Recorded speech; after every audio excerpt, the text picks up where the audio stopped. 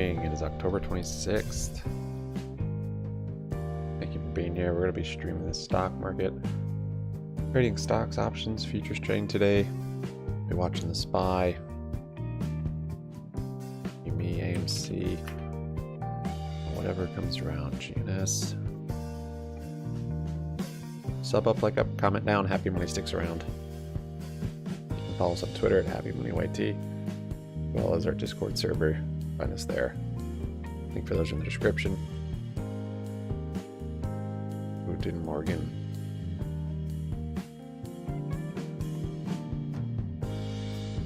The link for Discord and chat as well. You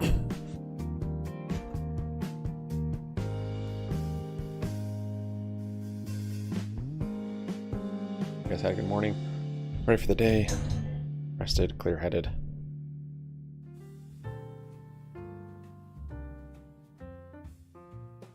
Ready to be patient.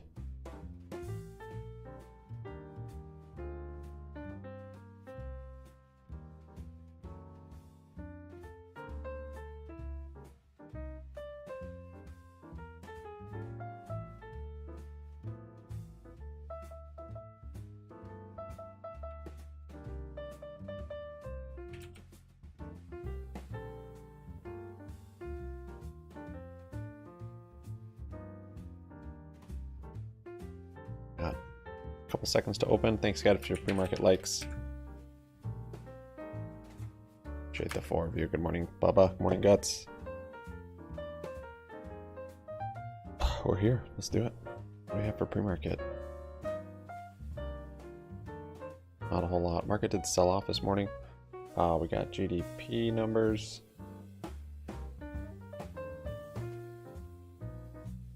Initial jobless claims, durable goods. Wholesale inventories. That all came at 8:30. That actually is what started rallying the market. Yeah, because it was down like 0.7, I think. SPY's opening up down a quarter. AMC is kind of rallying up there. Mullins up 10. He's up a little bit. On the daily, we do still have an RSI divergence there.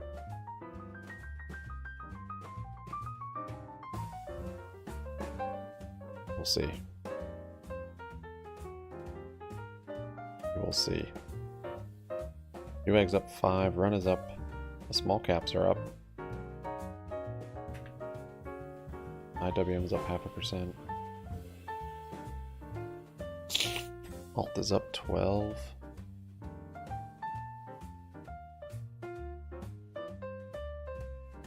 Plug is up 4. Overstock's up 4.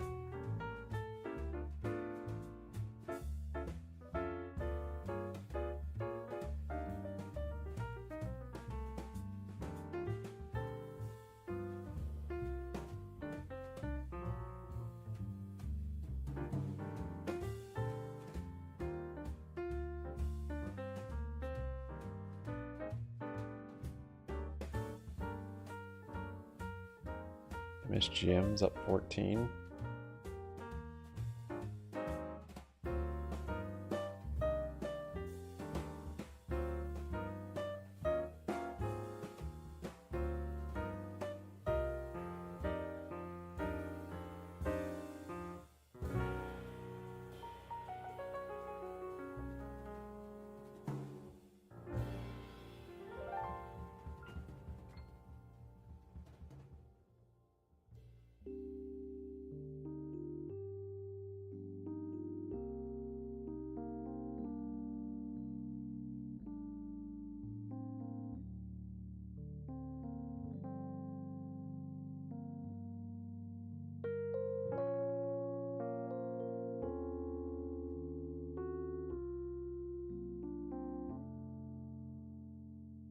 Pure Cycle's up 12.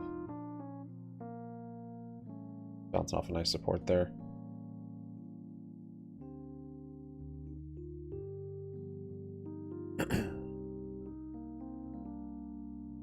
Overstock up 8.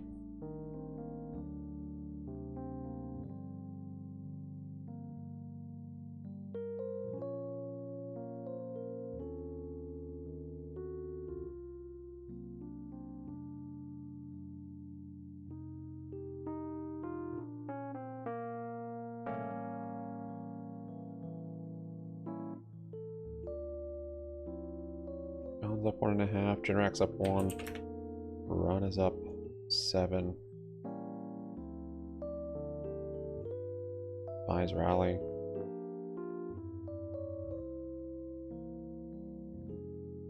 A blue. A blue's up 1.6.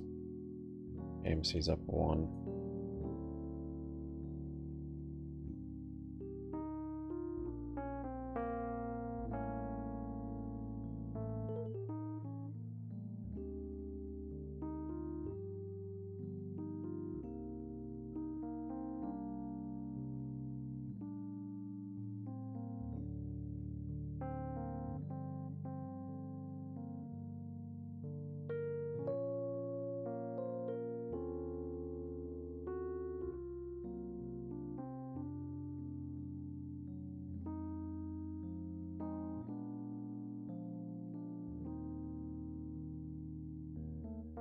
Little gap up there, almost filled.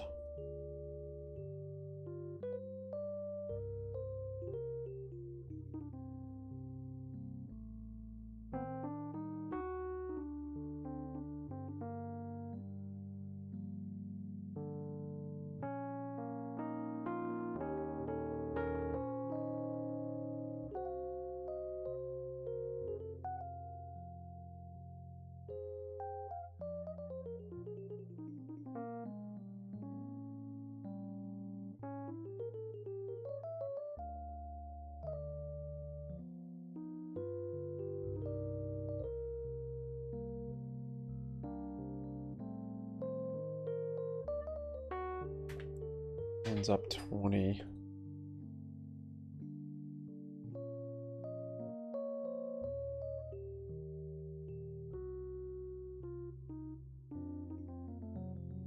Buy below VWAP.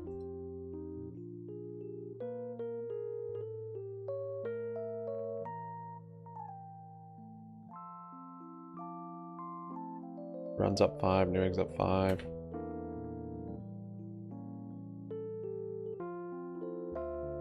Overstock had earnings. That's a pretty small reaction.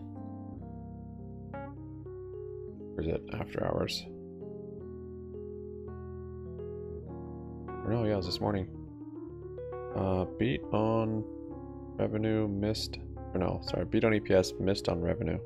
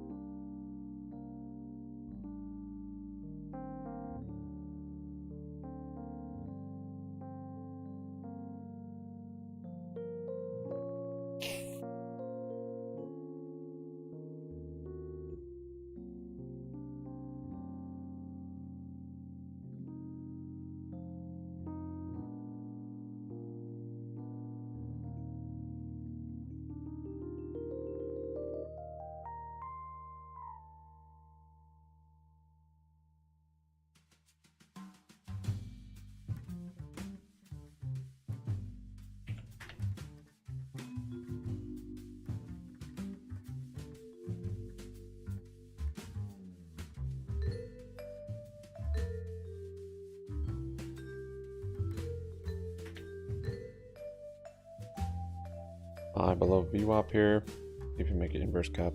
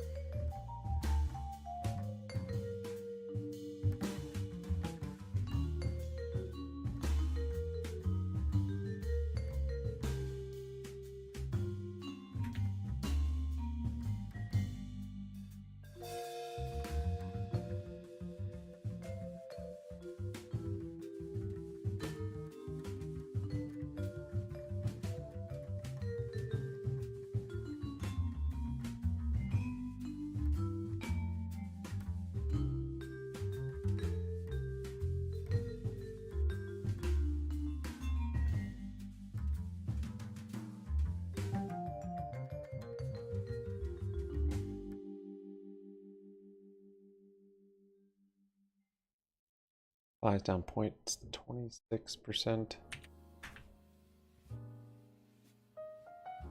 WM still green at 0.25%. Nasdaq's down 0.5%.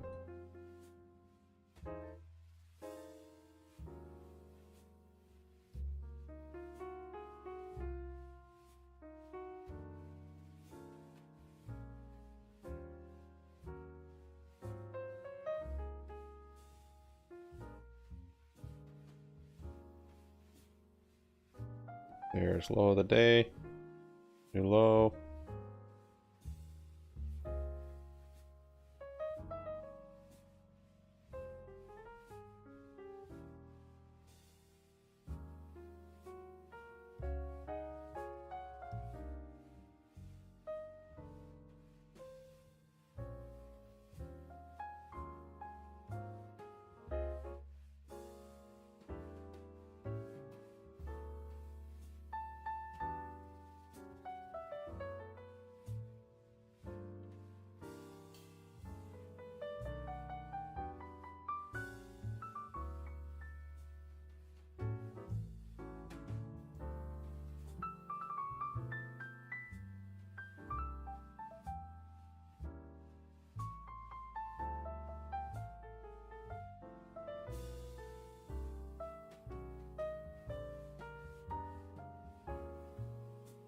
Hopefully the options market stays open today.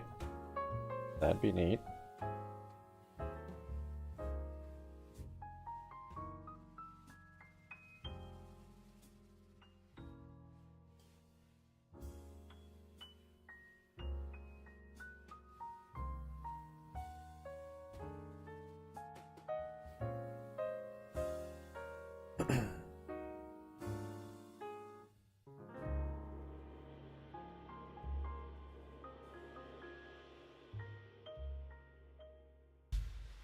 Dogecoin is up. Is Bitcoin still at 34,000? Yep, it's holding up. Might be a safety asset. Meg's up 6. GM's up 2. Plug's up 2.5. We got Pac West up here.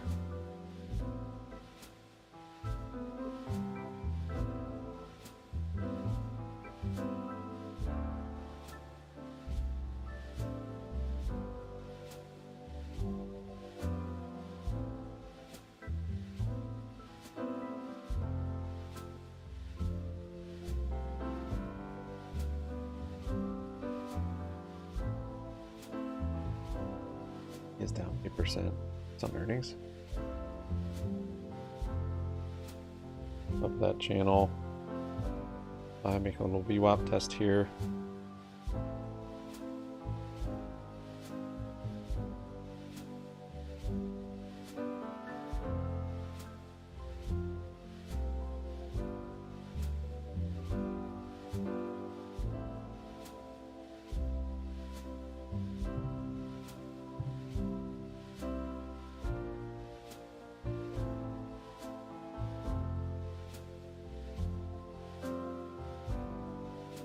Breaking through VWAP.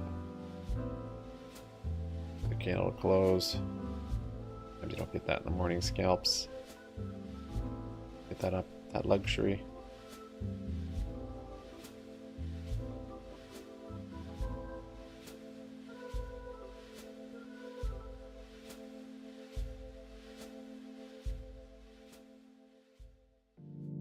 Yeah, I did get some calls. And on the VWAP there. My favorite place. Enter calls, I guess.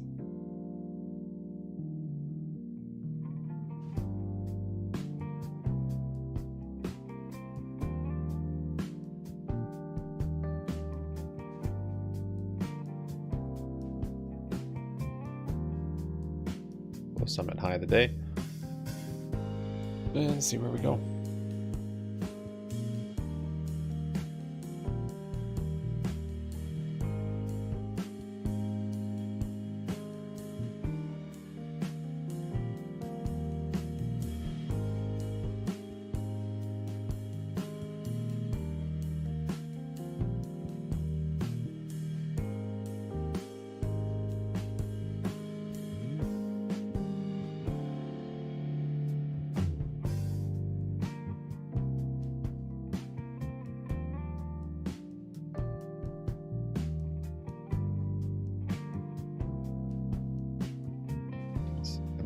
fine for this gap fill also.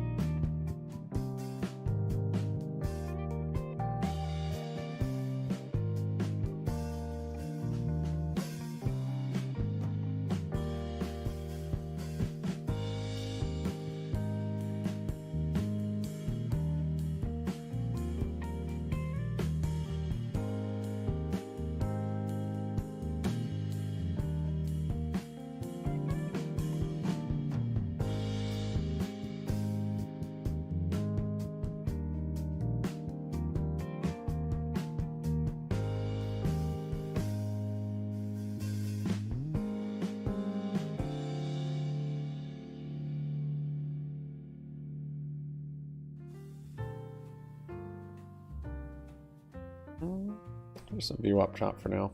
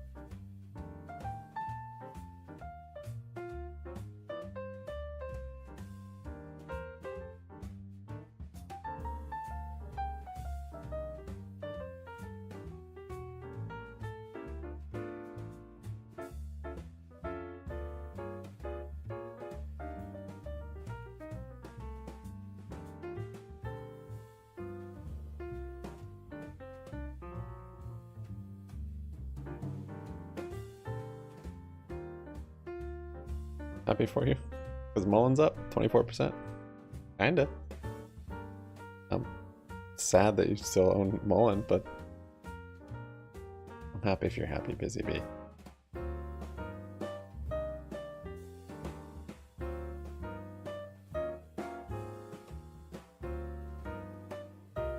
Mullen's up 7.8.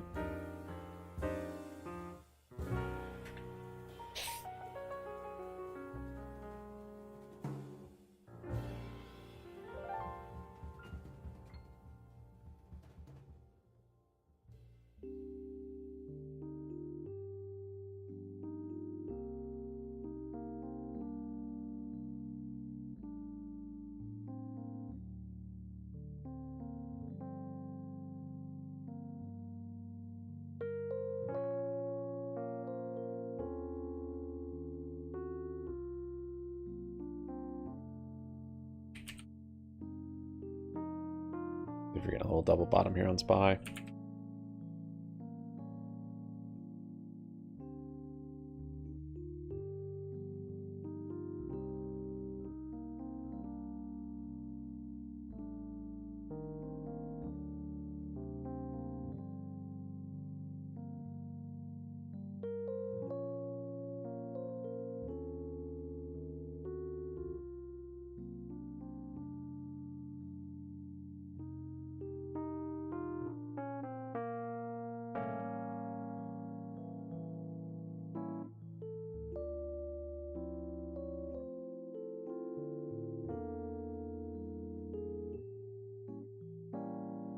What's going on in January with Mullen? No double bottom. Well, maybe see. I just wick down there.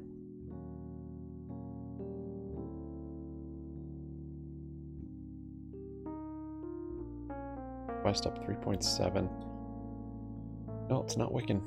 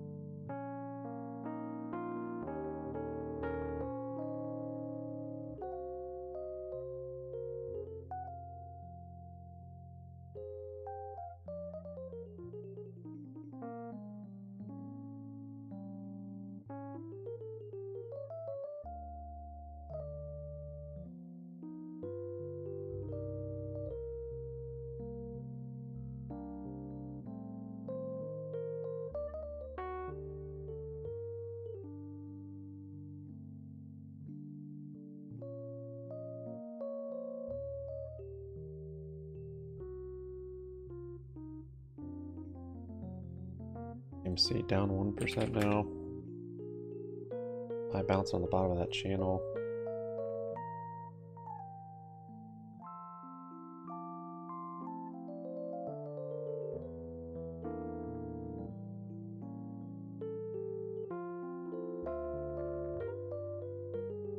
Averaged down my calls a little bit. Probably close them at the top of the channel. We hit that. At least close some.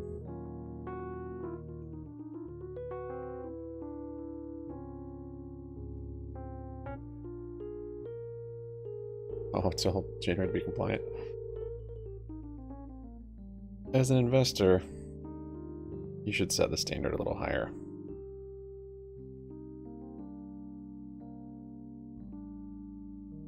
GME is down 1%. Overstock has 6.5%.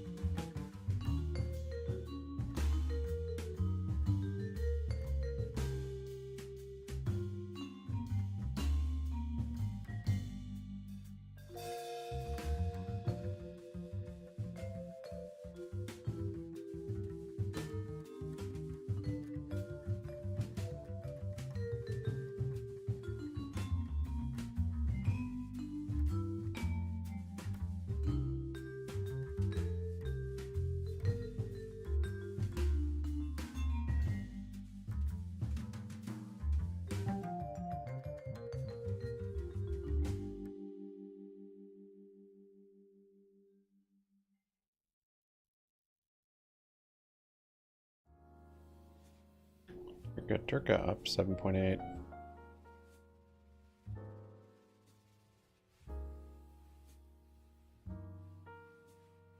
What did Meta end up doing? Oh, it ended up selling off.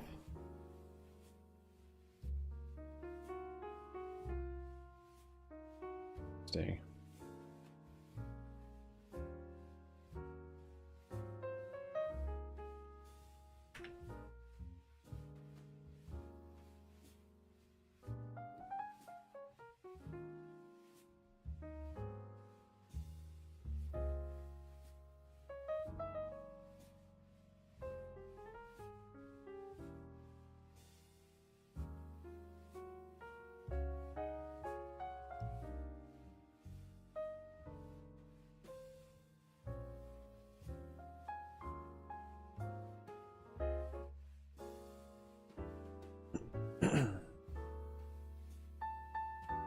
Minutes to 10.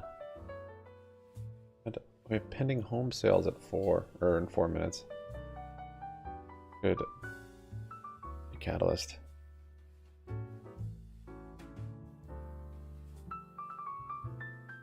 like to get out of some of these calls before then. Por favor.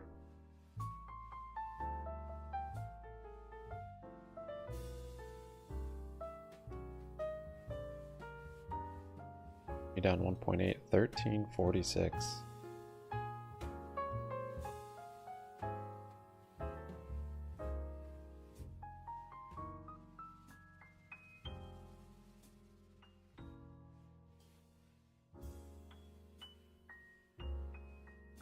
Bottom of that channel.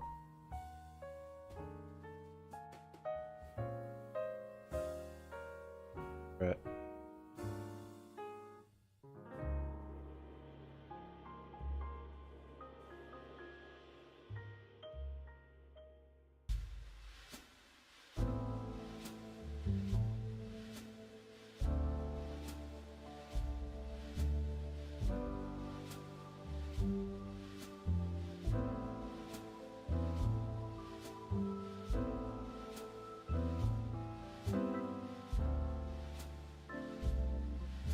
Minutes.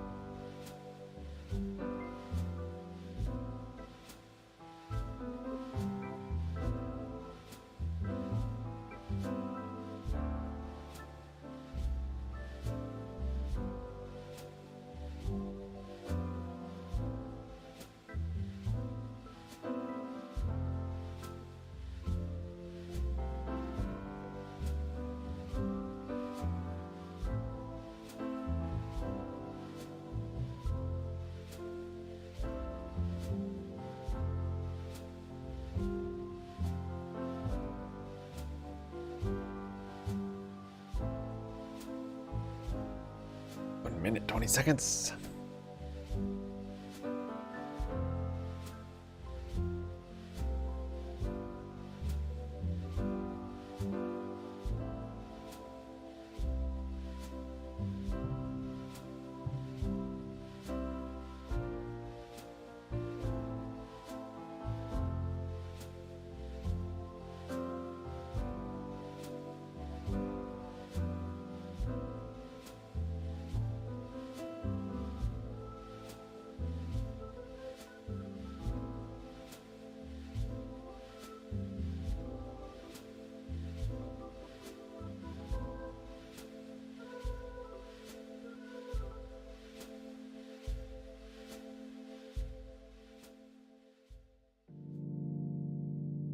Seconds. Odds are that's going to make the market rally.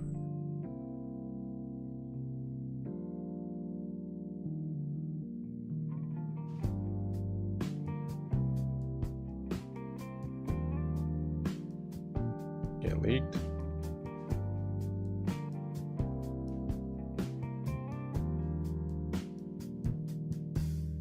There it is. Started moving well before.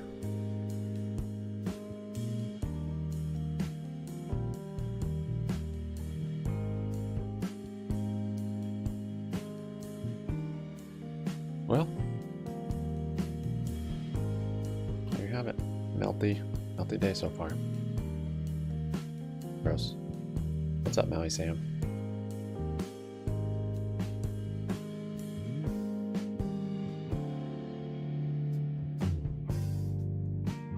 Pre-market low down here at 414.06.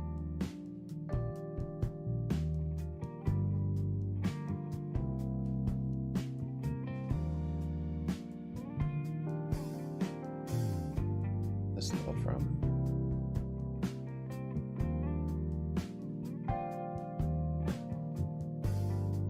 that's that high back in May. High from May. We just dancing around now.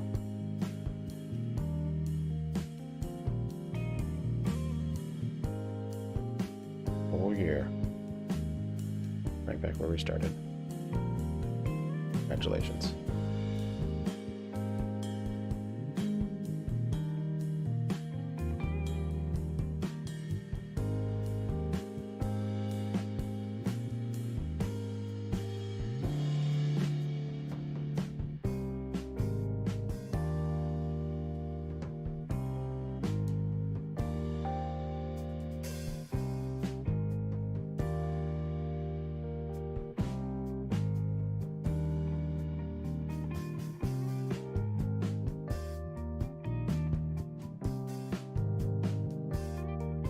Could have entered on a break of that channel. Not my favorite entry.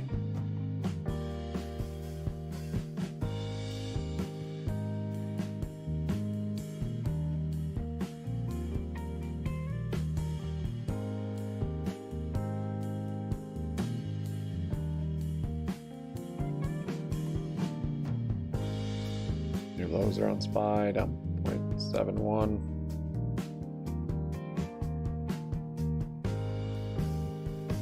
Shard in October falling knife. Something like that.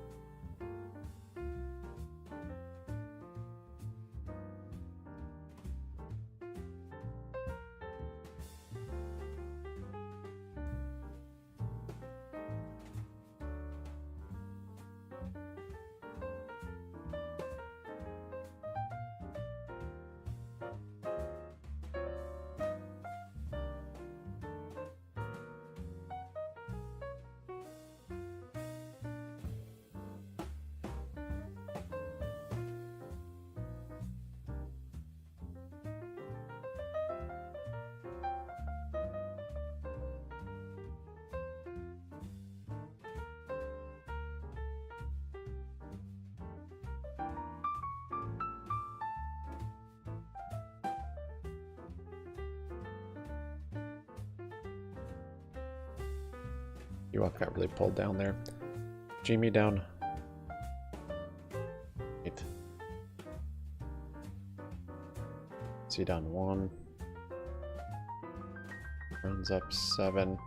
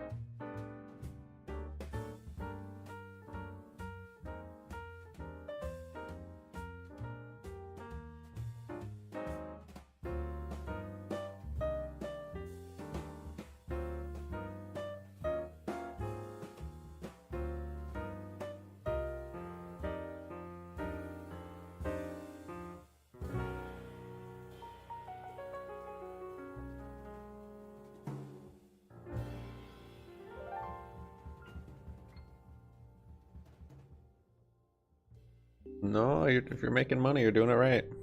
Realizing gains. Good.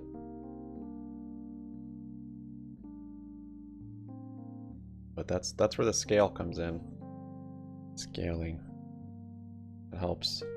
The less you have to time the market, the more successful you can be. So when you're scaling in and out, you're averaging. You're decreasing your probability of you being right on the timing. Or as right. You try and put it all on one specific moment, just not going to be as right often as consistent.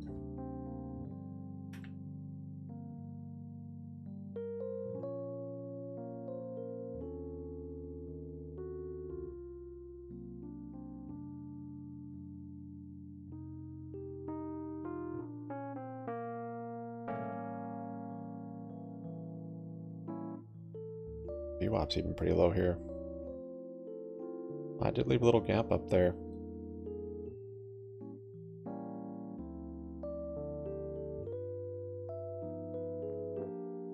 1.6.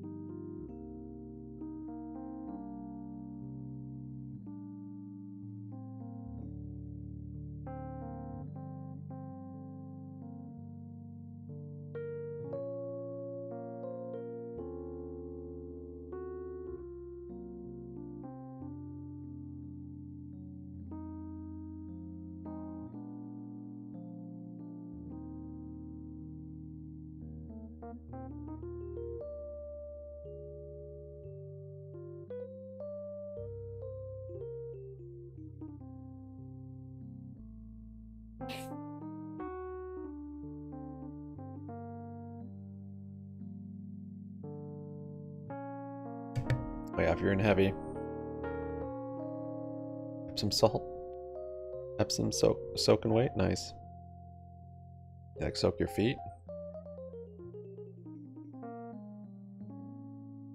If you're in heavy, yeah, that's a good opportunity to scale out though. Leave a couple with a stop loss. Crazy how much position sizing matters. How much it matters.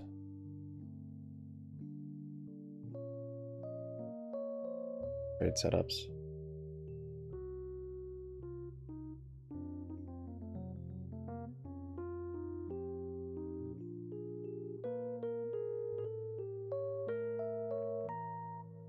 And sizing according to how good the setup is.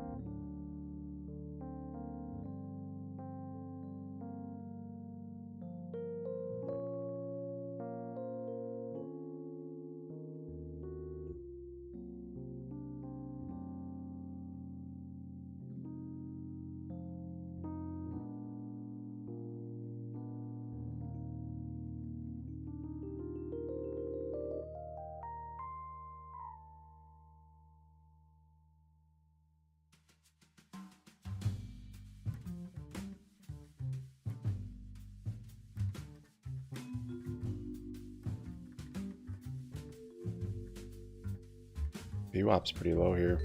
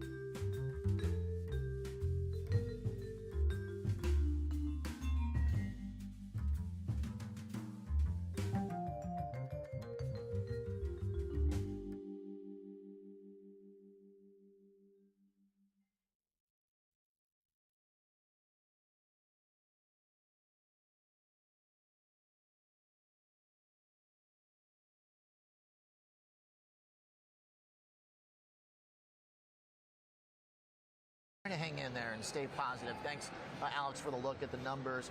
And yeah, we do have one more big print. Now that's tomorrow. I almost forgot about inflation. I was so excited for GDP today. Okay, to bring in Kevin Hanks. Let's talk some Intel. Let's talk tech here. The market is kind of struggling a little bit, Kev, but we're hanging in there at the lows of the morning. Amazon obviously is going to be the big one, as Alex was just telling us about. I mean, Intel kind of interesting too, though. There's a little bit of a comeback story here. You're right. Intel is in the midst of a massive comeback, but Oliver, if you look at the chart since mid-September, something's derailed that comeback, and I'll tell you what it is. First and foremost, Intel needs free cash flow to fuel this comeback. And where do they get their free cash flow from? PC, right? The chips they make for PCs are their cash cow. That fuels a lot of their comeback. Enter AMD, enter Qualcomm, enter NVIDIA, all getting in the PC chip market. Competition is what's starting to hurt them. And as you know, in the past, AMD has been competing quite well. Qualcomm, that's had an exclusive agreement since 2016 with Microsoft. Guess when that expires? 2024. They're making ARM Holdings architecture chips, and these three companies, three big high-profile hitters in chips in general, are all coming for Intel's business. And I think that news report, the release this week of Tuesday of Qualcomm's new Snapdragon X Elite processor and the impressive results that this is showing, has Intel on the defensive, Oliver. So this earnings report is going to be twofold. It's going to be the earnings and revenue that they come out with, but it's also going to be how they're competing with these three behemoths that objects in the rearview mirror are closer than they appear, Oliver, as you know. This is what's the catch for them, right? Is they have to catch up. They can't let their old legacy market get dominated by the big new growth plays and disruptors out there. But they can't spend too much either, because they've got to maintain their free cash flow at this point, because that's what the market hated for much of the last 2 years. Anytime Intel talked about a new plant or any kind of CapEx, the shares got blasted. Yeah, I mean, people want Intel to get their house in order before spending a lot of money on a bunch of new plants, and the PC business is key to that. Now, there's a cyclical part of the PC business, and you can say that 3 years post coming through this transition might be time for the world as we know it to replenish some of their computers and their PCs. But Intel needs, and they don't need competition right now for those chips, and that's what has their stock from slightly over 40 in mid-September down to 32 and change now ahead of earnings, Oliver. Almost a 20% drop in the stock. Still better than the mid-20s from the spring. Yes, Thanks, it is. Kevin Hanks. Good analysis. Definitely spot on there, I think. Let's do some trading. Joel Hawthorne joins us, head trader at the Morning Snapshot. Hey, Joel, what do you think about Intel going into earnings? Thanks for having me, Oliver. I think right now, just from looking at the past couple of days we've had, looking at a broader scope of the market, I think Intel is not really prepared to have any real meaningful upside potential. I think we kind of tread here between a $38 and a $24 range where we've been for some time now.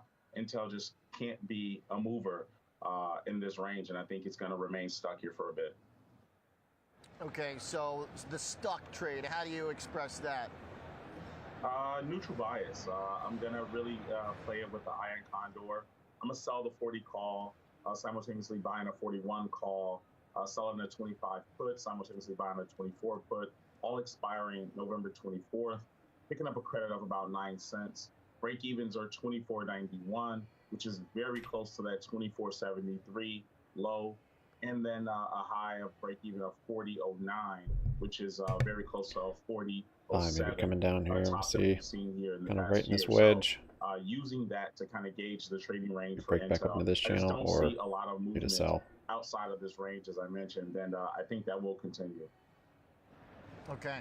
So two spreads on this, and a stock that, I mean, has been choppy, but at least since the summer has been pretty range bound, hoping basically it stays there. So a big move in either direction then would hurt the trade, or is there one way it's skewed more than the other? Yeah, either way, I think right now, just looking for an opportunity on either direction, I think the stopping points would be that 40.07 high, right about there. And then again, that 24.91 for my break even. But we have a low, a 52-week low. And maybe even, I'm not sure about that, but it possibly maybe its all time low of 24.73. Looking back at the chart for some time, and I think that low still represents itself. So right now we're trading 32.74. I just don't see us kind of breaking out of this range here between now and near Thanksgiving or so. Very choppy morning. All right, you're finding a drop of juice to be squeezed there. For some reason, the sell-offs have been just range. choppy. I mean, it's a pretty wide range I this don't thing know can what's stay been in. that. So I as don't long know. as there's no Intel shock, then you get a little change while you're waiting for the big move to happen in Random the bounce. future. Is Intel now Yeah, is amongst the been selling. right at $32 to 36. Thanks, Joel. Appreciate the trade. MorningSnapshot.com.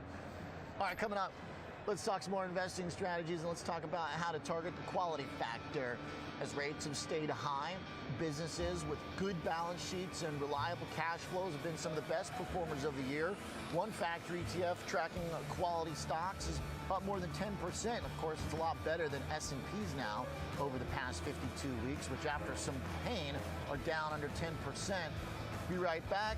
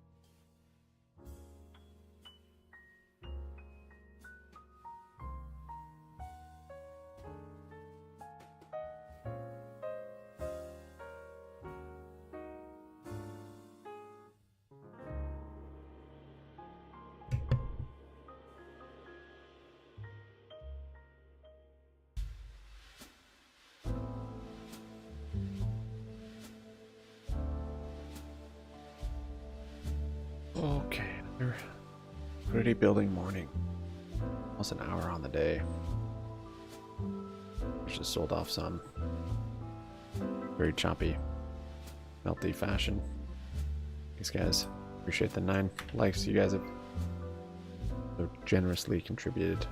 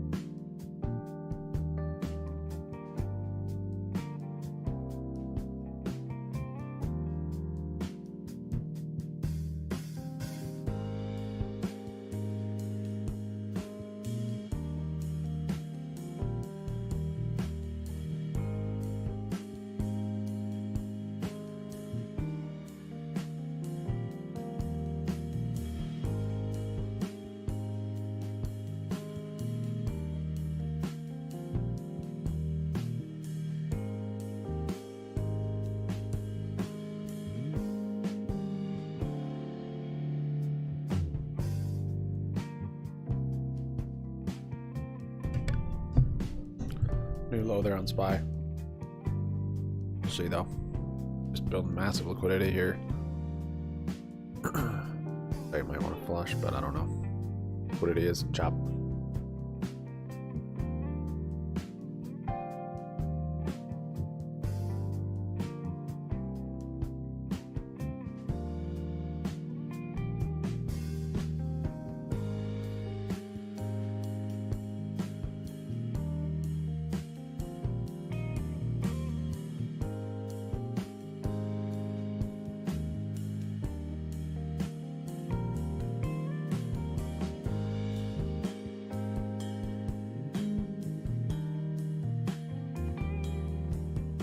Let's get nuts!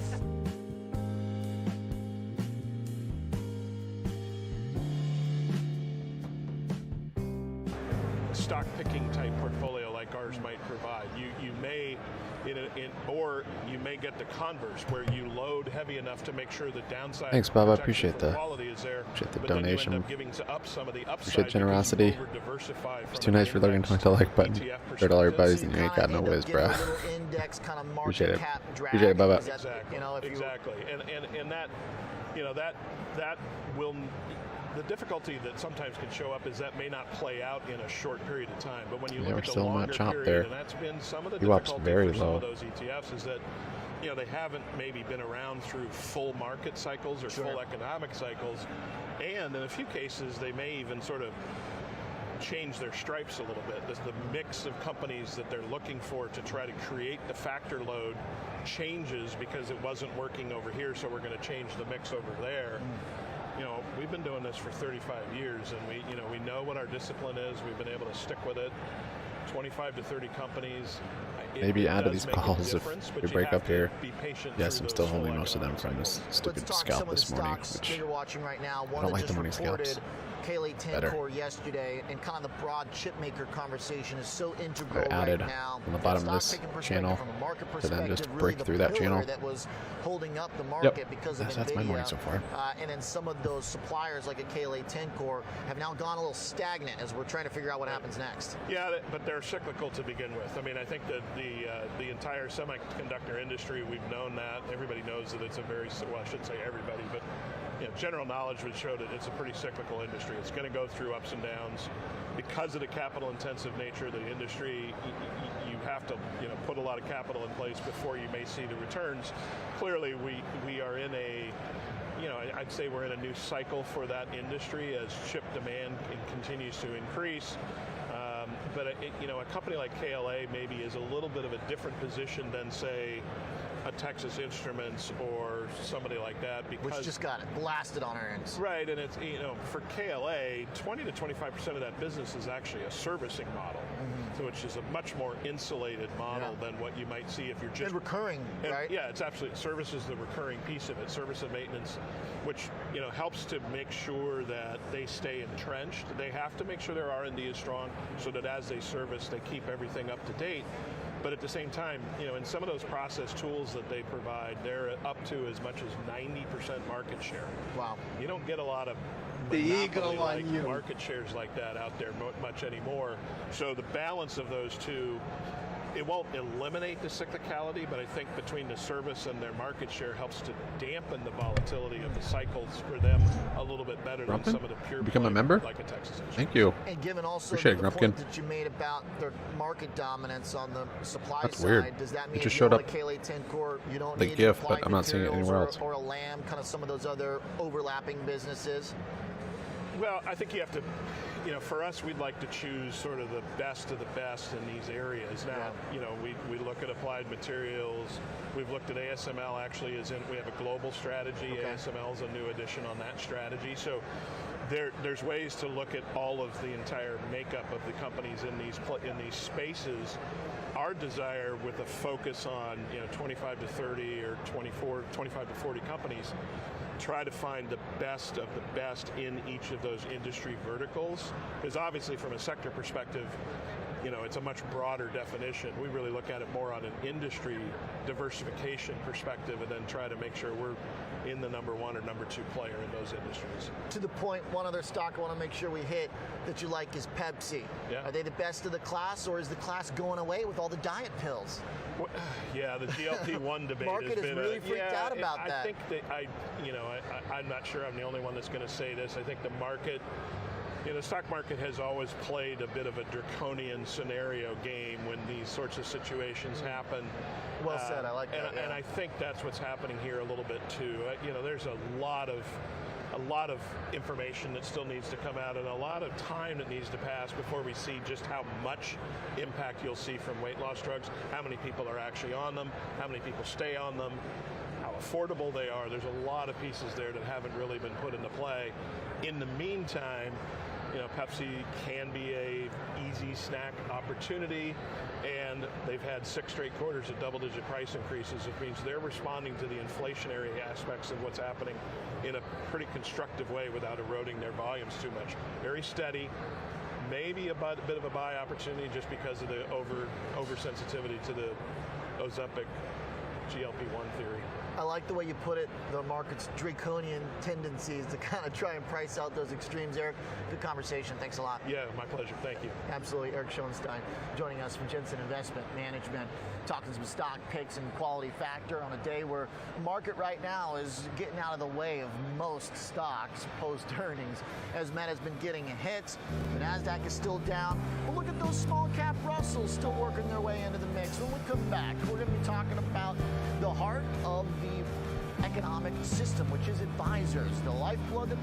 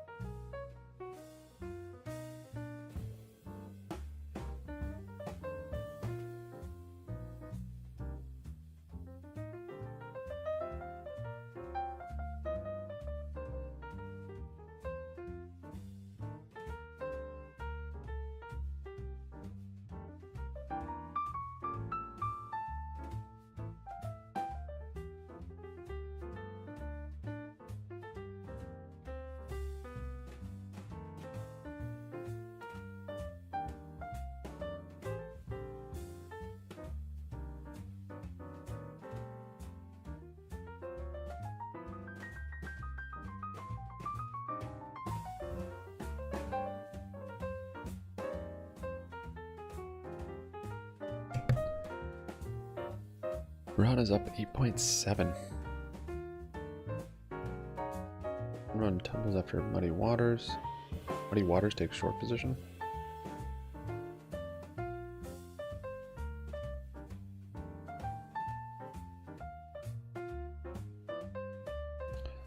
Spy not liking that. Just rejecting VWAP.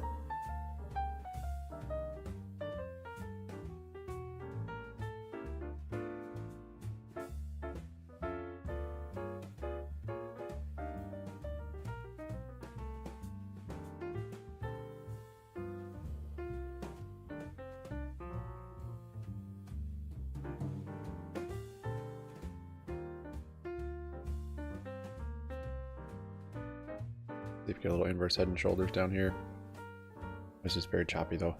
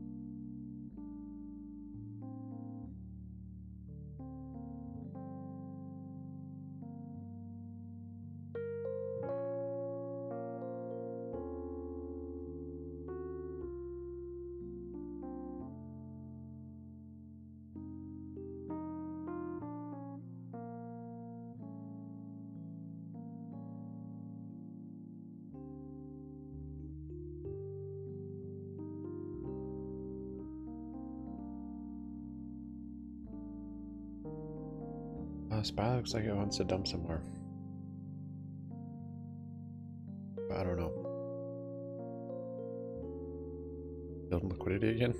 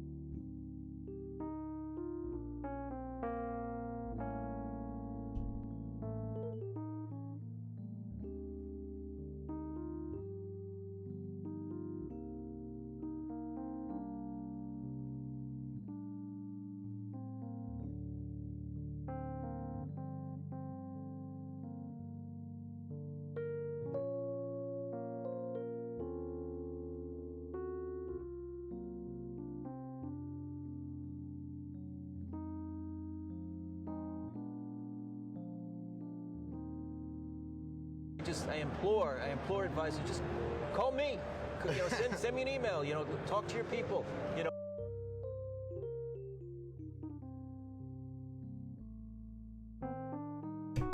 So got this head and shoulders here. You've got it both ways.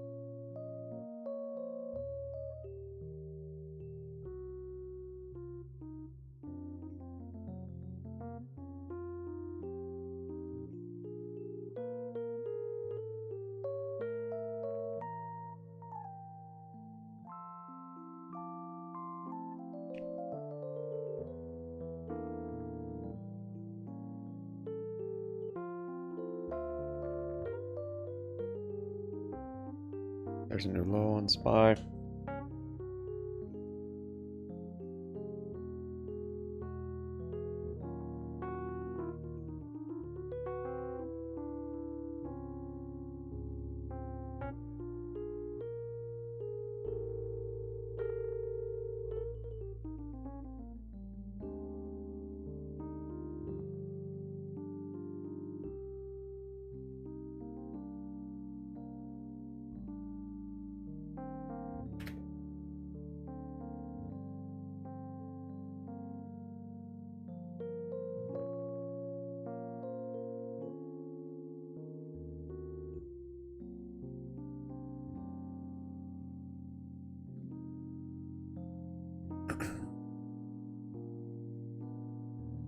Sunward's up 9.2.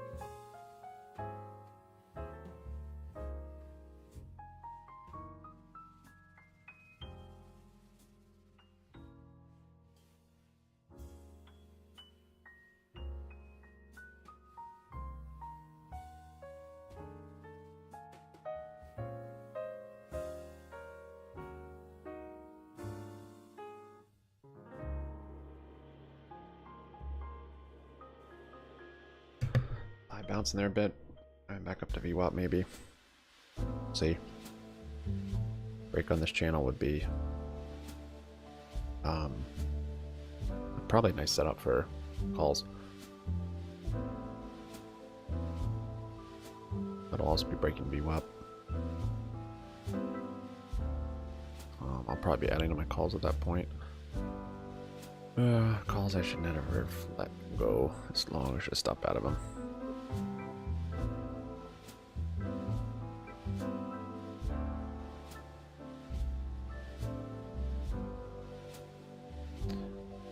% on run. For your earnings run up.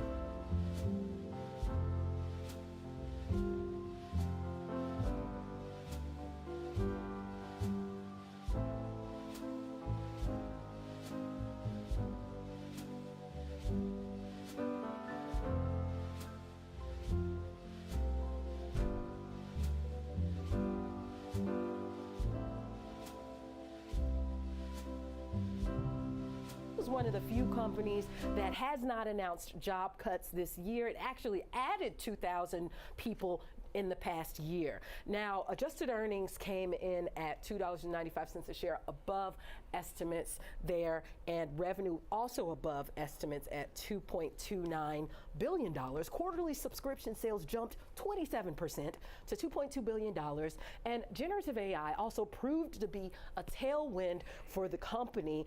In May, it announced that generative AI partnership with NVIDIA to develop customized large language models for data.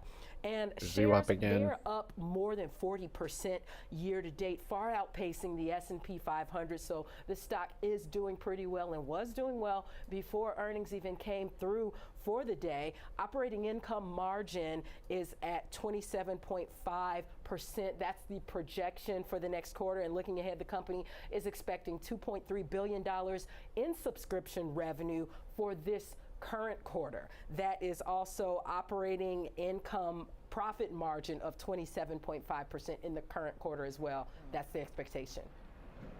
All right, so it seems like they were good enough to hang on to the range that's been carved out. Not like a big explosive breakout, Rick. How's the chart looking here? If you would have asked me when the market opened, I would have said it was a big explosive breakout. Kind of the headline for this is breakout fizzles, because we had this area right here where we had a downward sloping trend line, yellow 21-day EMA, orange 63-day EMA, volume profile, point of control, all in the same area right near 555 or so. We are pushing above them, but we're off significantly off the earlier highs that we saw. So we are still breaking out, but really we've lost a lot of the energy that was associated with this move upward so far. And things were not looking very good yesterday. We had a large red candle that finished near the lows of the day, right around this supportive area near about 528 that we've tested a couple times. So a big turnaround today, but still kind of a question mark here. RSI, our measure of momentum, let this candle also settle down. moved into the above the 50 line here, so momentum is now bullish. Really the place to keep an eye on to the upside if we keep moving upward now is those old highs that we established near about 580. Then our downward sloping trend line going across the highs right near 600. To the downside, it's that 528 mark if we fall through all that old resistance, which is now new support near 555. Okay, added there. Okay. Now, the fact that we're holding up as well as we are on earnings that were pretty solid on a down day for tech, I guess maybe gives some hope for other cloud-focused names. The sector's still down on the day. Amazon tonight, of course, I think is going to be the big determining factor for the rest of the group. Let's switch gears. Let's talk toys. Hasbro's getting slammed. So is Mattel, Renita. So I guess it doesn't matter if you got movies or not in this industry. No, Barbie didn't come through for either of these brands this time around. And so Hasbro is sinking toward a 7-month low on revenue that missed expectations and also fell 10%, more than 10%, to $1.5 billion. The company also swung to a net loss, and adjusted earnings were in line with some expectations at $1.64 a share. Right. The company also chose to slash its outlook. It cited a softer toy outlook in consumer products. So we can look to see if that'll follow through in the holiday shopping season. That's usually the big tell, or even before then at the start of the holiday shopping season during Black Friday. But looking forward to 2023, the company now expects revenue to decline 13% to 15% year over year, compared with that previous guidance of a 6% decline at the lowest end, I should say. So this is definitely following along the path of what Mattel talked about in its earnings. Okay.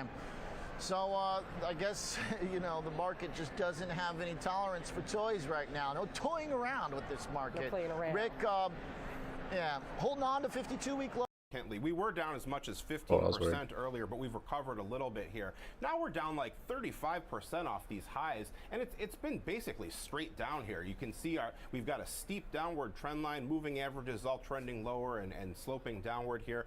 But you were right. We were within a stone's throw of our old yearly lows near 45.75 here. We've recovered. We're kind of right on the nose of this 48 level that stuck out to me. Small gap that was retested back there. That was the area that I had my eye eye on. Bit of a volume note here as well, so there's potential for some supportive price action near 47 or so.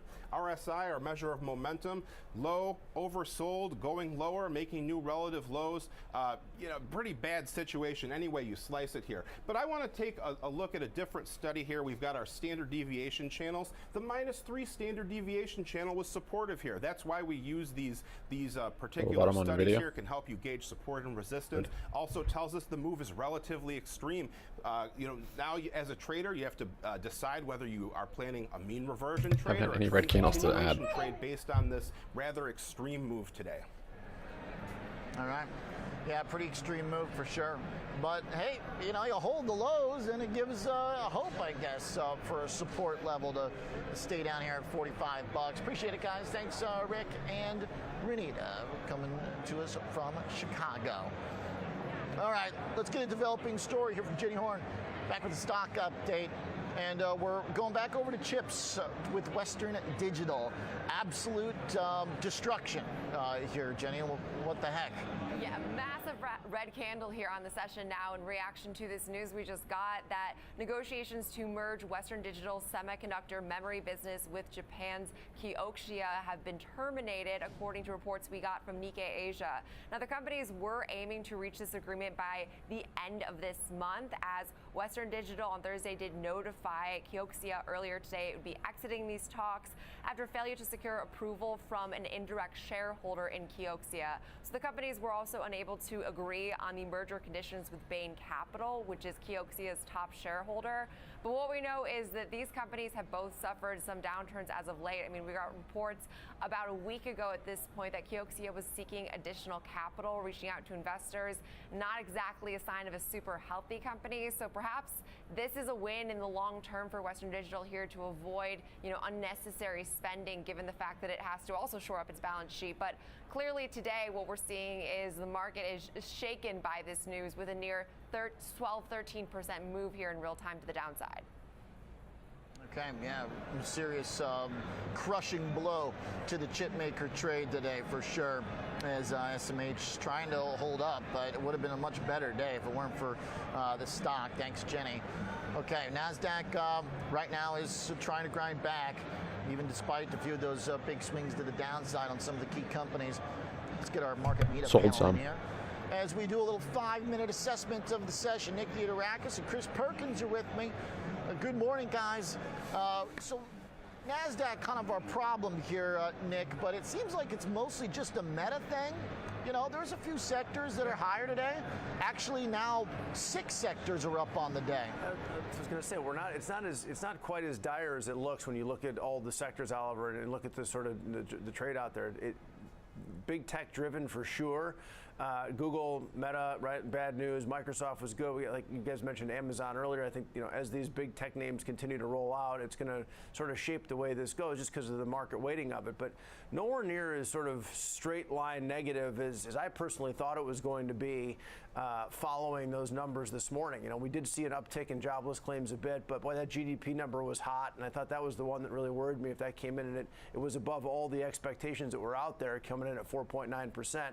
And then you saw durable goods through the roof again, right? Like there's just really showing massive strength in a lot of these economic numbers out there, and it's just so counterintuitive to what the Fed's telling us they want to see. So pretty happy actually to see some strength in some of these sectors, given that news is out there. And I think we have to start asking ourselves, where is good news again, right? If these interest rates stay high and the economy continues to be robust, at some point that has to be okay, right? That has to be good news again. Now, we're not there yet, don't get me wrong, but if the economy can remain stable through this higher cycle, and we still see these signs of it lowering inflation, I think at some point, if that maintains, we'll start to see that being a positive thing again. We're not there yet, but today, maybe a little bit in some of these sectors.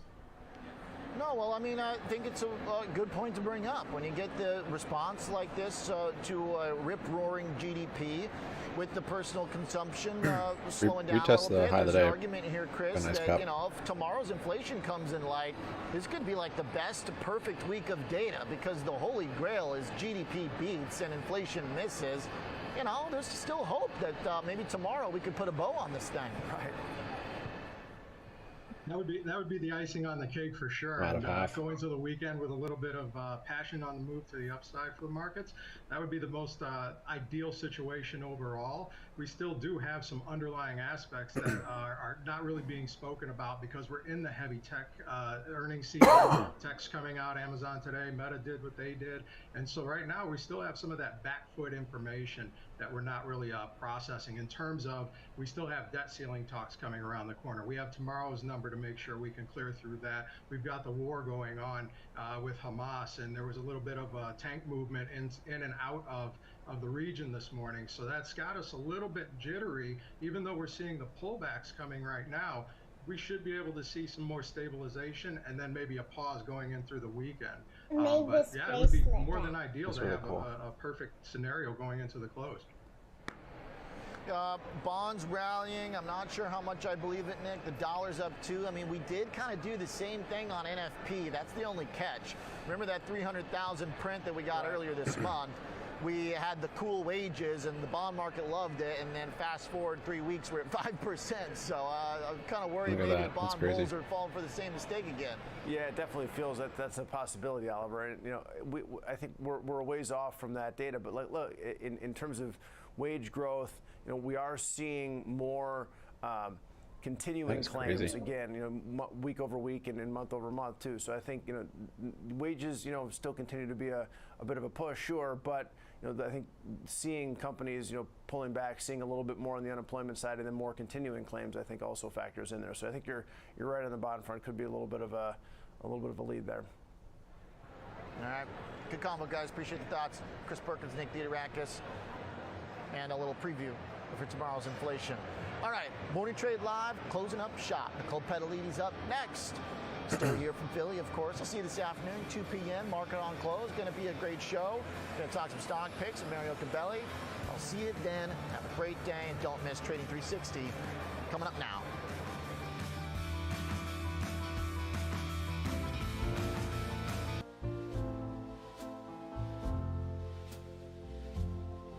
Want some more?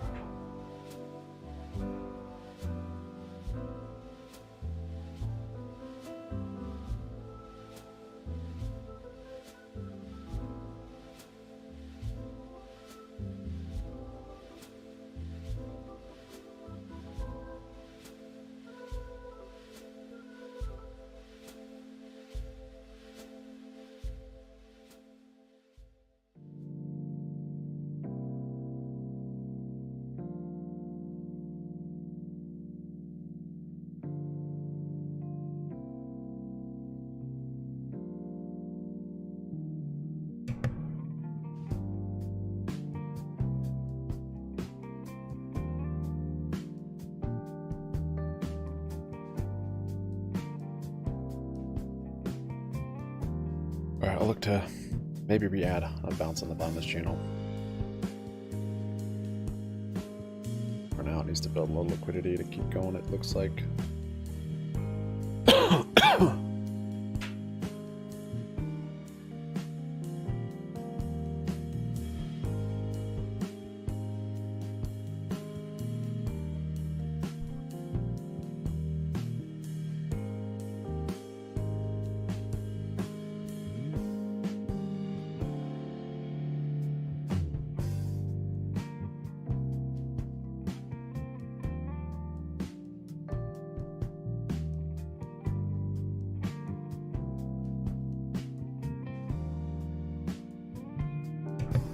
A couple for the homies. We'll probably get stopped though, because remember I was buying calls way too early, which is okay. Get back in.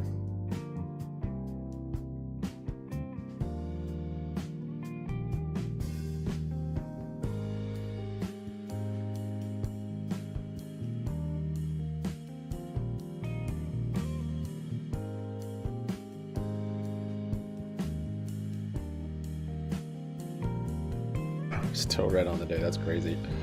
I even went heavy on this break. Got a lot of contracts. It carried over yesterday's contracts that expired. So I started the day with those. Started the day red. Okay. Yeah, I stopped out of those last couple. Happy to be out of that.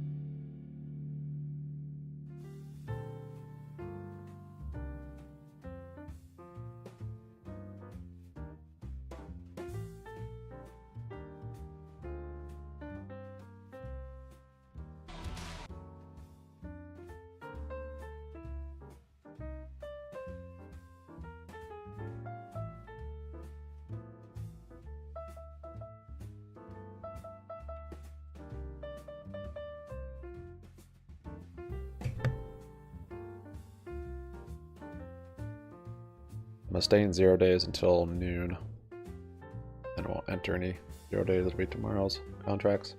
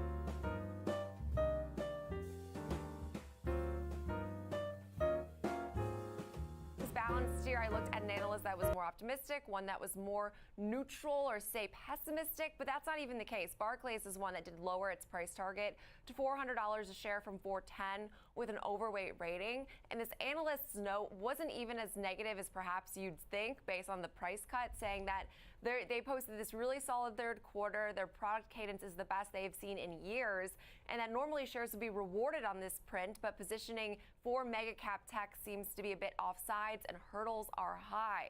They believe that the choppy macro environment likely is weighing on the shares near term. However, they're still, to quote, fired up about Meta's long-term growth prospects. JP Morgan, on the other hand, did raise its price target to $420 from $400. With a overweight rating on the shares. Looking now into 2024, they see a really strong product platform and a number of key investment opportunities across its various segments like AI, Reels, messaging, the metaverse they even mentioned, and Threads. They're confident the company will balance those investments as well as with its operating discipline. And they said they would recommend actually buying the pullback in Meta shares. So this name, even with today's selling, is still up over 140% this year. And of the analysts covering this name, 90% have a buy or buy equal rating. So it is still fairly loved, despite some of perhaps the negative, more cloudy headlines Making its way back today. to VWAP. Right, understood. Some cautionary notes, as you noted, pertaining to ad spend going forward, but a lot of good points as well. Let's turn our attention over to the UAW Still strike. haven't completed this cup, so Maybe some, still good news in a for choppy range, really. Ford, right? Thank for puts. goodness, looking to Break of end this this. 6-week-long Look for strike. calls and We break did of hear this. that report out of UAW yesterday evening. Now, this is the But we are getting tentative towards agreement. Does still need to be voted chop on, hours. but it does include this 25% pay increase in terms of the agreement, and will cumulatively raise their top wage to more than $40 an hour, including an increase of 68% for starting wages to over $28 an hour. It also included the reinstatement of these cost of living adjustments, a 3-year path to top wages, and the right to strike over various plant closures. But now it still must be approved by local UAW leaders and then ratified by a majority of Ford's 57,000 union represented workers. And now, of course, the next catalyst here to watch is Ford has earnings due today after the close. So following GM, which withdrew their EV guidance, I think the thought right now among analysts is, will we see the same from Ford, which is expected to take on a pretty massive material impact from these factory closures and the strike this quarter. All right, Jenny Horn, thank you for all of that. And Good to see you. Appreciate it. All right, let's get some insights on the news shaping the markets. For that, we welcome in special guest in person. Kevin Gordon is here, senior investment strategist at change your white balance. Schwab. Thank you so much for Green. being with us. Here we are. Yeah, this is cool. My first one. So tell me a little bit about the current market environment. We've gotten in a lot of earnings. We're still waiting on Amazon. How do you think it's all being received? So I think right now you've got these two starting to opposing break forces that channel. where, Let's you know, see. on the upside, you have actually a sentiment environment that's gotten a little bit more supportive. So since the July peak, there's been a pretty healthy washout across the attitudinal and behavioral metrics that we track. And that, you know, in a zone that we're in right now, historically has been a little bit supportive for the market. Right. Just happens to line up with year end and when seasonal tailwinds start to come into effect.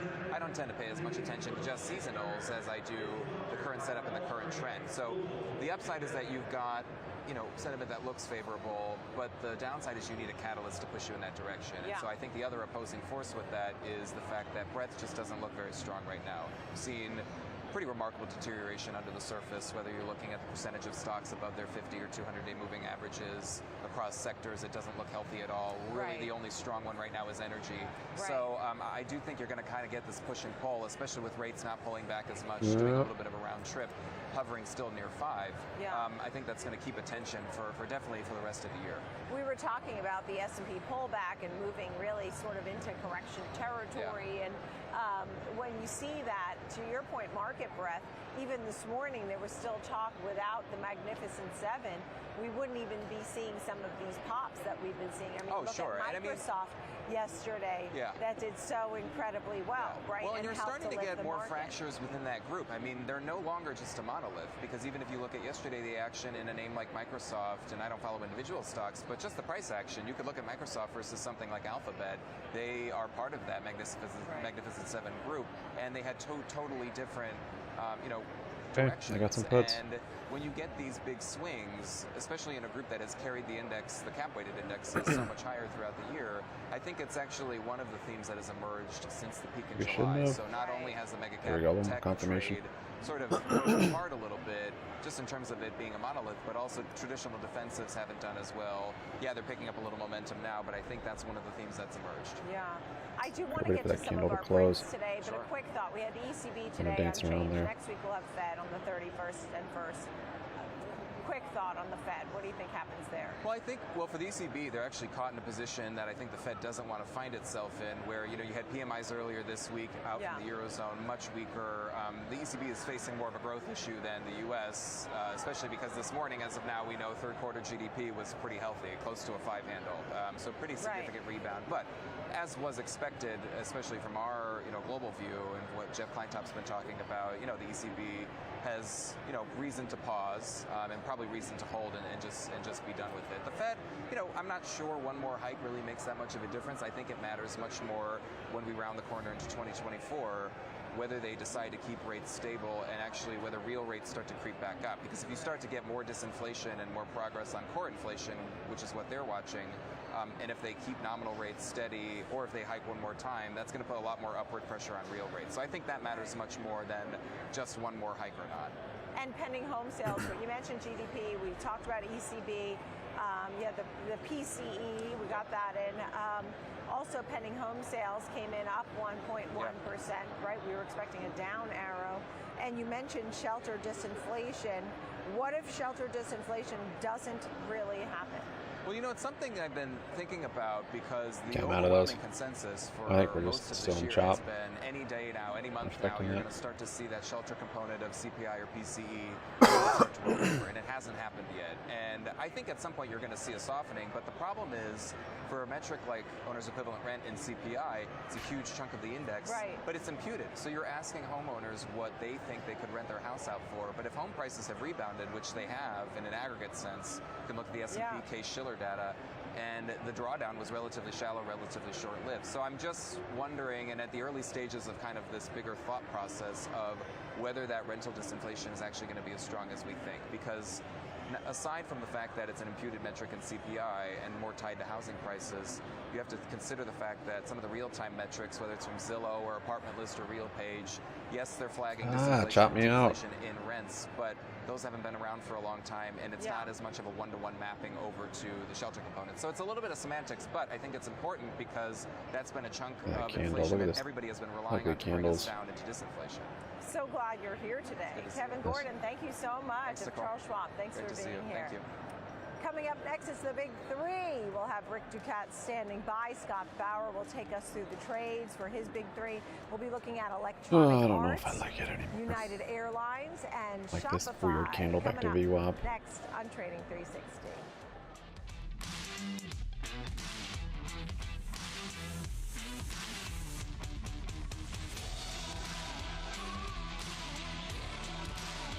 Dude, what you doing?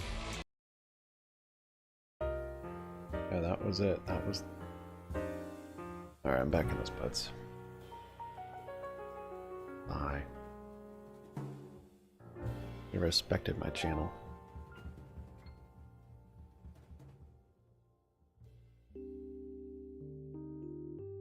Didn't get back up into this channel, which...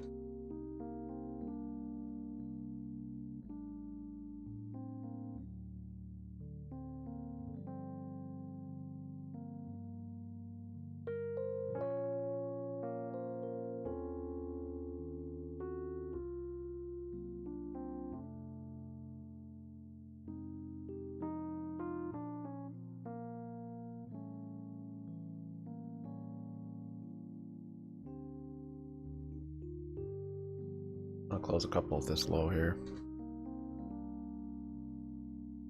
Close a couple right there, actually. Still a lot of chop.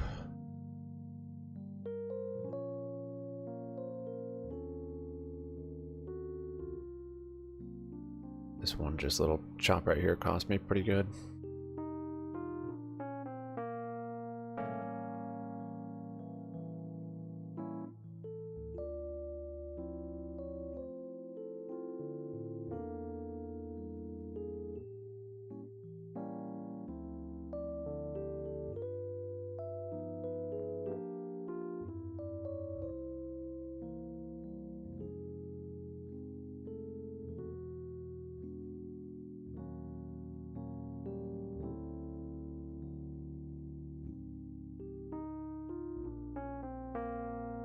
See if we hit low of the day, or even the bottom of this channel again.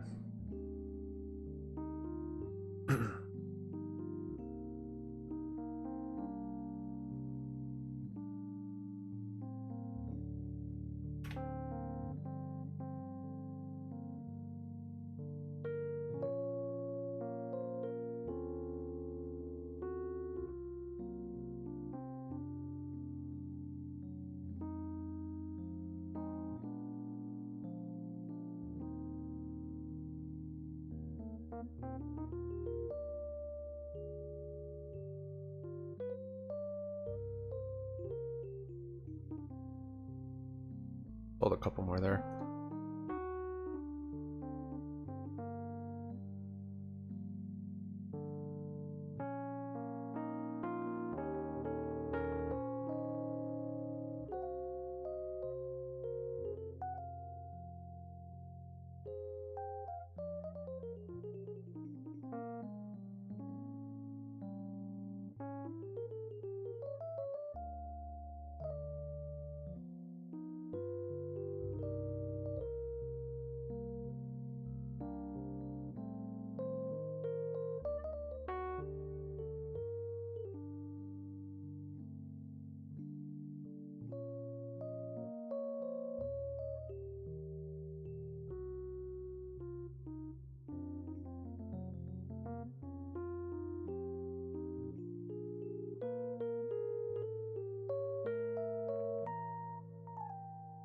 Yeah, it's looking pretty bearish.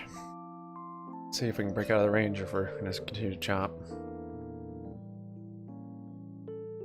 I don't have many contracts left. This little fake out here got me a little bit. New low on the day.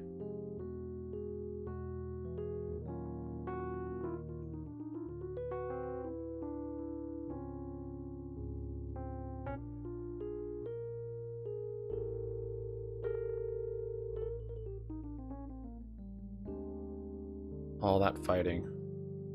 Now getting to break even. Vector stop losses. Well, I'm actually, I guess, recouping some of yesterday's losses. Because I started the day red.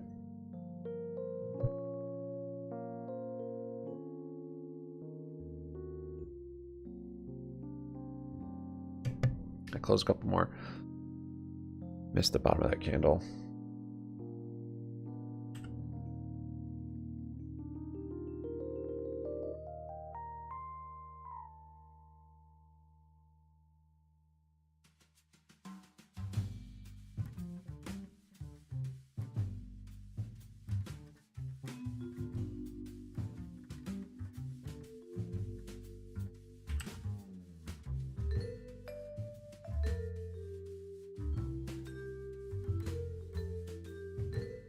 Minutes to you close.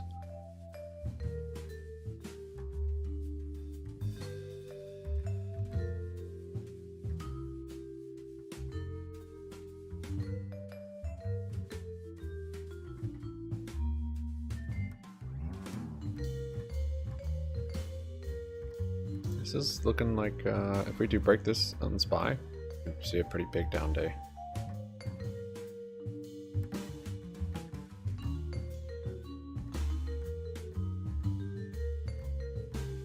We break the bottom of this channel here that grew.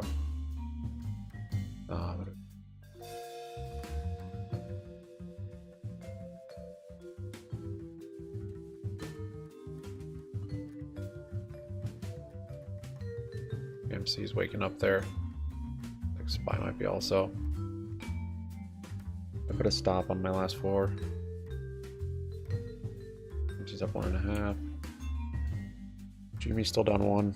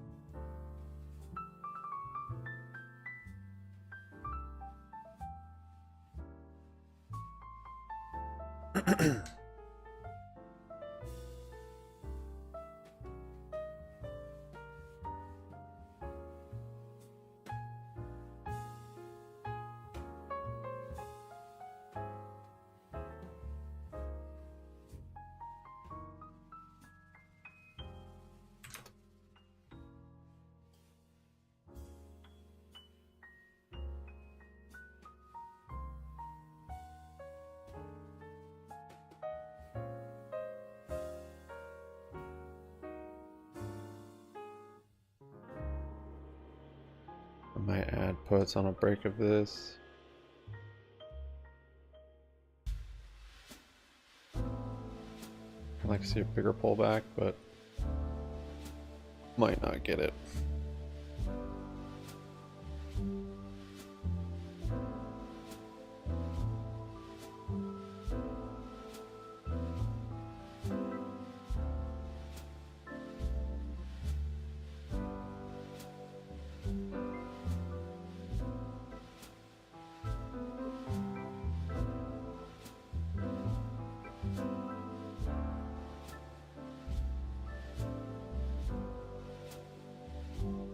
Too soon.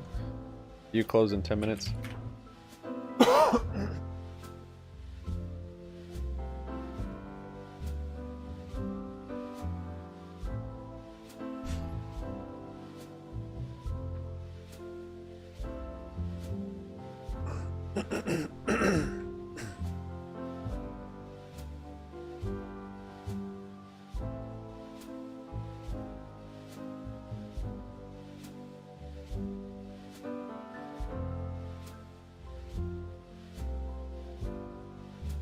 Give it some time.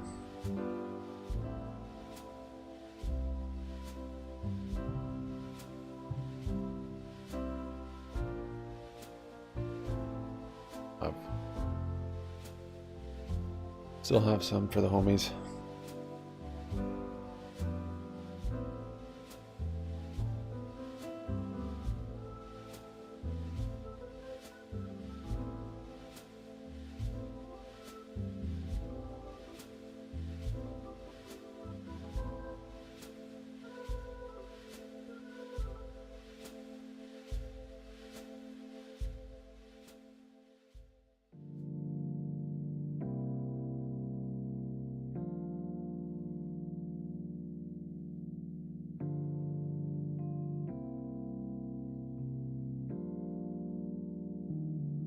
Chopping around down here. I don't like it.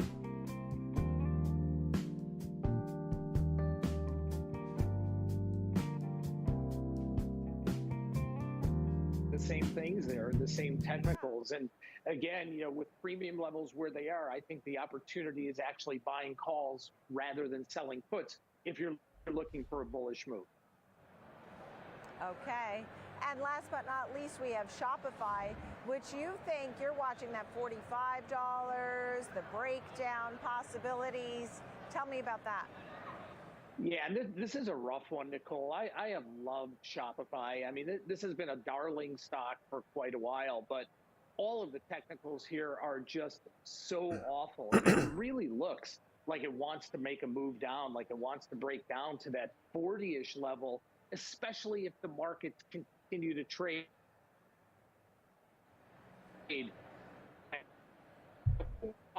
just below where we are right now. That is a key support rate. So it would have to break down through that level there to get down to 40. But if it does, I think 40 is really in its sights. Again, we have earnings next week. So anything can happen with earnings. So ahead of earnings, what I'm going to do is just buy a simple put spread that expires next week. I'm buying the November 3rd, so next Friday, the 45-40 put spread, pay about $1 to $1.10 for that. That's my risk. If we get that move to the downside here, that thing can go out to $5. If it doesn't, I know what my risk is. Right, so looking ahead for that next week's move. Rick, your final thoughts here on this name, on Shopify. Another tough move for the bulls here. You can see that we topped out all the way back here near our level, near like 70, 73 or so around this point. downtrend was established, an even steeper downtrend in blue has been forming here since we had the subsequent peaks right here near about 67, 68 or so. But alarm bells are ringing for me in this one here because we had a key support level that was breached. Look how many times price bounced off this level near 51.20 or so. So 51.20, we'll call it around that area here. Broke below it. Two big red candles, both of which are near the lows of the day. We closed near the lows yesterday. We're having another one that's at the lows as we speak here. The 48 level was another level that I had my eye on that we're breaking below today. So we broke through one level yesterday. We're breaking through another today. That was the gap back here, this green dashed line. The gap has been filled. We're moving below it now. So gaps are useful to keep track of on your charts here. They often get filled. Certainly not saying it'll happen every time, but it happens often enough that it's a thing that traders know to look out for here. And if we do keep going lower, you know, that 40 level stood out to me as well because we had another gap all the way back over here.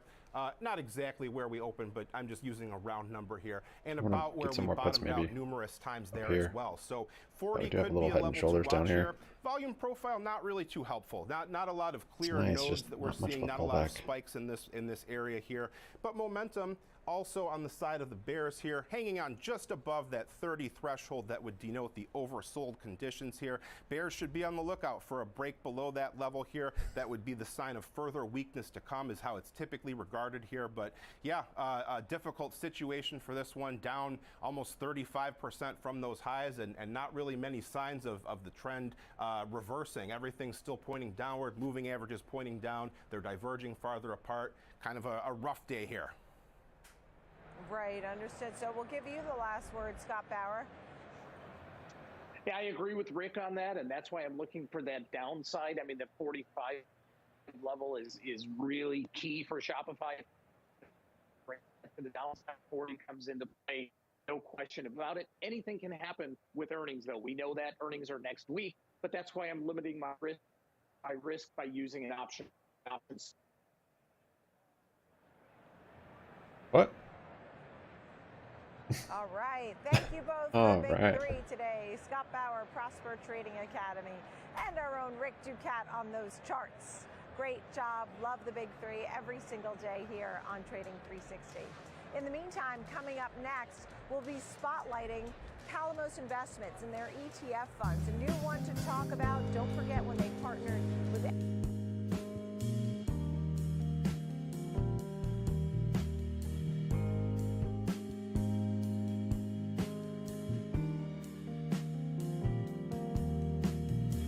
Mega bonus.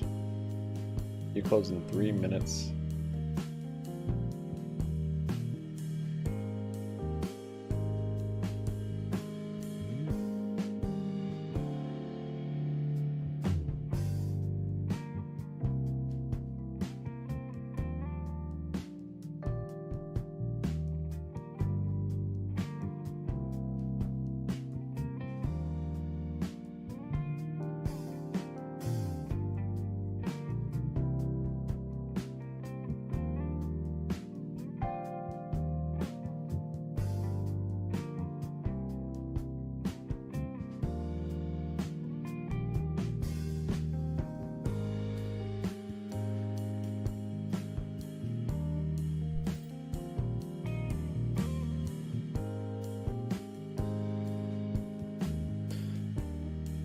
Buy bounce in there.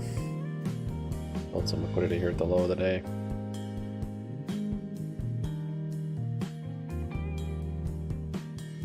Oh no. Oh, it's with the whole thing.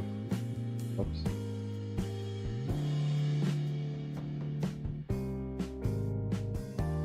Oh, you only get one chance.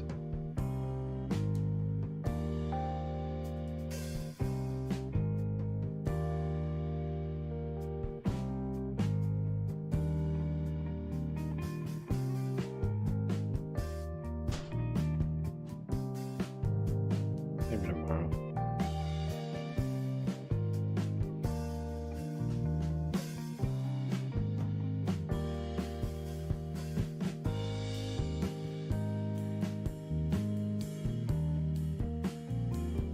GME's down 1.6. I consolidated the lows here.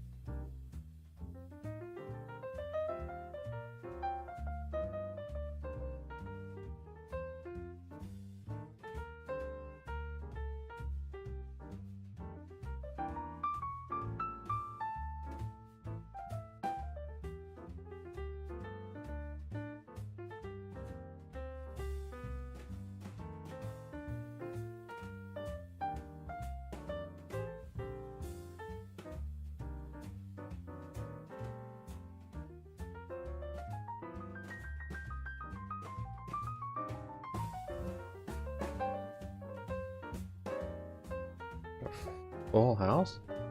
Nice. Wait, how did I lose there? Oh, I had 2 pair. I had a full house? Wait, what did I have? Oh, 2 pair. Lost. Didn't see all those stupid pop-ups. Alright, EU is now closed.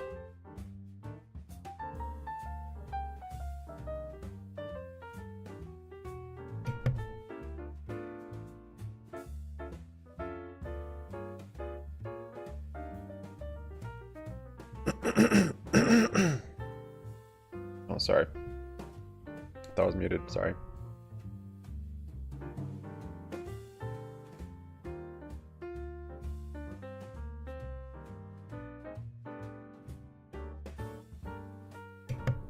There.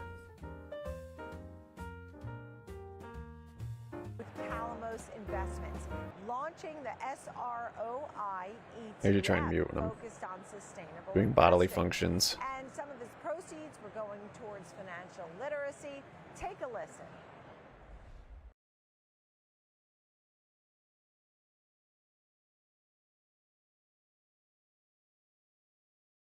YouTube.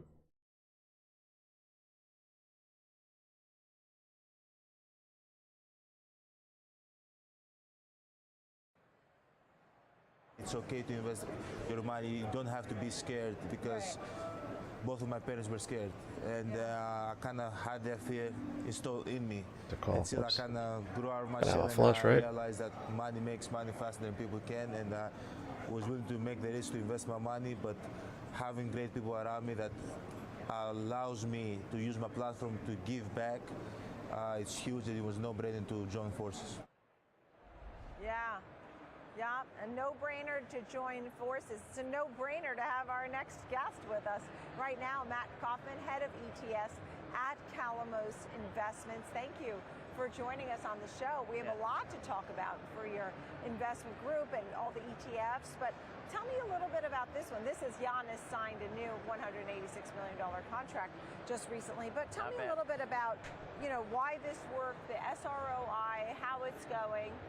Sure, the SROI ETF launch could not have gone better. We rang the bell in March, we did a lot of the media events, a great segment there. The message that GNS has brought to the investment community has been fantastic. Encouraging people to stay invested in the market, to put money into the market and not be afraid of that, I think is a message that's resonating, around America. It's been really good. Good for Calamos, I think good for the GNS brand, and we couldn't be more thrilled with that launch. Yeah, and he used the phrase, money makes money faster than people can. And That's true. People like to invest and have the opportunity to have ETFs like this. That's right. That one was more about sustainable investing. You have CVRT today launching a new one, Calamos That's right. ETF. Tell us a little bit about that one. Yeah, money certainly makes money faster than people can. That's definitely true. And I think with rates off of zero, it's even more true today than it was several years ago. So CVRT is an equity alternative convertible ETF. which focuses on the convertible marketplace, which we think there's a renaissance happening in convertibles today. There's a lot of great fundamental Bonds up 10 and a things that quarter. are contributing to a rise in convertible bonds being an investment that we really think people should look at. CVRT owns equity-sensitive convertibles, so those that perform more like the stock portion of Person a not realize that convertible is straight. bond than like the bond portion. We've had good success in that product. We've been out in the market 3 weeks, and we're excited about that. Oh, that is great. When we think about what's going on here, you also talk about active ETFs, because Sure. we talk about passive investing, active investments. Tell me about active ETFs. Yeah, at Calamos, we don't really think passive and active should be fighting with each other. I think that there's room for all of it. A lot of times you have somebody who is focused on passive ETF is the way. Some people think active management is the way. Morningstar This is the puts way. out a good report that compares active versus passive every 6 months. This past year, active management has won. 57% of active funds have outperformed their passive benchmarks. The year prior, passive had won. 57% of passive funds had outperformed that year. And so, you equal those out, it's basically half and half. And so from our perspective, we think there's room for both camps, passive and active. But we think we should look at the segments of the market that do well with active management. And from our perspective, convertibles are one of those segments that really can require active management to outperform, looking at all those convertible bonds, which ones may we want to own, which ones might we not want to own. So we do that on our mutual fund side, and we employ that on our ETF side as well. Yeah. And, there's risk management, you have hedging, you have so many different tools and opportunities for people to invest with Calamos Investments across the board. We That's often right. have John Cadunis This dude's got a full house. with us too. In the meantime, as you look at the big picture, Maybe I just here got in a the full market, house. and we've talked about the different ideas, but after COVID, are people interested in putting money to work? Which what full kind house of did you plans get? are they asking for? If you look at the rate environment that we're in, I'm sure I'm the I don't have a perfect kicker? person to talk about the rate environment, kicker the on a higher full for house? longer zone that we may That's be not a thing? entering. But a double B issuer, was looking at a 3 to 4% cost of financing 2 years ago. Today, that cost of financing is I put closer a to 8%. So it's doubled. trailing stop on And some so of my a lot contracts. Of those issuers we're seeing are going to start Stop loss at looking break even on the convertible others. space to get a better rate on their financing costs. And then the exchanges that they give, the upside of the market relative to that convertible bond equity exposure. So we really think there's a renaissance happening in convertible bonds today. There's also a big maturity wall. A lot of investment banks are talking about that. Like you said, during COVID, people were waiting to see what rates were going to do. And so today, we see that a lot of that money has to be refinanced. If you look at the investment grade and high yield debt markets, there's roughly $4 trillion that's going to be refinanced over the next 5 or 6 years. And so again, we think people are going to start to look at the converts market for a better deal than Ace with a what they may bad have kicker. gotten from the corporate market And over all the in? last 15 years. Matt Kaufman, great to see you of Calamos Investments. Thanks for being here. I know Calamos has a booth here as well. People, if you're here, you can go by it and talk with Matt. Thank you so much. It's great to see you. Thank you. Really appreciate it. Good ETF talk there too. Matt Kaufman of Calamos Investments. Coming up next, the Disruptors. George Sillis is standing by. He's taking a look at Adobe, a few upgrades to talk about AI. We'll find out more in a moment. We'll be right back.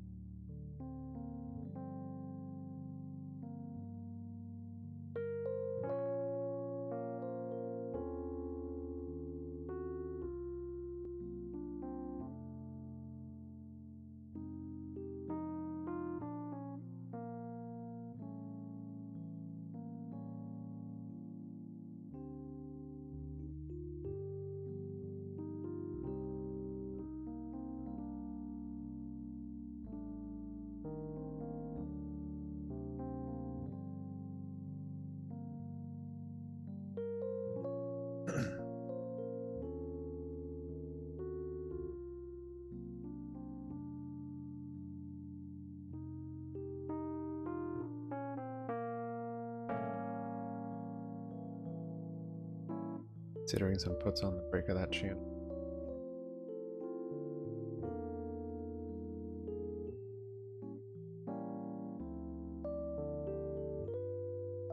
But it is middle of the day.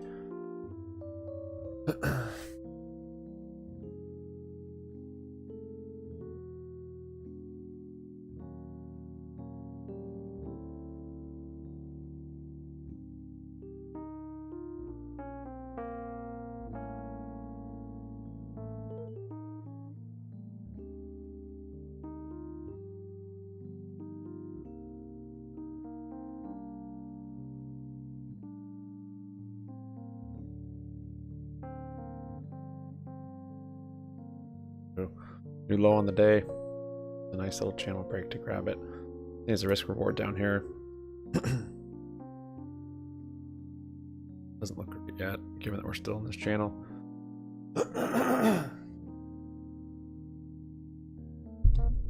So almost need to enter on a break of the channel, which is sketchy.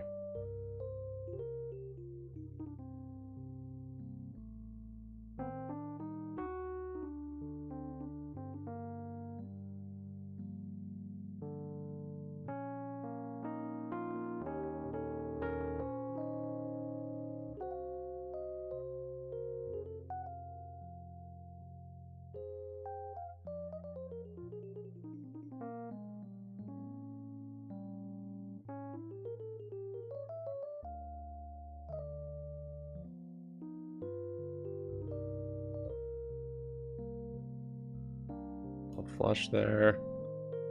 There's a bottom of the channel.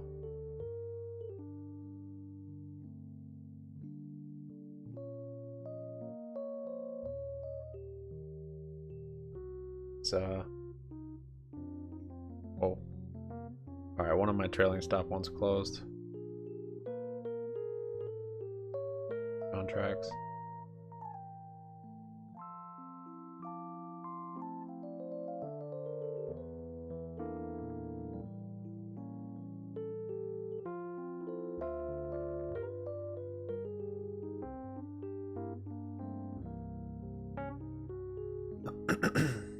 On that.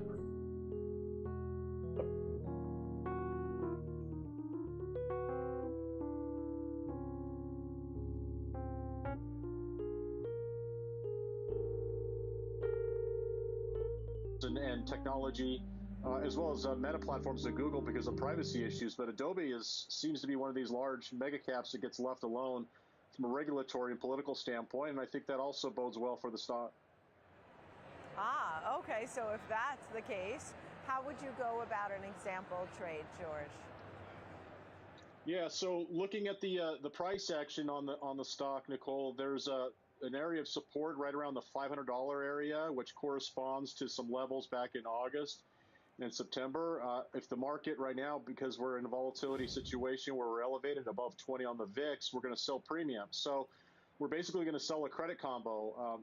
We're looking to hold that level of 500, but also be restrained to the year-to-date highs below the 570. So we're going to be placing the December iron condor. We're going to go down to the 470, 460 put spread. So we're selling the 470, buying the 460 put.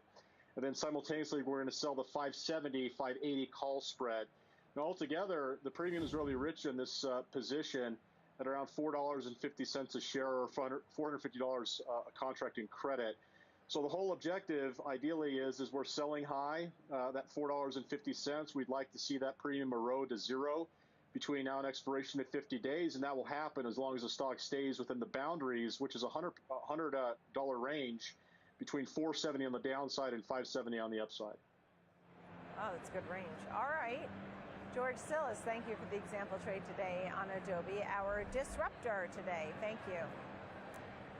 Coming up next, who saw the Barbie movie? Well, it's helping some of the toy stocks, Mattel in particular. We'll take a look at both Mattel and Hasbro. Our panel is ready to discuss this group next on Trading 360. Even look, just went all in. Whoops.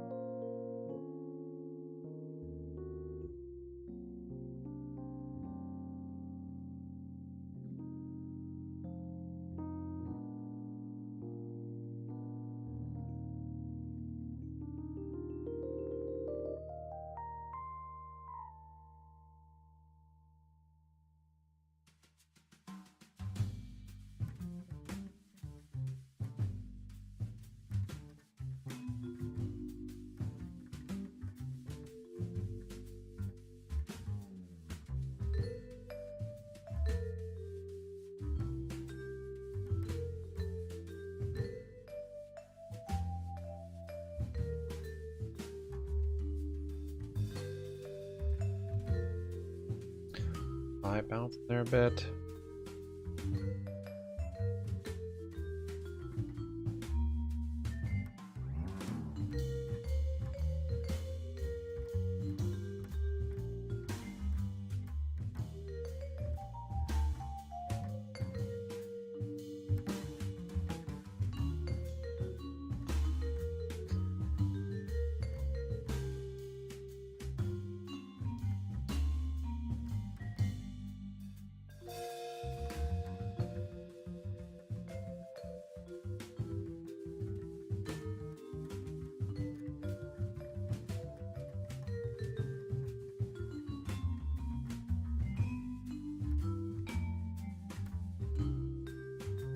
One more club, 4 hops.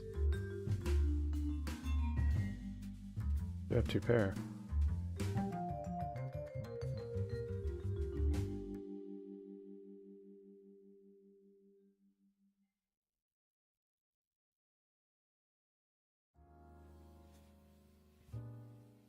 Straight on the river. Should have raised more. I didn't see I had 2 pair.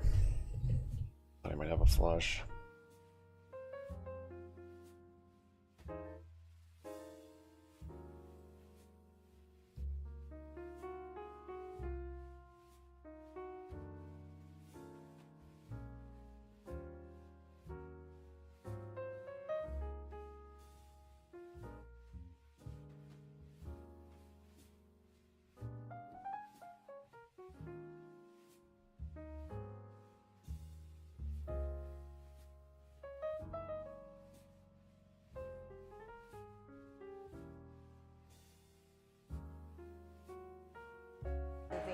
Is one of the highest, or the highest grossing film of the year, nearly $1.5 billion, I believe.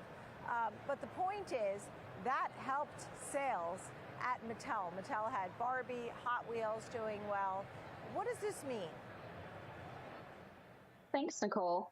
Looking at the previous quarter, as you mentioned, Mattel is definitely seeing that Barbie effect, seeing that boost from that global cultural phenomenon. Similarly, they've seen a boost for Hot Wheels, as earlier this year they had a Hot Wheels car makeover competition that also boosted sales. And really that just reflects the broader strategy at Mattel to leverage that IP and expand into the entertainment market to boost its core toy business.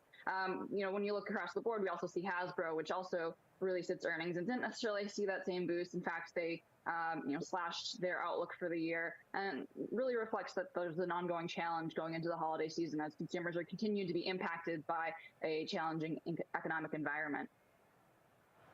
Amanda, just to follow up, I mean, with the Hasbro third quarter revenue miss and cutting the outlook, do you feel like Mattel is much better positioned than Hasbro right now, or are they both sort of in this potential cautionary tone going forward?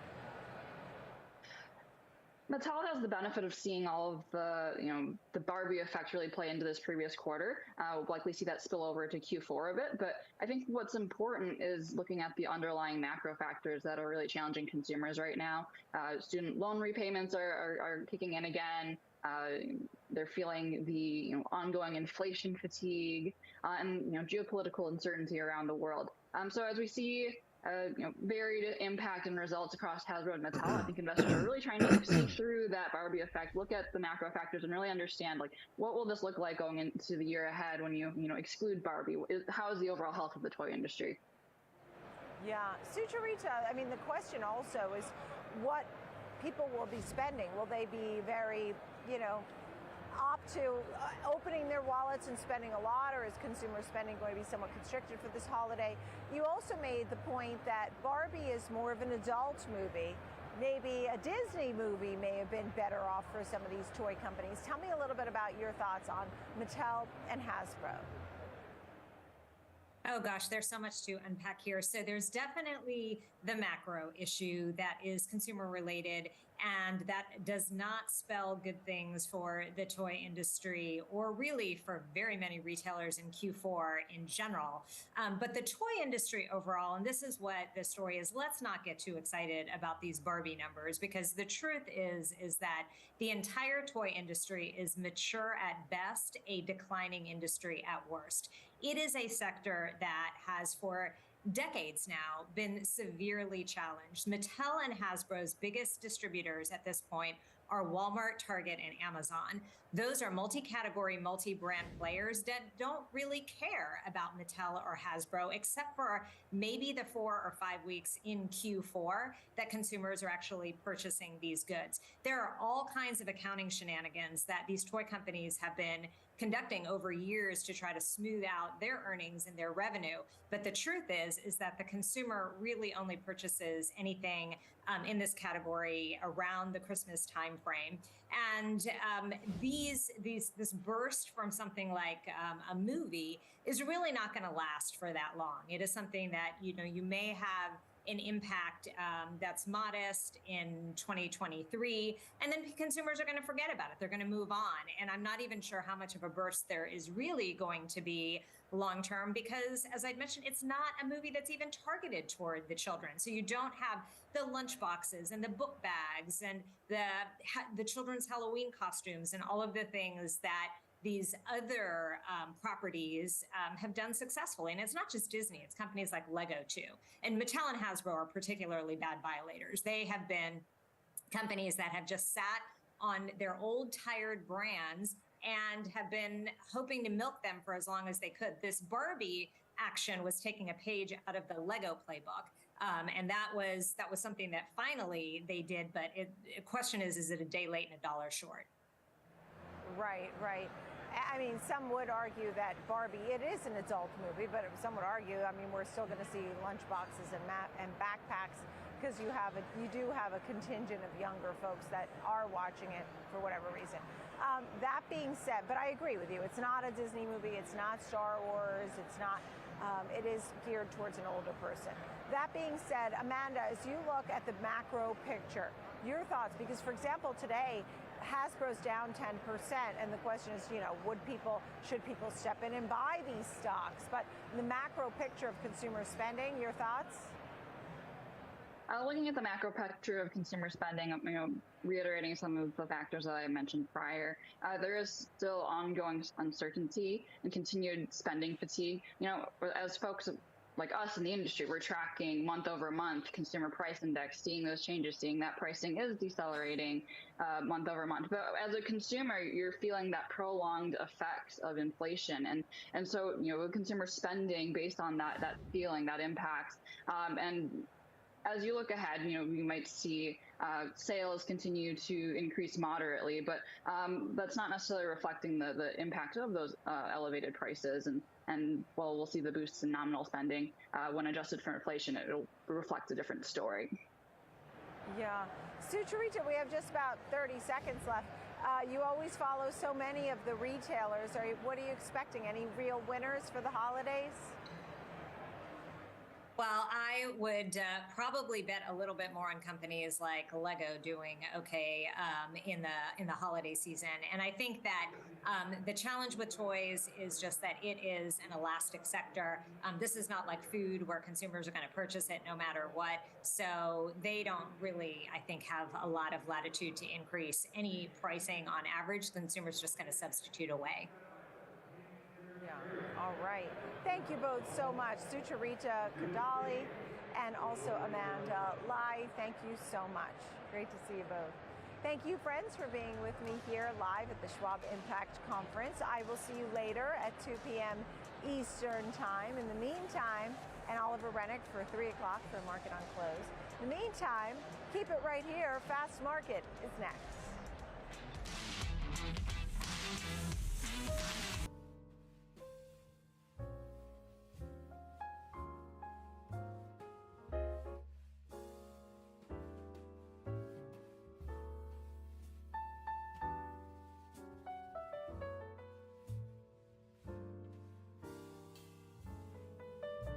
Okay, I'm moving to tomorrow's contracts. No more dailies. I still have a couple puts, daily puts. Anything open from now will be tomorrow's. Might be calls.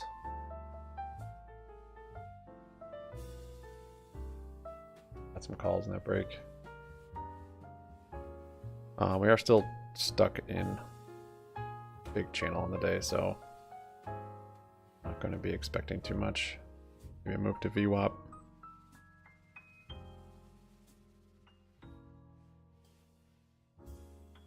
Oh, that candle also stopped out my puts.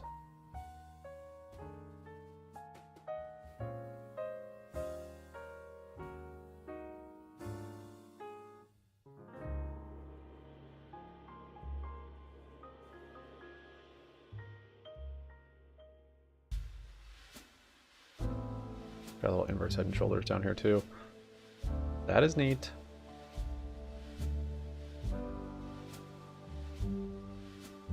Divergence on the RSI. We do. Doesn't mean we'll just rip and close that gap though. We had that yesterday, of course, and we just consolidated into the close. Given it's much earlier. Not even near yet.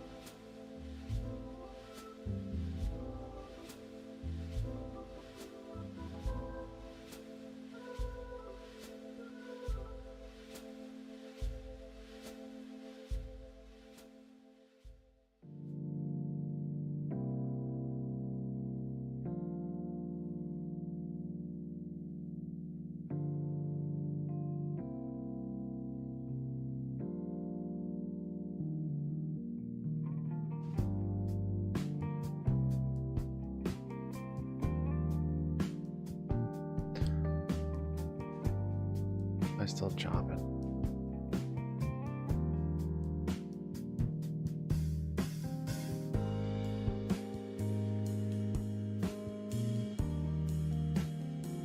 Doesn't hold this handle or channel. We'll see if it bounces off that other side of that shoulder.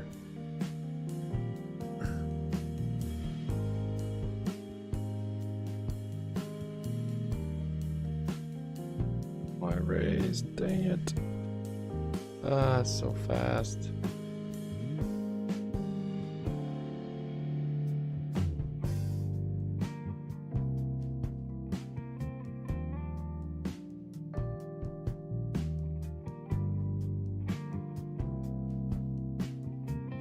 Broke that.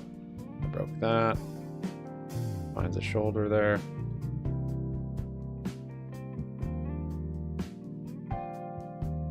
It was mine.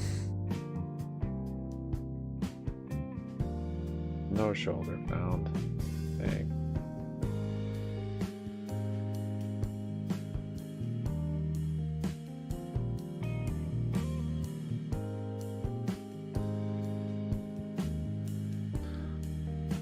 There's a stop hunting candle. Choppy mints.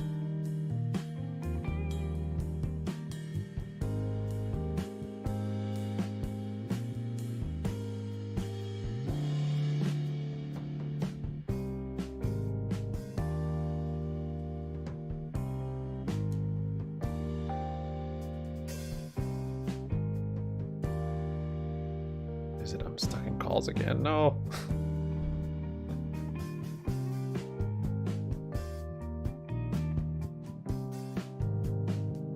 Or 11:50 in a day. Maybe.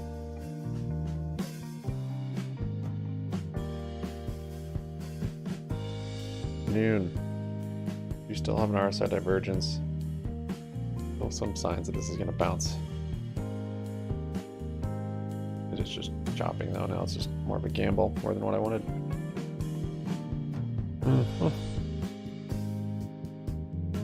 It was all the income data that really fell short. And if you look at it, it was current dollar personal income increased 199.5 billion, but that was much less than 239 billion a quarter ago. Personal income decelerating. Disposable personal income decreased 1% in the third quarter as compared to the second quarter. Big, huge drop in disposable personal income, and savings rate dropped from 1.04 trillion to 769 million. So what does that mean? Personal income's going down, disposable income's going down, savings accounts going down. Right. That's the deflationary part of this 4.9%. So what it tells you is we might be 4.9% right now. It ain't going to stay there. No, not at all. But then if you look at personal consumption, climbed to 4%, and that was hotter than expected. Yeah. So people are still out there spending, maybe depleting those savings accounts, right? And taking advantage of that robust jobs market. Doesn't bode well for the future, though, with those numbers. Yep, for sure. And, you know, if you take a look at the GDP numbers, a lot of this stuff, we knew coming in that this number was going to be a 4 handle on GDP. It did meet those whisper numbers that you mentioned on the Futures show this morning at 4.9%.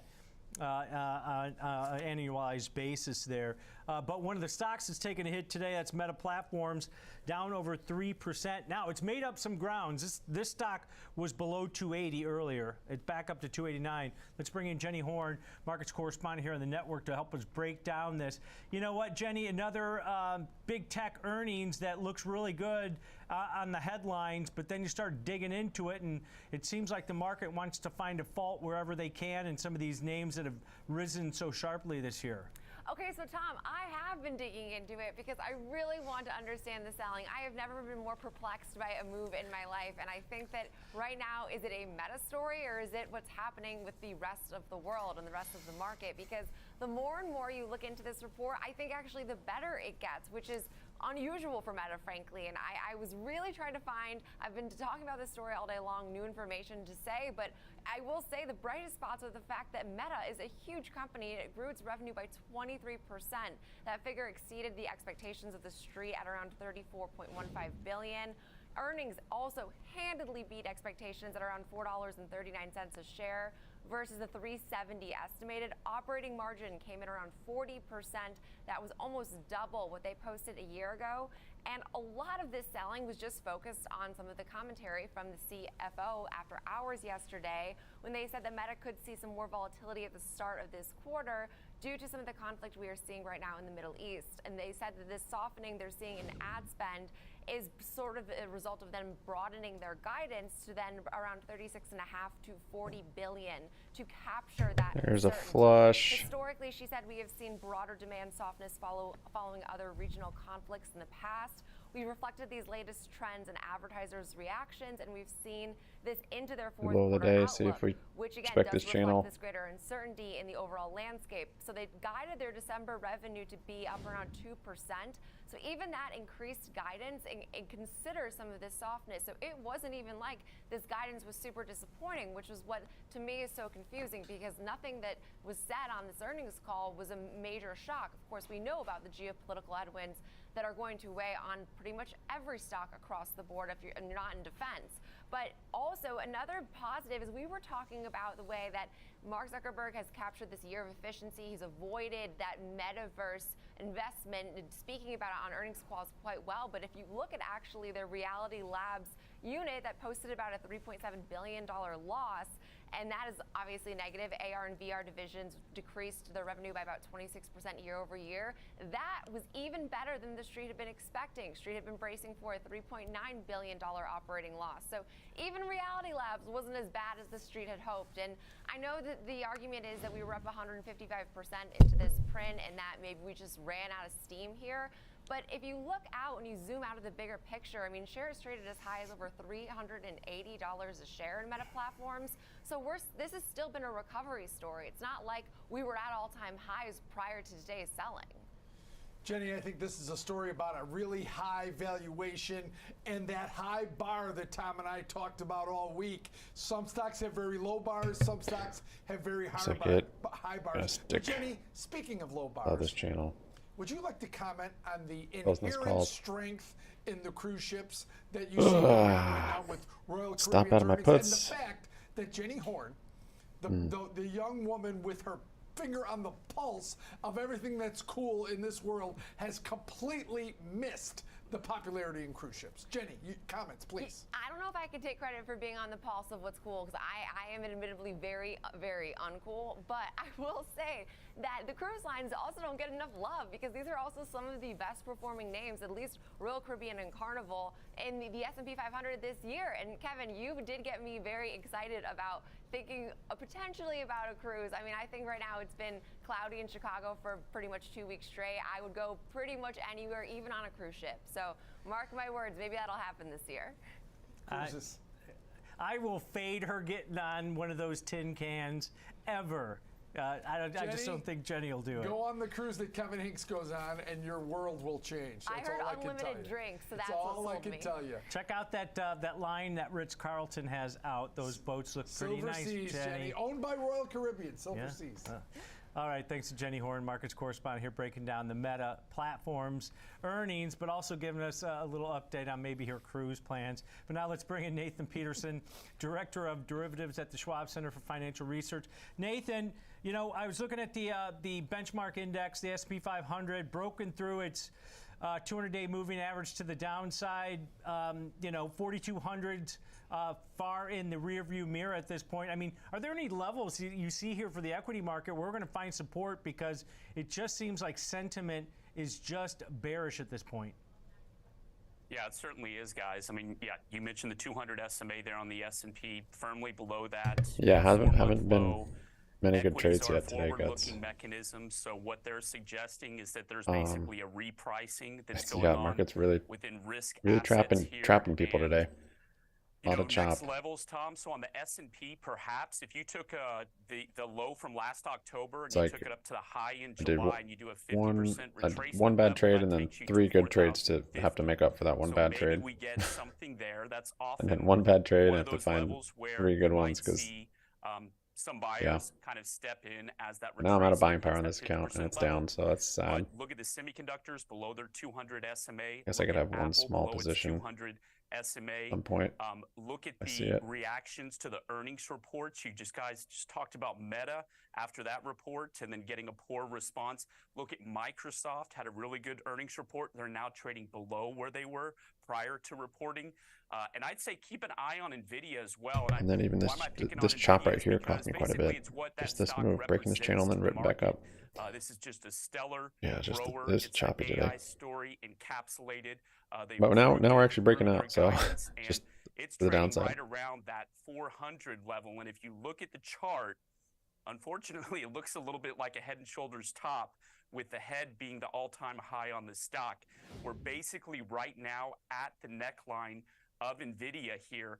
And so sentiment-wise, you would like to see, and they're not reporting for several weeks here, but you'd like to see that stock remain above 400. What's the good news? Economy's still strong. Oil's down. Yields are down. It looks like that 5% level on the 10-year is a place that's providing some buy support as it approaches that. And the Russell, what's going on in terms of price action? Russell has a key support level at 1,650. It's holding it. It's a little bit green.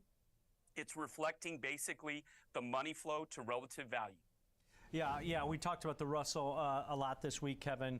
Oversold on a technical basis, bouncing a little bit today, rebound in some of those regional banks, the financials within the small caps. And, you know, if you look at the GDP numbers, it seems like these domestic-based companies should be doing well when you've got the consumer still out there spending right now. We don't have a lot of the risks geopolitically that they do overseas, even though we're involved in those.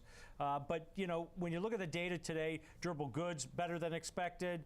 The GDP number, as we talked about, better than expected. Consumer personal consumption, strongest quarter since Q4 of 2021.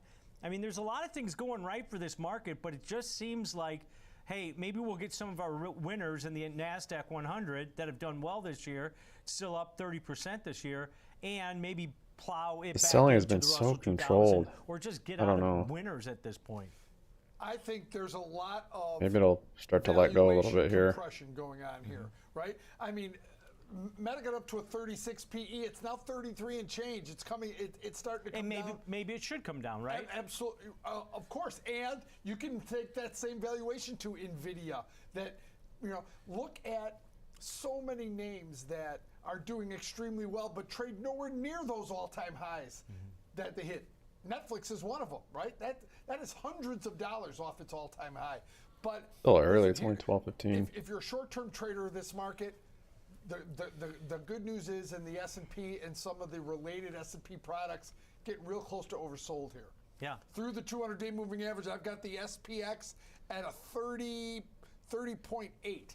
So there might be some limited downside here or some trading opportunities around this level. But yeah, I mean, this has been a violent sell-off. It was the last time the S&P got oversold, it bounced significantly off that oversold. It was right around the beginning of October. We got oversold for a day or two and then had a hard bounce. And what could make us bounce? How about a good inflation number around core PCE?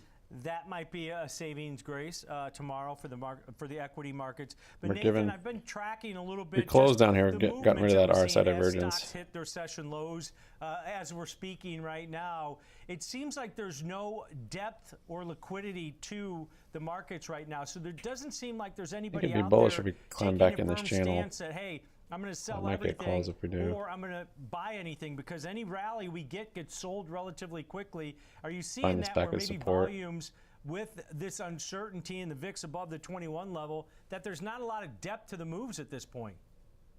Yeah, there's no depth because there's not a lot of reason to get in right here, right now. You'd be going against the trend. The technicals are against you now. Oh, and by the way, I can get 5% if I just go sit on the sidelines.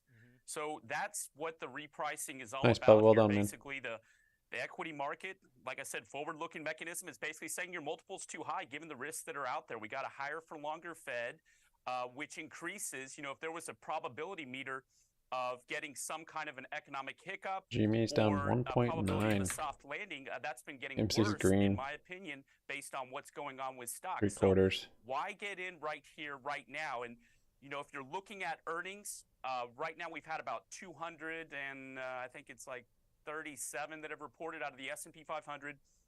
47% have beat on the top line, the revenue side, which is not great. The average is, if you look over the past several years, it's about 70%.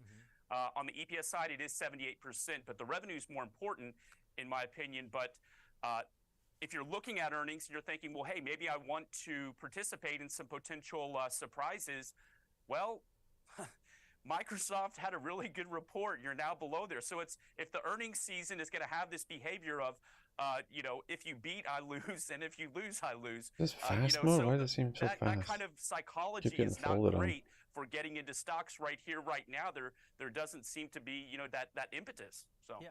I agreed, and Kevin, we've talked about this. The thorn in the side of the equity market's been rising bond yields, right? Sure. So look at it today. We reversed. The 10-year hit 4.98% today. 10-year now back below 4.9%. That's not providing any support at this point either, lower yields. Well, that goes back to that herding kittens kind of theory here. But the dollar's up. Yeah. And You're there's low other there things that are on up, and you've SPY. got microeconomic stories coming out on individual earnings. And remember, what they're doing to these NASDAQ stocks, these Magnificent Seven that were so overvalued and did so much to lead the stock. The question is, do they start to rotate into some of these beat up names? Because There's a lot of them, frankly, that are out there and pretty beat up. Yeah, So, Nathan mentioned Apple below its 200-day moving average. UPS. Yeah, UPS. Yowza. Yeah, that's at 3.5-year lows at this Yowza. point. And they lowered their volume estimates also. So that stock was already under pressure at 3-year lows going into the report. Still under pressure. Those Dow transports down 17% now from highs that we saw in July. All right, let's take a quick break, guys. We're going to talk another name in the big tech space. That's Amazon. Tech giant seeing its stock rise about 40% so far this year. Reports earnings after the close. Is this another one that's going to take a hit even?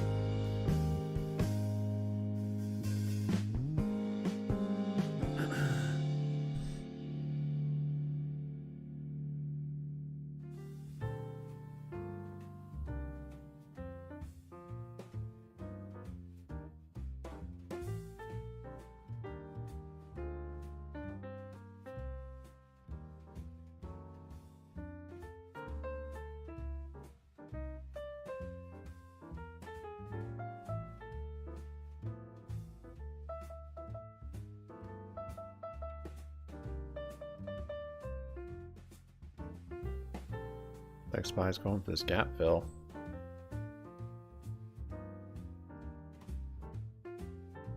Already at the support line I drew.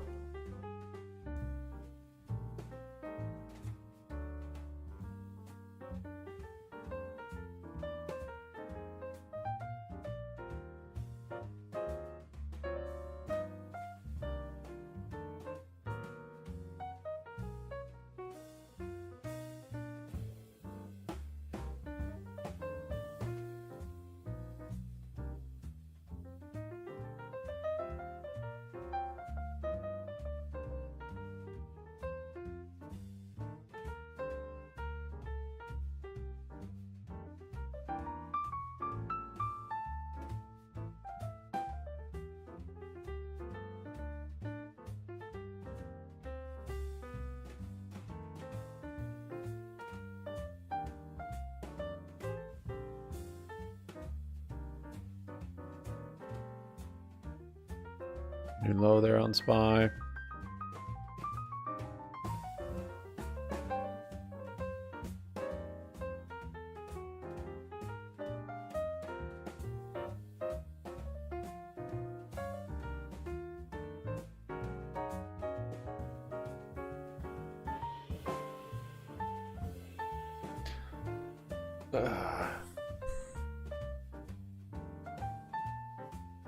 It's weird, these bearish days I just have not been trading. I just have not been working for me.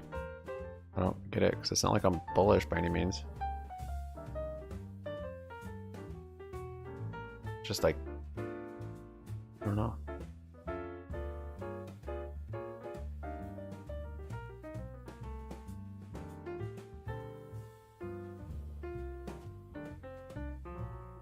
Same thing happened yesterday. We broke out of that channel. I don't like taking puts here though. Or through this chop, this liquidity. Go either way. But then you kind of have to take it on the breakout.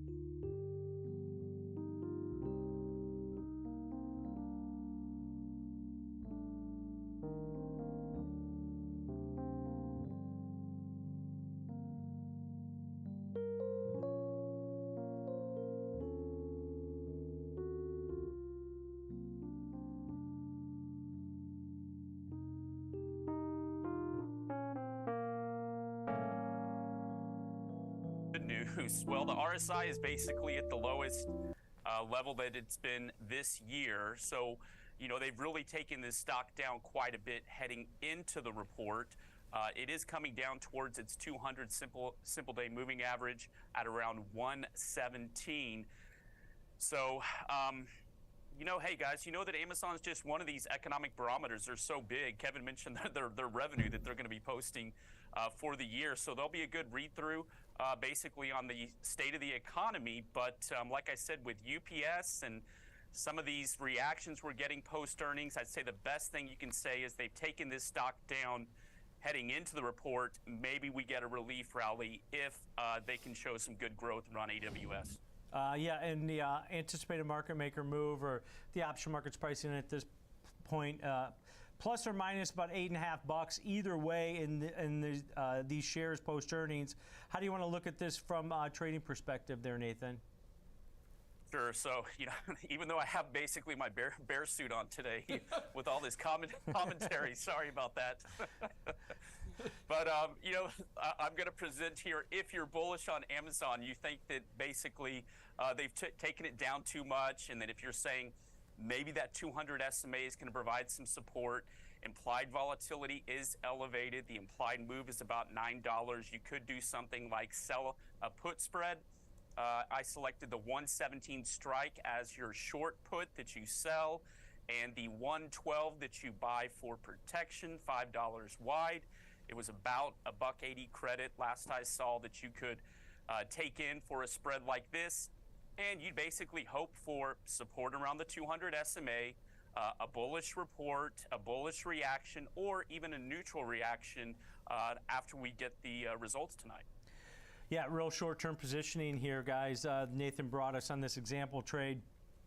Selling the October 27th weekly, just one day to expiration, so this is an earnings type example. Selling the 117 put, buying the 112 put, short, neutral to bullish, $5 wide short put vertical. Collecting, we've got 175 credit on it. That's where it was trading earlier. Now up to nearly $1.90, so you can collect more credit because the stock has come down as the market's hitting session lows here. But that'll take your break even. If you collect $1.75, take your break even to 115.25 to the downside, Kevin, about $3 below the current share price, with risk of about $325 per spread. So stay in risk defined. Yeah. Taking you know, the technicals into consideration here. Nathan's example here. What do you think here about the short, neutral to bullish put vertical? I see what you did here, Nathan, with your 117 strike, selling that 117 put, hoping for a little firming here. But remember, this is a short put vertical. It is not the highest level of probability because you can move the strikes down, but what Nathan did, he paid attention to the 200-day moving average and used that as a more aggressive play. Now, you still got almost $2 on the downside, and then the break even is $2 past that. And this is a very short-term play, so something's got to happen pretty quick either way on this. But I like the fact that he looked at the 200-day moving average, chose to do something more aggressive, and moved it right up to that 117 strike. Yeah, 117 short put, about 55% probability of finishing out of the money. So a little bit more aggressive, but you're collecting a little more credit on this one. Real short-term positioning on this example trade.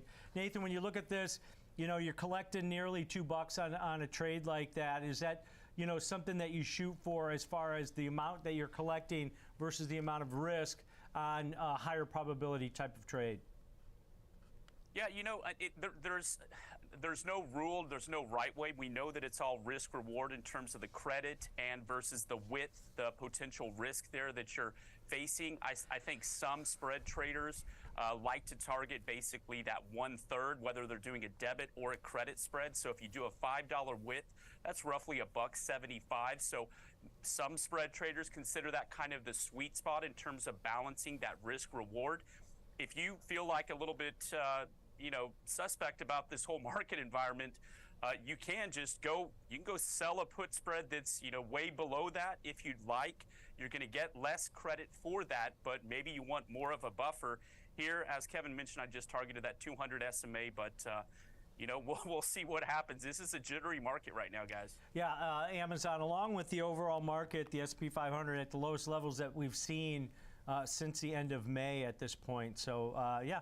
A good look at a short neutral to bullish put vertical there in Amazon ahead of earnings after the bell. And thanks to Nathan Peterson, Director of Derivatives at the Schwab Center for Financial Research, joining us, breaking down markets and Amazon. But coming up after the break, Kevin and I are going to be joined by Landon Swan from Likefolio for discussion on Chipotle and the sentiment data around the stock moves. The burrito giant has seen its stock rally about 30% so far this year into earnings after the closing bell. Stick around.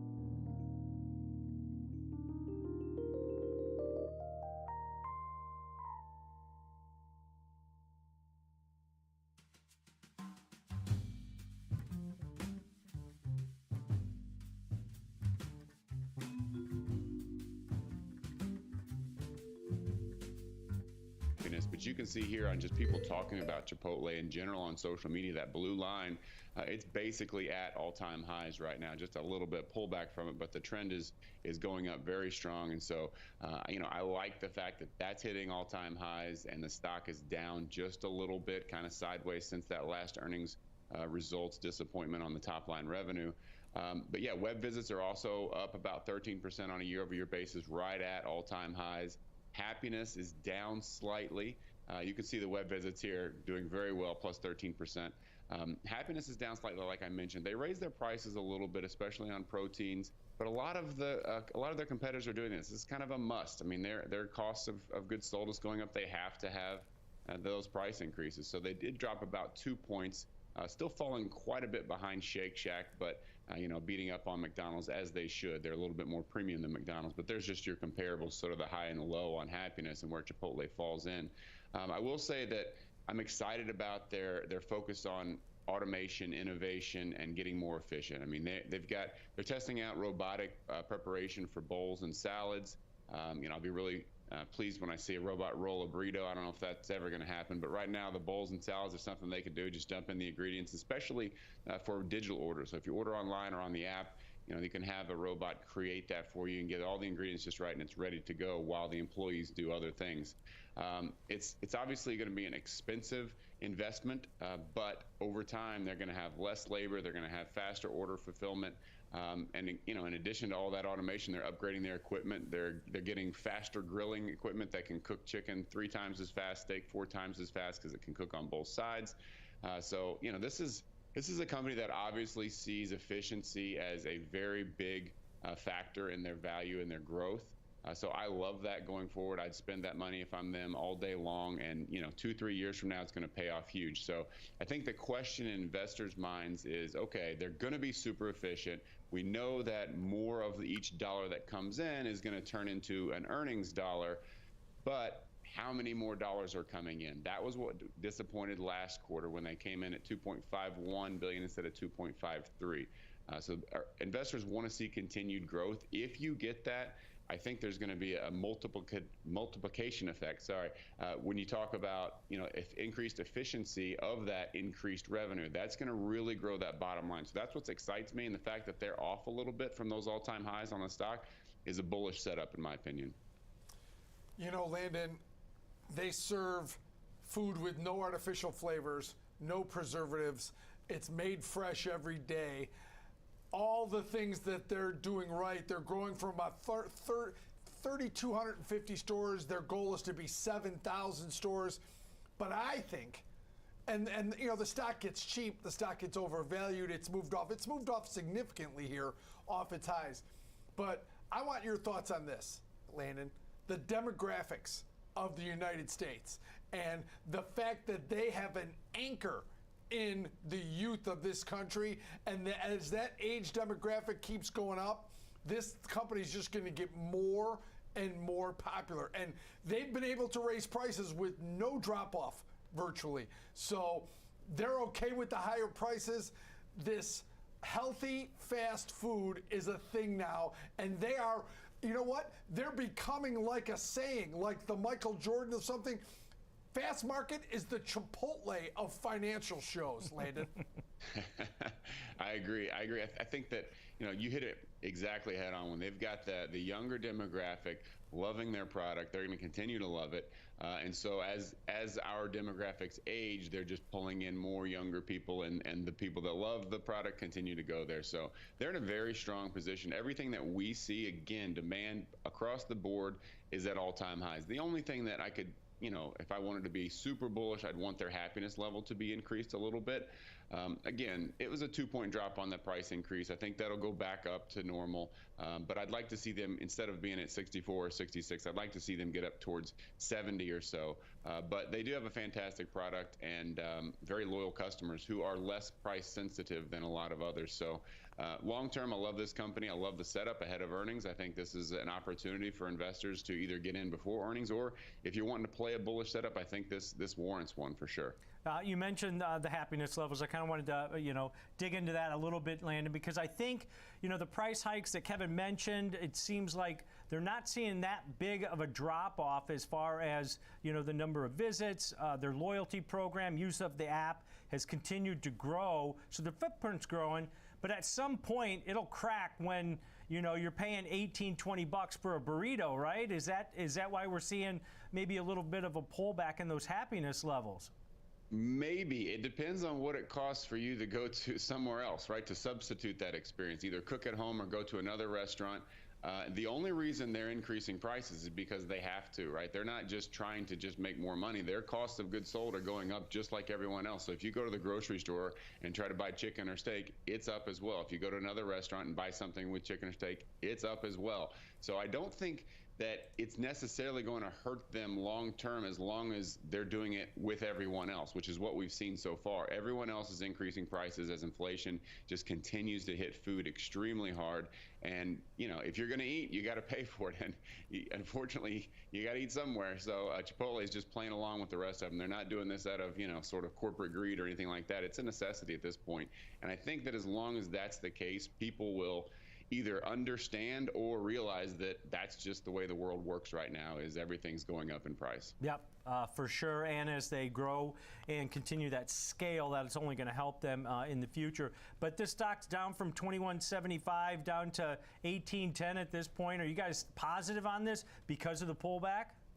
Yeah, absolutely. I mean, we'd be positive on it if it was at those $2,000 levels, but we're very positive on it because it's pulled back. I think it's a little bit undervalued right here, especially long term with all the automation efficiency efforts that they're putting into it.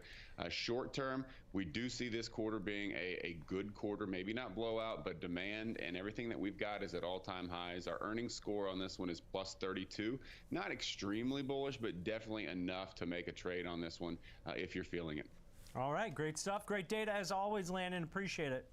Thanks, guys. All right, that's Landon Swan, co-founder at Likefolio, breaking down the Chipotle data. A couple of things I wanted to mention, Kev, before we get into your example trade is only 27 million shares outstanding. We always mention that when we talk about Chipotle, incredibly small float. That's why it's $2,000 or $1,800 now, and that can also move the stock. Implied volatility levels, and we haven't seen this lately. These are at or near 52-week highs in there. We've seen that pullback in the VIX over the summer. It's finally starting to, perk up a little bit with the sell-off that we've seen in the overall equity market. So that means something. Implied volatility is rising into this report. The option market, Kev, pricing in over $109 move either way. So high price stock, low share flow. Yes. You got to watch yourself on this one. And you've got to do a lot of price discovery, right? Don't pay the ask, don't hit the bid, work an order in the middle of, in between the markets. One thing I always like to do, Tom, real quick, go to the today's option stats, look at the percentage of their orders that trade in between the market. On the call side, 70%, on the put side, 67%. So 2/3 of their orders trade in between the bid ask. That means you should work your order. Now, let's get to the trade. What I did, I sometimes do some very complex trades. This one's going to be real simple, Tom. You're right. It's expensive to Let's trade call this it thing. straightforward. Straightforward. There we go. Yes. It's less complex than some of the trades I do. You got the stock trading right here, the 1800. There's a $109 move. I just went with the 1 week 1920 call calendar, Tom. So I'll move right in line with the expected move. Now, here's the thing. The strategy is one thing. The strike that you pick for that strategy, you may think less than the expected move. You may think more of the expected move. If you are, adjust the strike prices for that, right? The learning part of this segment is the calendar spread and a less expensive way to trade a very expensive stock. The strikes that you use are your individual choice when you trade this. The risk is whatever you spend on the trade in terms of a calendar spread, that's the risk. Yep, I like that assessment of it because of the flexibility with calendars. Hey, if you have a price that you have in mind for a type of position or a trade, use that strike. If you have a longer duration or longer outlook, you can change option series also. A lot of flexibility with calendars. So let's break this one down that Kevin brought us. 1 week wide, buying the November 3rd weekly $1,920 call. Selling that same 1920 call in the October 27th weekly options that expire in 1 day. Paying roughly about a $6.90 debit. As Kevin mentioned, when you have wide ranges between your bid asks on a stock that's $1,800, price discovery sometimes works in your favor. But for this example, we're using $6.90 debit. There's your risk, $690 per spread. But look at this wide range, Kevin. Yeah, you want it to go at or near 1920. But at the same time, look at the range, probably just below 1750 on the downside.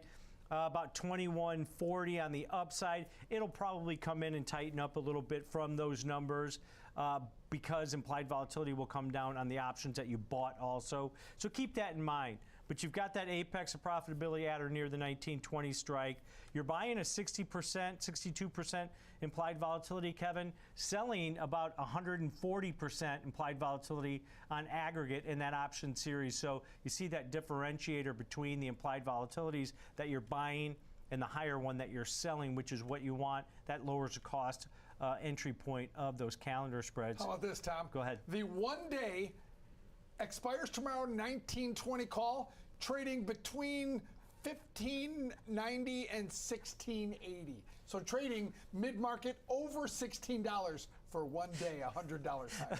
26 hours, 27 hours until expiration. Woo. And you've got a call that's $110 out of the money, which is some theta. That is some time decay. That is some option premium. The clock is ticking. Yeah, IV percentile rank 93%. So at or near that 52-week high as far as implied volatility goes.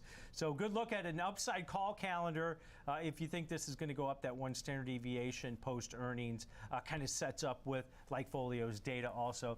All right, we're going to take a quick break. When we come back, we're going to take a look at Intel.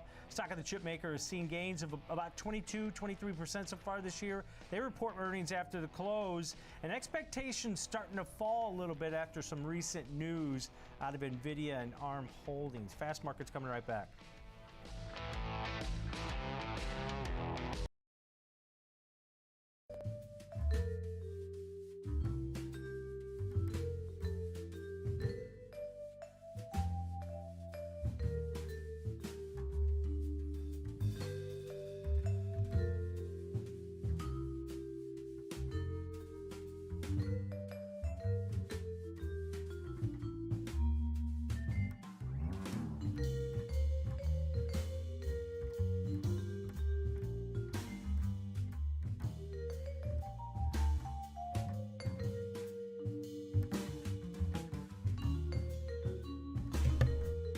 Sorry guys, I'm just chilling.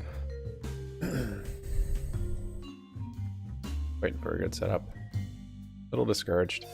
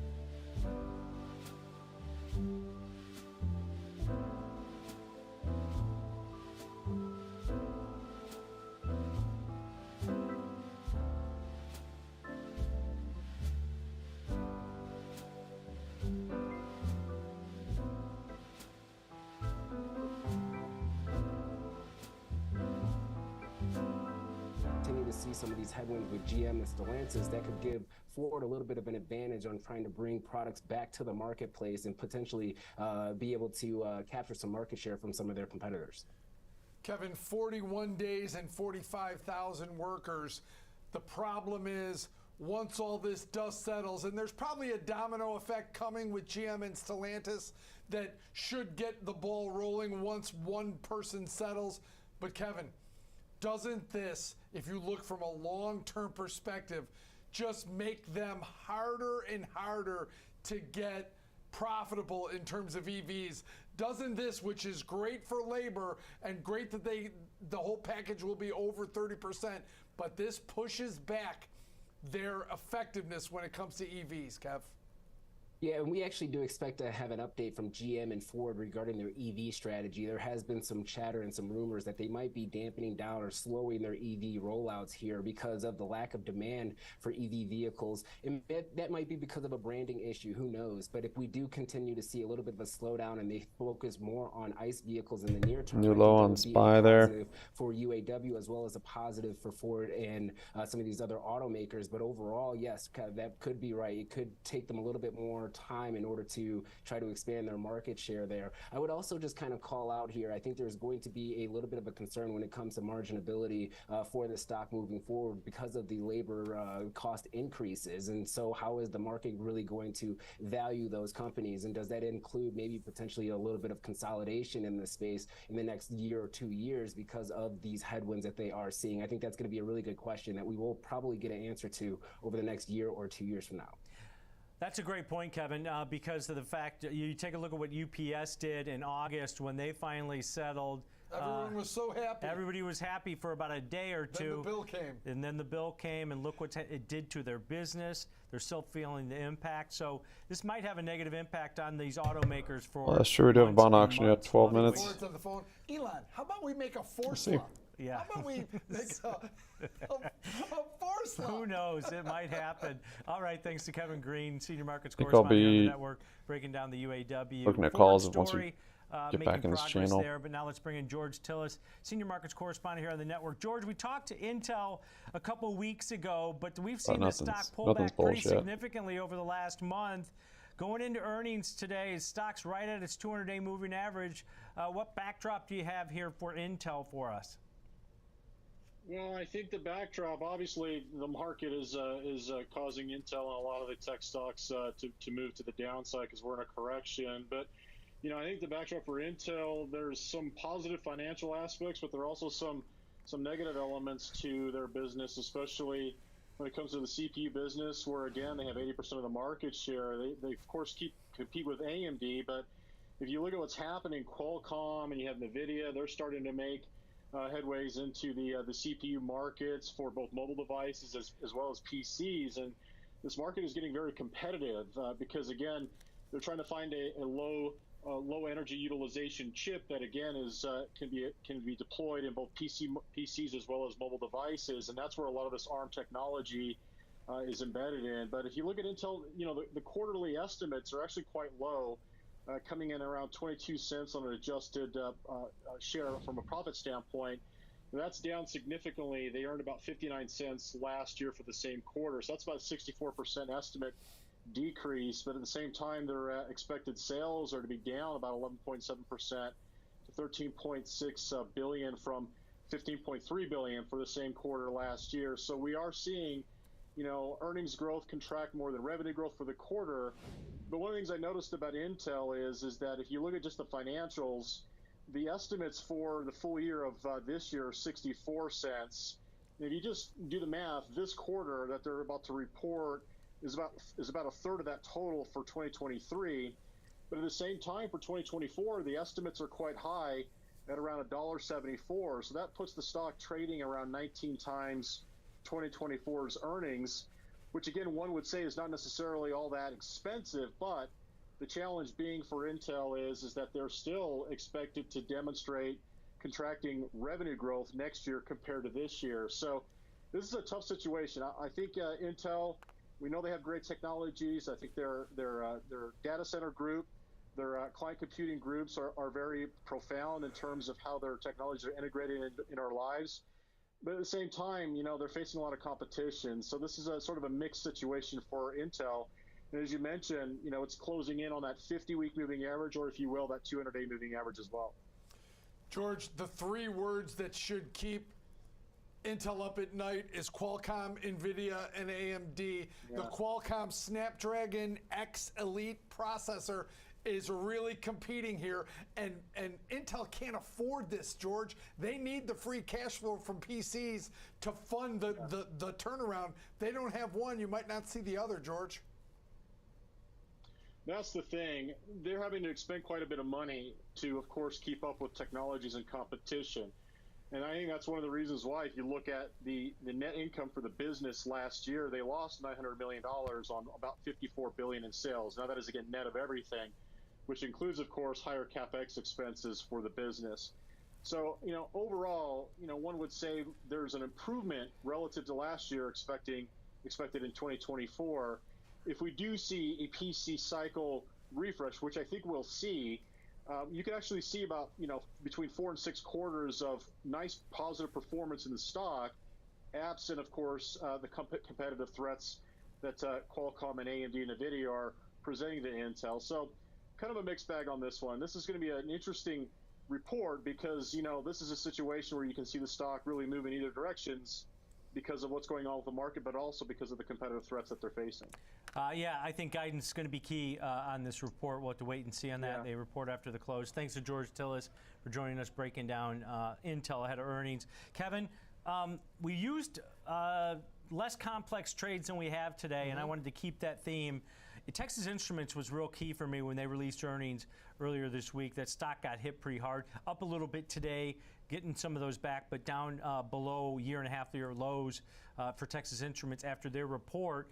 Some of their metrics were worse than expected. So I looked at a strategy that takes advantage of maybe a differential implied volatility, but gives myself a little bit of time in this trade. So I looked at a put diagonal to the downside. So going out to the November 17th monthly series and buying it slightly in the money put, the 33 strike put, and then against it, sell the near-term elevated implied volatility and the October 27th weeklies that have 1 day to expiration. Sell the 30 strike put, $3 wide bearish put diagonal here to the downside. You're paying roughly about $1.55 debit on that, probably trading closer to 165, 170 because the whole market's falling right now. But the debit you pay on that, $155 per spread is your risk on it. Break even about $33 to the downside, Kev. This takes advantage of a grind lower towards the 30 strike over the next 3 weeks here, Kev. Option market's pricing in just over a $2 move. You can make the same argument with Intel that Nathan did with Amazon, which is it's right at the 200-day moving average, except it has a history of going right through the moving average if they miss on earnings. So that will not be an impediment. So watch that number, but if it breaks 32, it can go lower. Yeah, and you've got 3 weeks till the expiration on your long options. Your short options, which you have some assignment risk on, expires tomorrow at the close, so keep that in mind. But you do have that ability to roll that short option to another weekly cycle or adjust it if the market's open, liquidity is provided on that type of trade. But Kevin, this is one of those strategies. We talk about calendars, the flexibility, where you want to go. You could easily, if you think this stock's going to rally into earnings, 5 minutes till the auction. Average, then you could easily see, do a call diagonal to the upside. But a good example, taking advantage of lower implied volatility that you're buying and selling a higher implied volatility on aggregate. All right, that's going to do it for Kevin and I today here on Fast Market. But stick around right here on the Schwab Network. Next Gen Investing is coming up.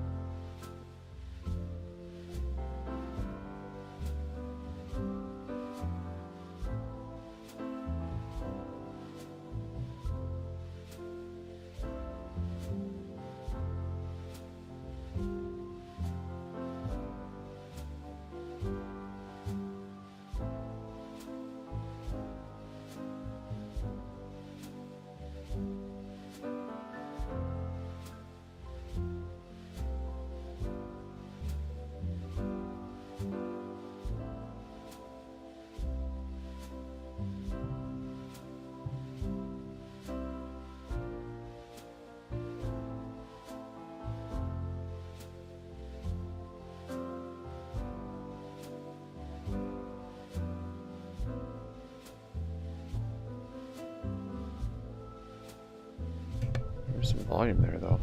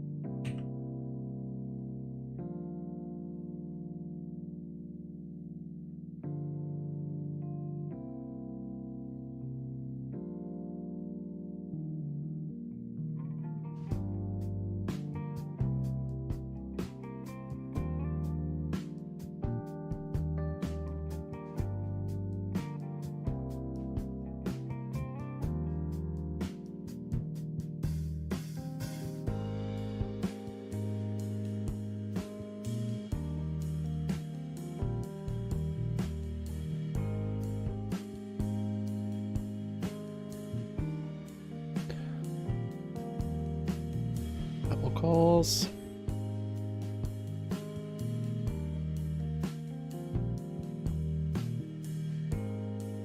Swinging again, huh, Guts?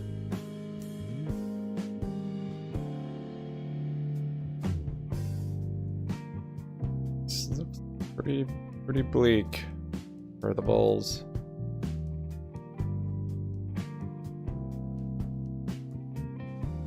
Yeah, maybe you'll time it well enough to catch a reversal. Not a reversal, but a bounce. These big red candles with volume are going to take some, we're going to have some momentum to the downside. We get a little bounce. And take some time to turn around. And it might be filling this gap before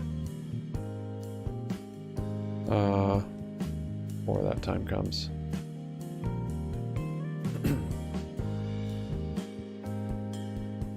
But I like it, yeah. Especially if you're willing to sell today. Or sell some. Scale. Here's the bond auction. Let's see if we get a reaction. Good call on that, Guts. Forgetting about that. Is it actually at 3 yet? Or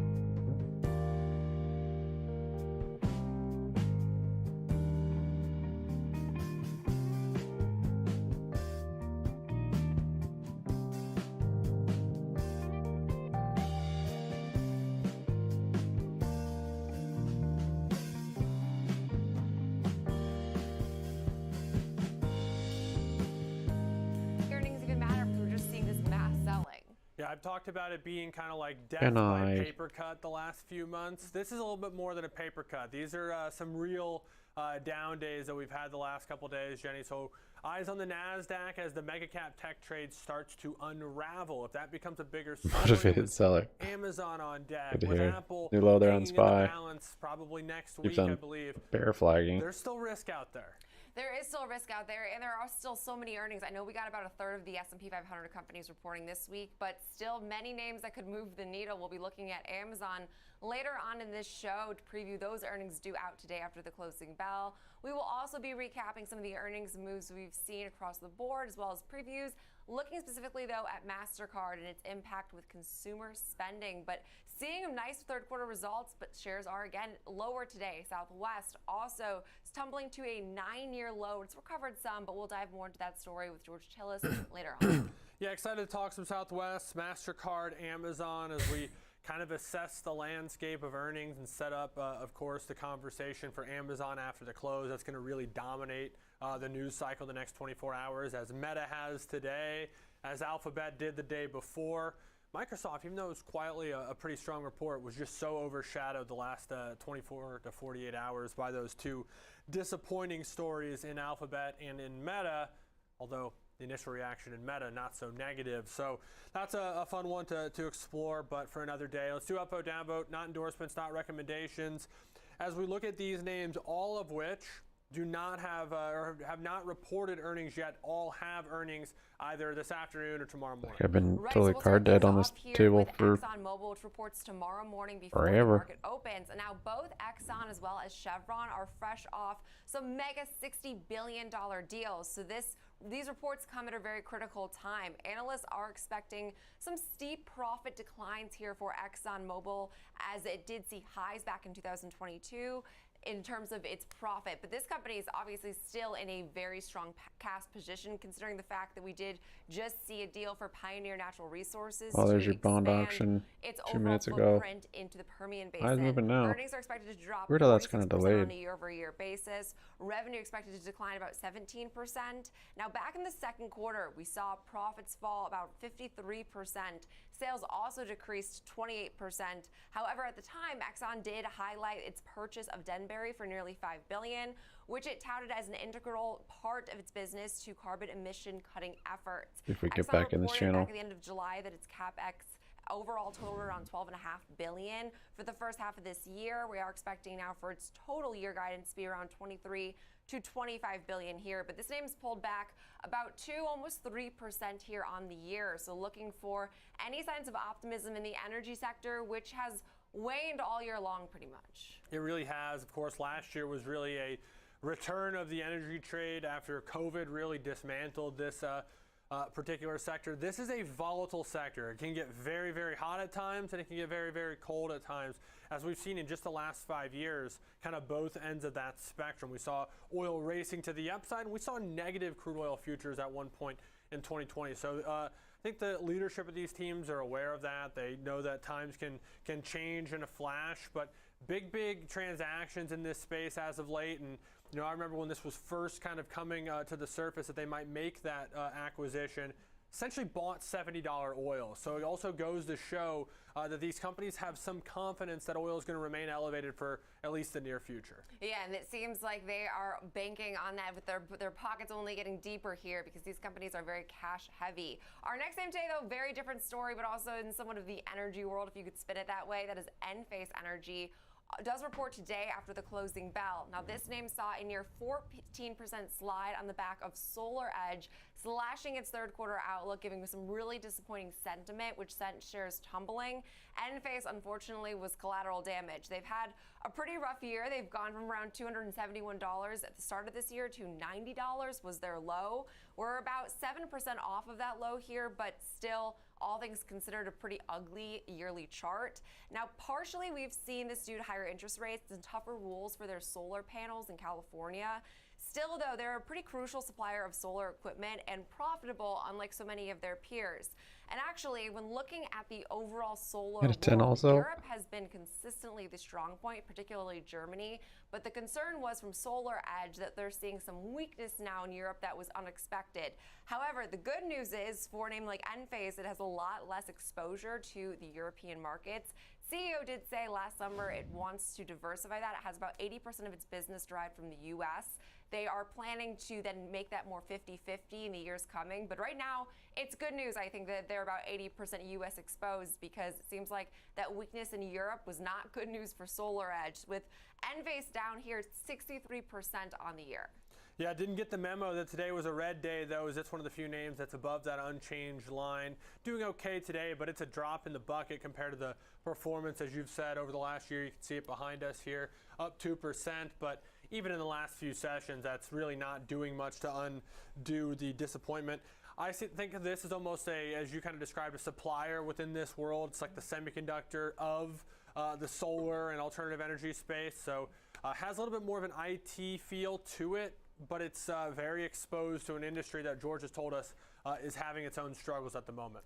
It is, and I would say, Gotta again, be if straight you're out there, having right? weakness domestically, weakness internationally, just like your overall business structure seems to be weakened, which is clearly reflected in their share price this year. Now, I didn't realize I got two pair. Whoops, would have raised. Maybe. Or just straight. That is Chevron. I guess maybe I wouldn't Now, have. Chevron Maybe a little bit. has, I will say, performed a little bit worse than Exxon on a year-to-date basis, down about 14%.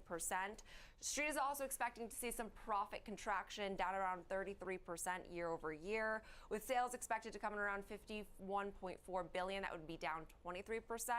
Their earnings did drop nearly 50% in their previous quarter, with revenue that was also down 29%. But they did note that production in their West Texas Permian Basin set a quarterly record. And despite some of that performance, though, their net oil equivalent production the first half of this year still ran flat versus last year, totaling around to 2.9 million barrels of oil equivalent per day. But the key difference between the two is that Chevron is less diversified here than Exxon. Back in 2019, 78% of its earnings were generated from its upstream segment. That trend continued for the next 3 years. We see about 80% on average generated from that segment. We also know that most of these major oil players do have about 50-50 in terms of natural gas and oil. This company is a little bit off, and they are hoping to sort of bridge that gap per some of the remarks from their CEO. But for that reason, they are more receptible to the overall oil price, which is perhaps why we're seeing this underperformance just versus Exxon this year. That's also probably why you see such volatile swings in the earnings as well. I almost think when you're looking at a company like this that is so sensitive to the price of oil, it's like, yeah, clearly if oil was $120 last year at this time or whatever it would have been, it's going to impact the earnings. It's pretty straightforward. The market knows that. Investors in Chevron know that. And so when I look at this company, it's almost like, how is it doing versus last quarter? How's the sequential story?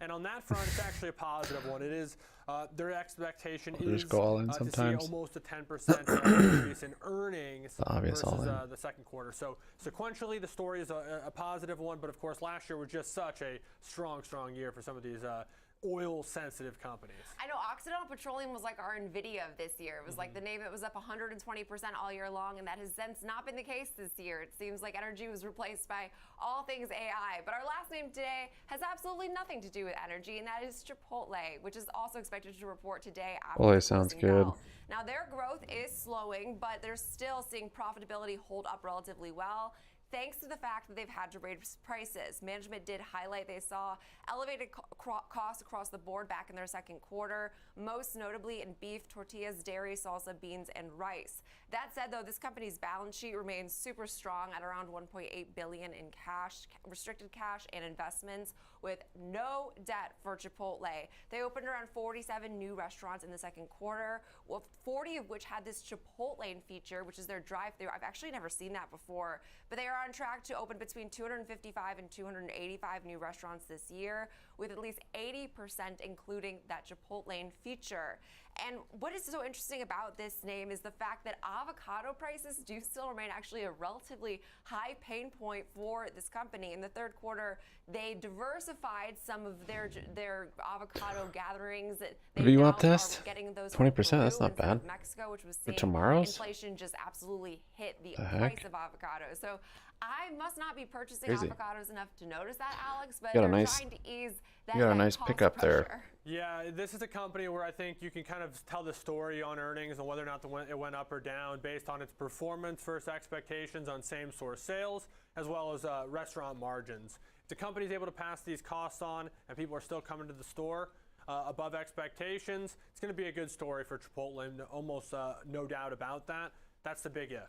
And they have had a very good history of showing that they're resilient to some of the volatility. I mean, this name's still up 31% this year, and a lot of their peers have given up a good amount of that strength. So it's interesting to see the way that Chipotle continues to be a leader in the overall fast casual space. But we'll be looking at our two upvoted names. We're sticking with the energy theme, the oil stocks, looking at Chevron as well as Exxon, comparing the technical levels in both of those names as well as some example trades. Stick around. Next Gen Investing. We'll be right back.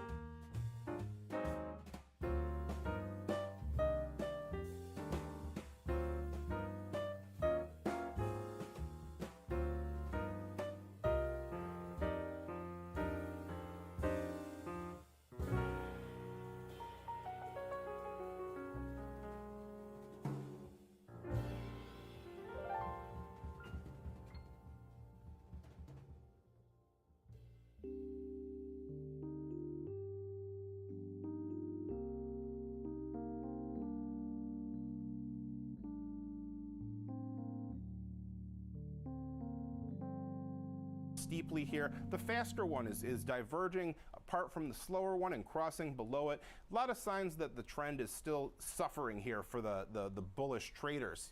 And we stopped at a point right around here. So the point where we halted our decline today happens to be near the confluence of our purple 250 two-day EMA and our trend line and our previous lows from right here. So the area between 106 to 106.50 is going to be really important to hold as we head into the close. But you know, this downward swing, even though it looks quite steep and quite severe, we're actually only down about 11% from those highs. So nothing, I wouldn't say stop the presses or anything with this move here, but it definitely would sting a little bit, especially if you got into a bullish trade near those highs. Yeah, I have to say that the crude oil chart is even a little bit more compelling than this one, but this is the ultimate, the giveth and the taketh, as Ben Lichtenstein always says. But now as far as momentum, what are you watching here? Because it does feel like momentum in a lot of these names, despite the fact that we talk about oil. Triangular pattern and momentum matches our kind of triangular pattern and price here. But there's one thing that really is interesting about this name. First, and you know, the obvious thing is that we're in the bearish side of the camp in the RSI here. And that's really what we're looking at in general with this indicator, which direction the momentum is and how strong it is here. Short the market? You can see that you can use trend lines on RSI similar to price here.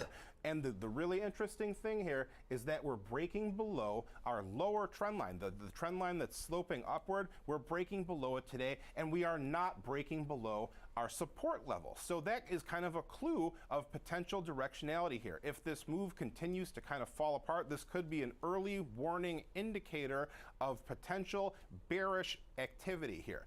Not saying that's a guarantee. You know, these things don't happen the way that we expect them to every time here.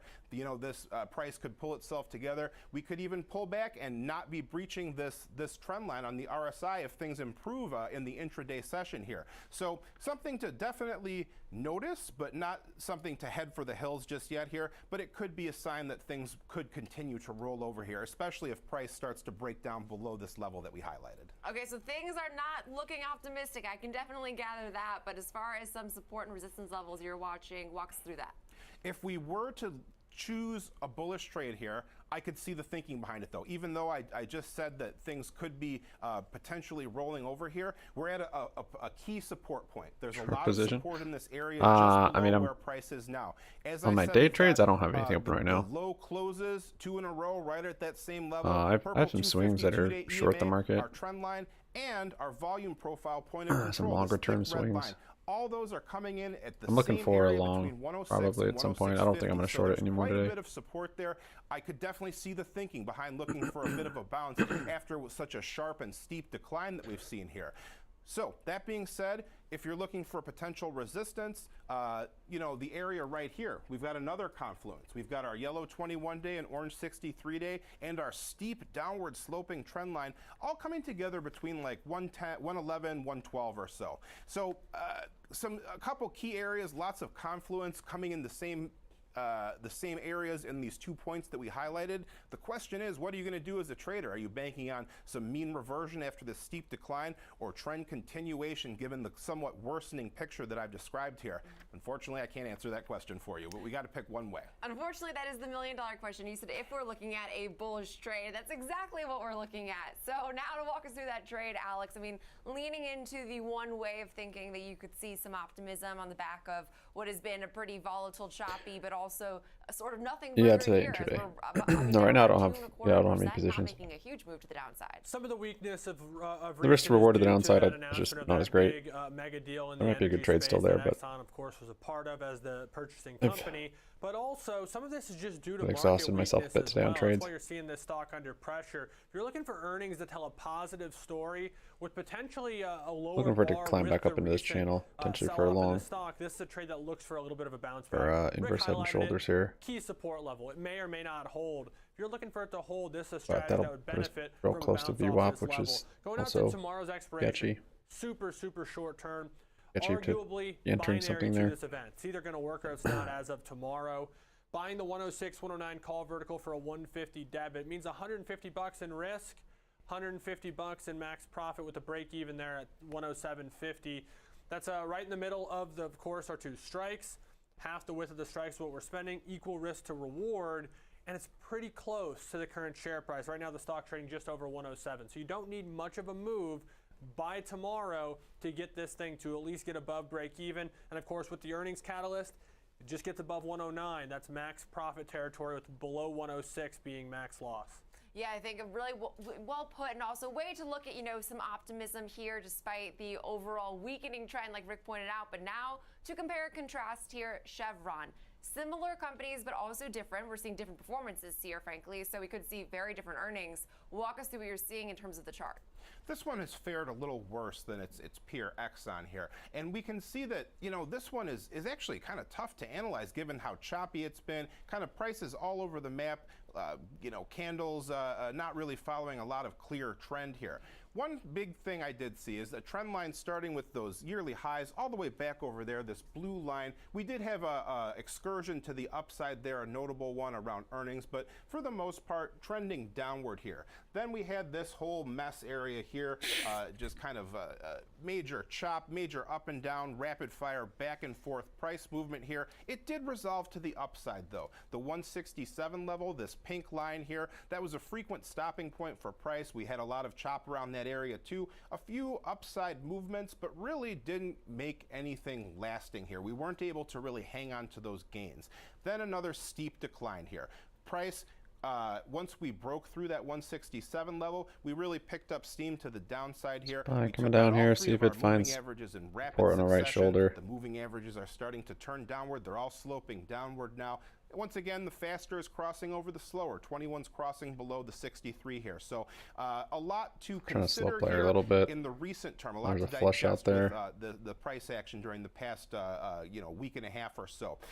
But we are continuing to fall today here, so it's looking a little rough. The trend is definitely down, and we don't have. Oh, she actually had something. Pocket 7's well done. Indications at this point, based on these indicators, that things are going to turn around anytime soon.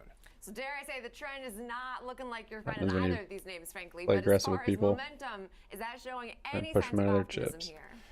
Well, at this point, momentum is pick up kind a of few clear calls cut. there. We're falling, and momentum is following suit. Either want to making new find them on the relative support lows or the with price. break. There is something that I thought was pretty interesting that happened a couple days ago, though. We had this candle right here after we broke below our support level of 167, but we held on above this resistance level. That's the point where RSI broke below the 50 line here. So that kind of was a clue to us that perhaps things were going to keep going that direction. It's usually regarded as a bearish signal here. So even though we hadn't broken this support level of 160, the RSI did cross over. So that's something to keep an eye out for.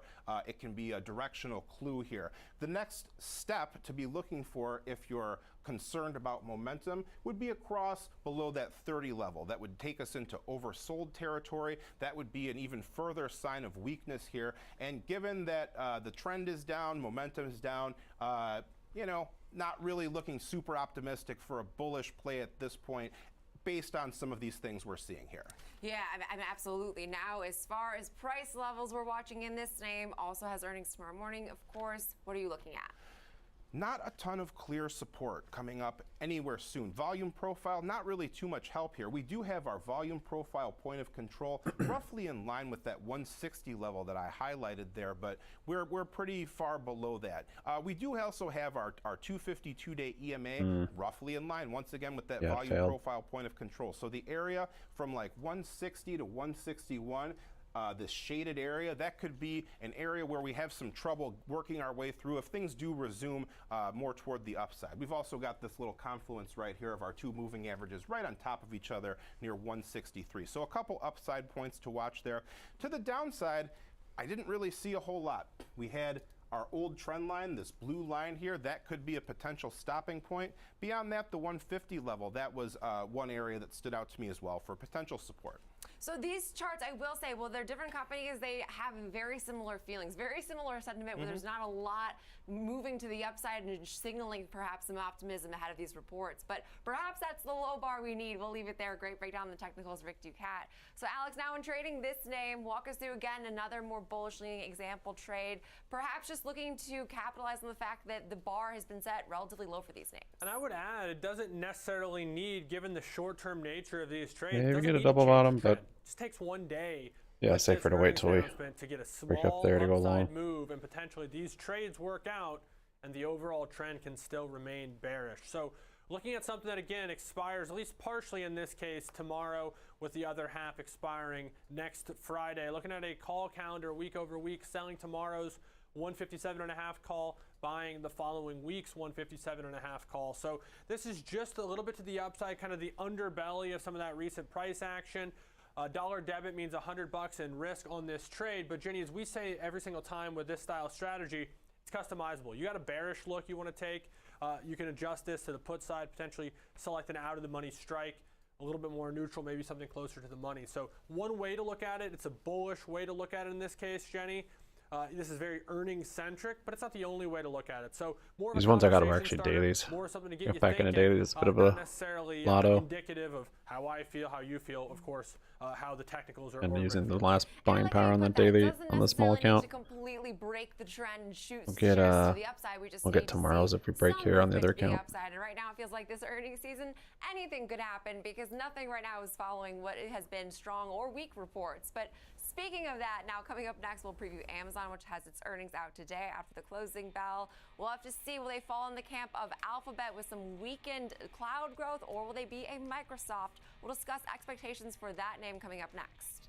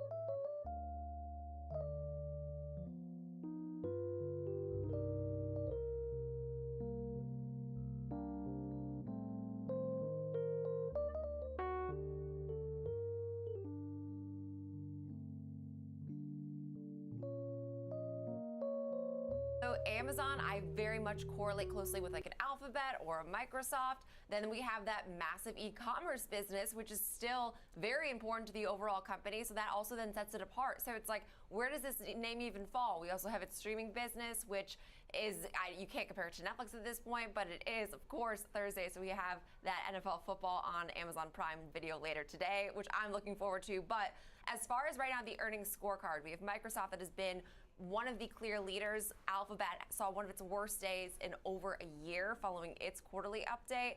Amazon could be the potential, not tiebreaker, but what bucket does it fall in? Will it see that rebound in its Amazon Web Services? Will they continue to see strength in their advertising arm? That's another major question. AWS growth, though, has accelerated for about 6 straight quarters, falling to around 12.2% in the June quarter from around 39.5% in the final quarter of 2021, just to illustrate the slide. I feel like we've talked about this all week. It's still growing. So it's like, at what point will we be content with a 12% growth rate for a business that has established itself as one of, if not the dominant cloud forces? Yeah, I mean, it's still a massive, massive figure in terms of how much money, $23 billion. I mean, those are astronomical numbers. I mean, there's companies that aren't that size, not just part of how much they're making in one quarter on one aspect of their business. Of course, it's a super high margin business as well. So I think it's super important as part of the discussion. Pro tip for those who don't have Amazon Prime, you can watch the games on Twitch for free as well, which of course is owned by Amazon. That is a pro tip. When we're discussing this piece of the puzzle, which I do feel is one of the most important ones that is left, we have, I guess, if it's almost its own puzzle, we have pieces to help us set the stage. We just heard from Alphabet, so we got an idea how their cloud was doing. Not great. Or, as far not as the as good as what the street as wanted. the street wanted. Flush That's in a better there. way to put it. Microsoft New low. at times, it's down a ton today, was seen as that was a bright spot. Azure was doing okay. So the cloud story is a little bit murky, but Amazon being a key player probably correlates more with how Azure had been doing. Maybe that's a bright spot, maybe it's not. And then you got this other aspect, which is the consumer spending. And we just heard from MasterCard, and I took away from that call that the consumer was still strong. I mean, granted, they did call out Europe as being a brighter spot. Amazon is a little bit more tied to North America's spending, but still, if both aspects of Amazon can be going in the right direction at the same time, it's hard to hold this stock down. Oops. It is, especially because we were coming into this holiday season. They just had one of their various Prime days. I'm not sure, are those twice a year now? It feels like they're once a quarter at this point. I mean, if my spending on Amazon is any indication of how this quarter will go, it will be really strong. Because it is far too easy. And one thing that is commendable about Amazon is now its shipping infrastructure and the logistical element of its business it's built out. That did weigh on its margins in the past several quarters because it's been spending a lot to then make those loyal customers have on-time deliveries, and they're incredible at it, I will say. Rarely are any of my Amazon deliveries late or just not early at that point. I mean, it's incredible, but that has been a cost that they've tried to rein back given some of the overall economic uncertainty. Now, one thing in terms of, I know we're speaking like cloud because that is going to be the primary focus just based on the way the street reacted to Alphabet's strong report, but cloud wasn't good enough, is the street is expecting AWS revenue to improve to around 12.9% growth in the quarter to around $23.2 billion. So this would mark actually the first sequential increase in growth in AWS since 2021, which would be huge, obviously. That would be more of the Microsoft-type sentiment if we could get those figures from Amazon. Now, the trend seen overall with this name, though, is that it has been able to dominate pretty much every area of business that it has gone into. I mean, it dominates e-commerce. It then enters Prime Video. It's going to start unleashing these ads. If you can pay more to not have ads, which is brilliant because that's just included in your Prime membership, which has also increased in price. But to me, that's like one of the most valuable memberships I have, just based on all that you really get in terms of shipping costs and everything. But as far as this earnings quarter goes, we are expecting sales to be up around 11% on a year-over-year basis. We are expecting to see around a 6.5% increase in their online store business or e-commerce to around $57 billion. The street is estimating that third-party selling services revenue will grow around 16.7%, with subscription services growing to 13.5%. They also see ad revenue increasing around 21.5%. This name, though, I mean, hasn't had earnings yet, so we haven't necessarily seen that correction from the analysts. But of all of the Magnificent Seven, Elite Eight, whatever you want to call them, they are one of the most buy-centric, buy-heavy names among analysts. 52 out of 54 buy or buy equal ratings, which is pretty darn high. Pretty much every analyst likes this name or sees it as a buy. No outright bears in Amazon. And it's still nowhere near where it was back in the middle parts of 2021. In July of 2021, this stock was almost $190 a share. Now, granted, we never saw it at that because that was, of course, before the 20-for-1 reverse split. But this stock was nearly $4,000 a share at that time. It was just absolutely, humming to the upside. And it wasn't like it just peaked out there. It spent a vast majority of over a year's time above, 160, 170 a share, a level we haven't really sniffed since the early parts of last year. So something to watch there is it may still be perceived as a value name, even though it's up almost 42% year to date and has recently sold off about 20% from its recent highs. So something to watch there. You mentioned third-party seller services. That is just a number that just continues to outperform and has outperformed. You mentioned around 16.5% growth that's expected there. Oh, I checked it down. I thought for sure going to raise. The online Because I'm trying to slow play him there a little bit, but there's a lot of stuff out there too. Those numbers are getting a little bit stuff I smaller, could have lost too. But even with some of the prime deal days, some analysts 130. expecting some of that margin to expand because That's his costs churn are getting a little bit more SPY. improved. Advertising is Green on supposed to be a SPY. little bit more efficient as well. So if margins improve there, that can be a huge, huge part of the story.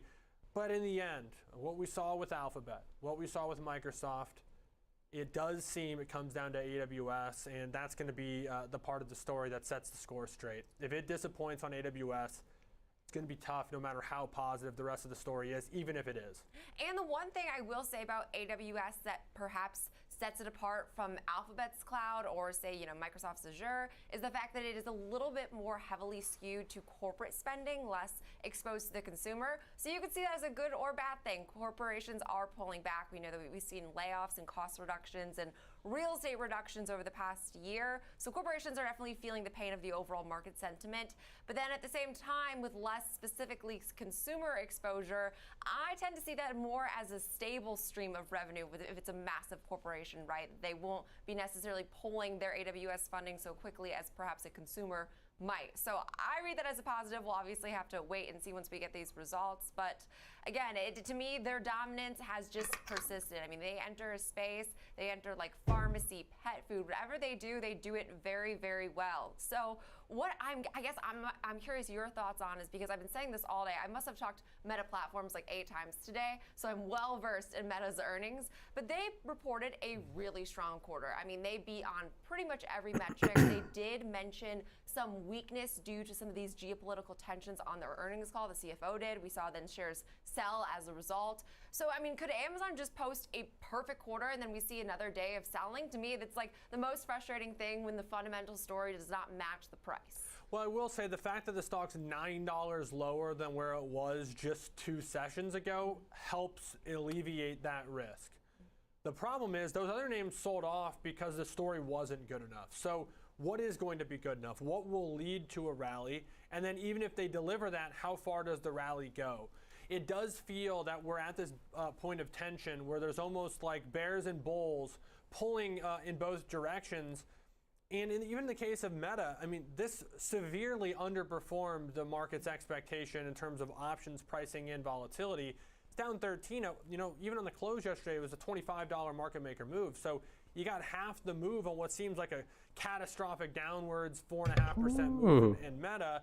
Now, Alphabet certainly outperformed the move to the downside that it was expecting. Yeah, lucky this but guy I had looked at a trips. strategy, Jenny, that simply tries to play it down the middle, doesn't try to assess the landscape. There's a really good chance that there's parts of this story that are good and parts of it that are disappointing, as we've seen with many of these other names that it competes against. And so I looked at a strategy that seeks to benefit from that uncertainty and benefit from the fact that maybe it's a lukewarm report and maybe we don't get a huge reaction.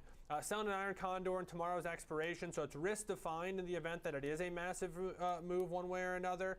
But we went kind of tight here in terms of the selection of the strikes. Did $3 wide strikes on both sides, but collecting $1.25 in terms of the credit. So a little bit more than we typically would look at here.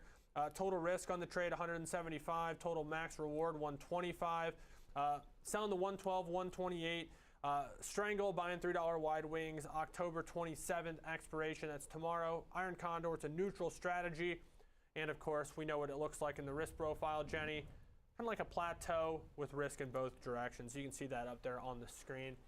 With this one, we're looking for less. Just do less, you know, kind of come in around this 120 mark would be okay. Well, up to 125 would be all right. But because it expires tomorrow, you really do find that this is a fairly binary trade. It's either going to, you know, it's going to be these out guys of cards. the money, and there's Oh, a good he got chance two that it pair. expires worthless, or at least that would be the hope. Thought he had a straight. Or these are going to be tested, and it's going to make tomorrow's trading a little bit more Next dicey. to and a little slow more play. interesting.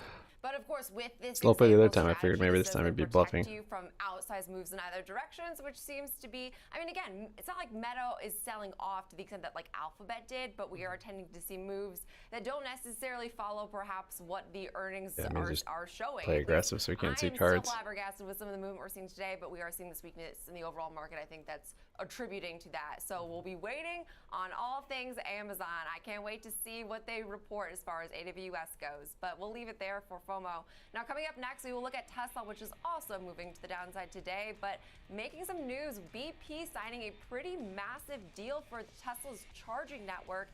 Kevin Green will have more on that story for us coming up next.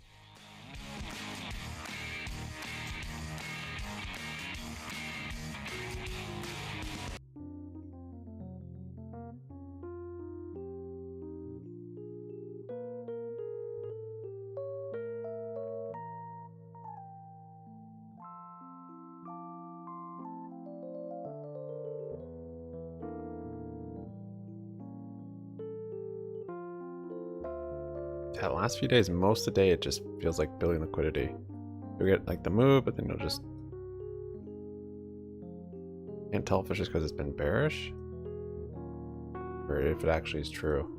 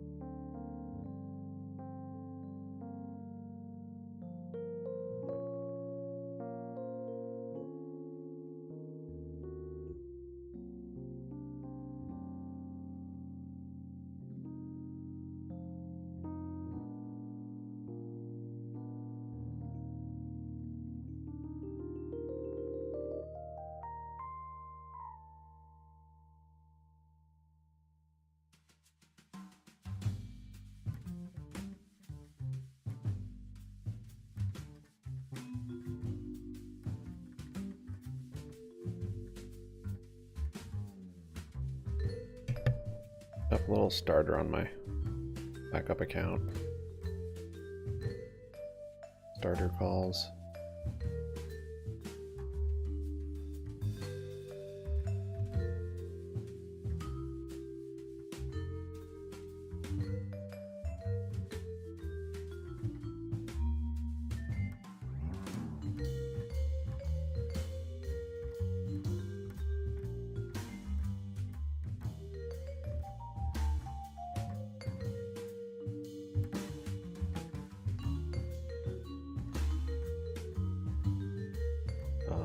Good, Dad.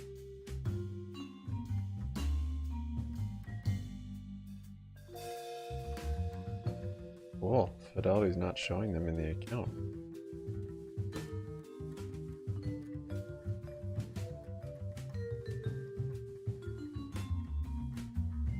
What the heck? Shows it filled under the activity and orders. Filled.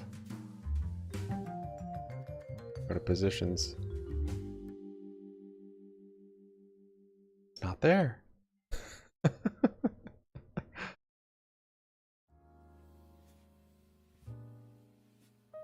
What? I've never seen this happen.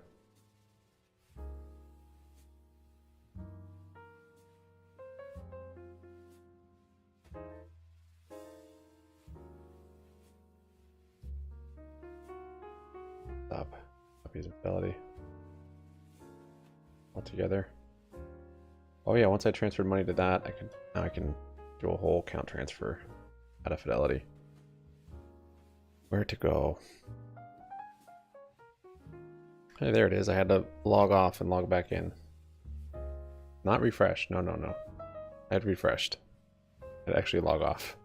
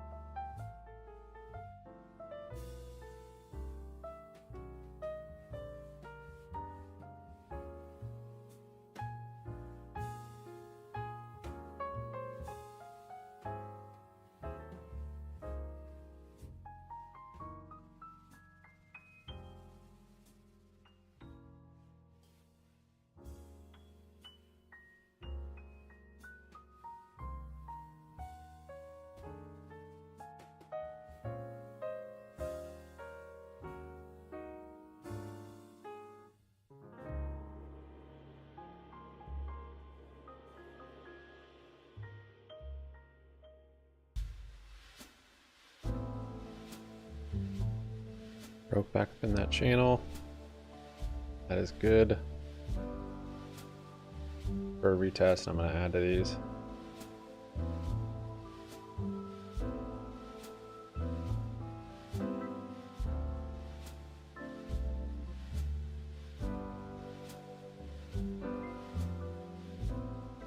Fidelity is...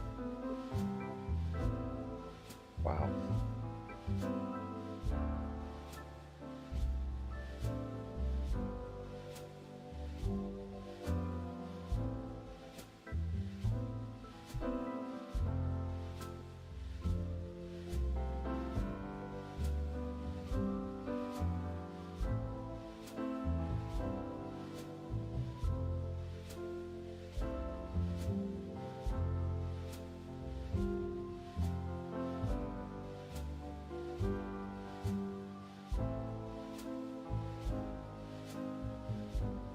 Some of the other car automakers that are out there that's going to be able to sell their cars a little bit easier, as the consumer is going to have a little bit more peace of mind that they're going to be able to charge all across the United States. So I think this is once again a really great opportunity here. Very small. It's very it's in its infancy stage. It's a very small sliver of Tesla's portfolio, but it does provide potentially some very high margins if they're able to command the space, especially when they command the connectors for these systems as well. So everybody's really adopting them when you're looking at the big three automakers. And so once again, you are able to really expand your brand, not only in the auto space, but the energy generation space. So I think this is a really good opportunity, and I'm glad that they're actually making these type of moves.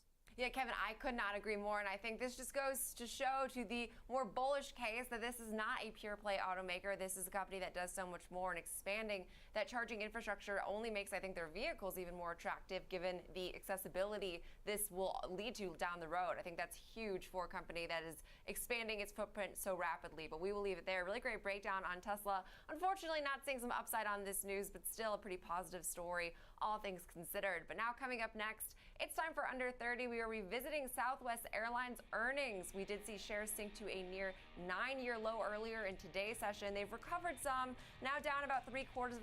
We'll have more on that story with George Tillis coming up next.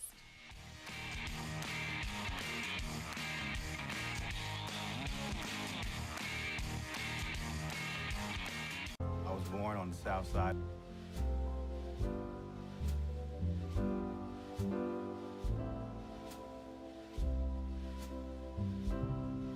Okay, added some there.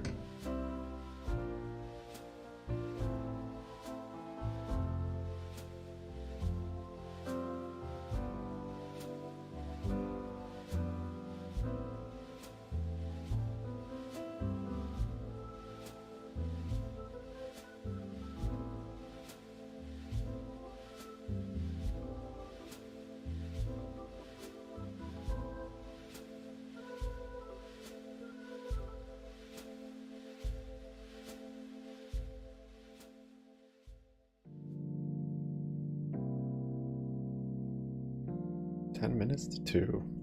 Me's down 2%. AMC's down 0.3. Runs up 7.8.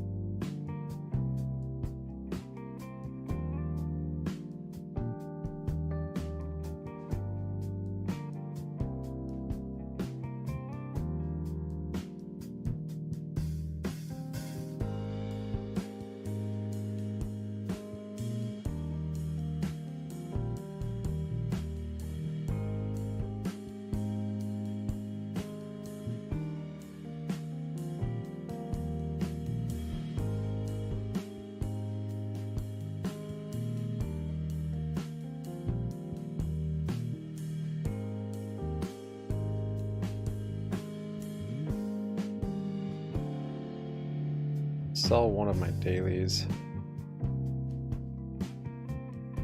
given there's only 2 hours left.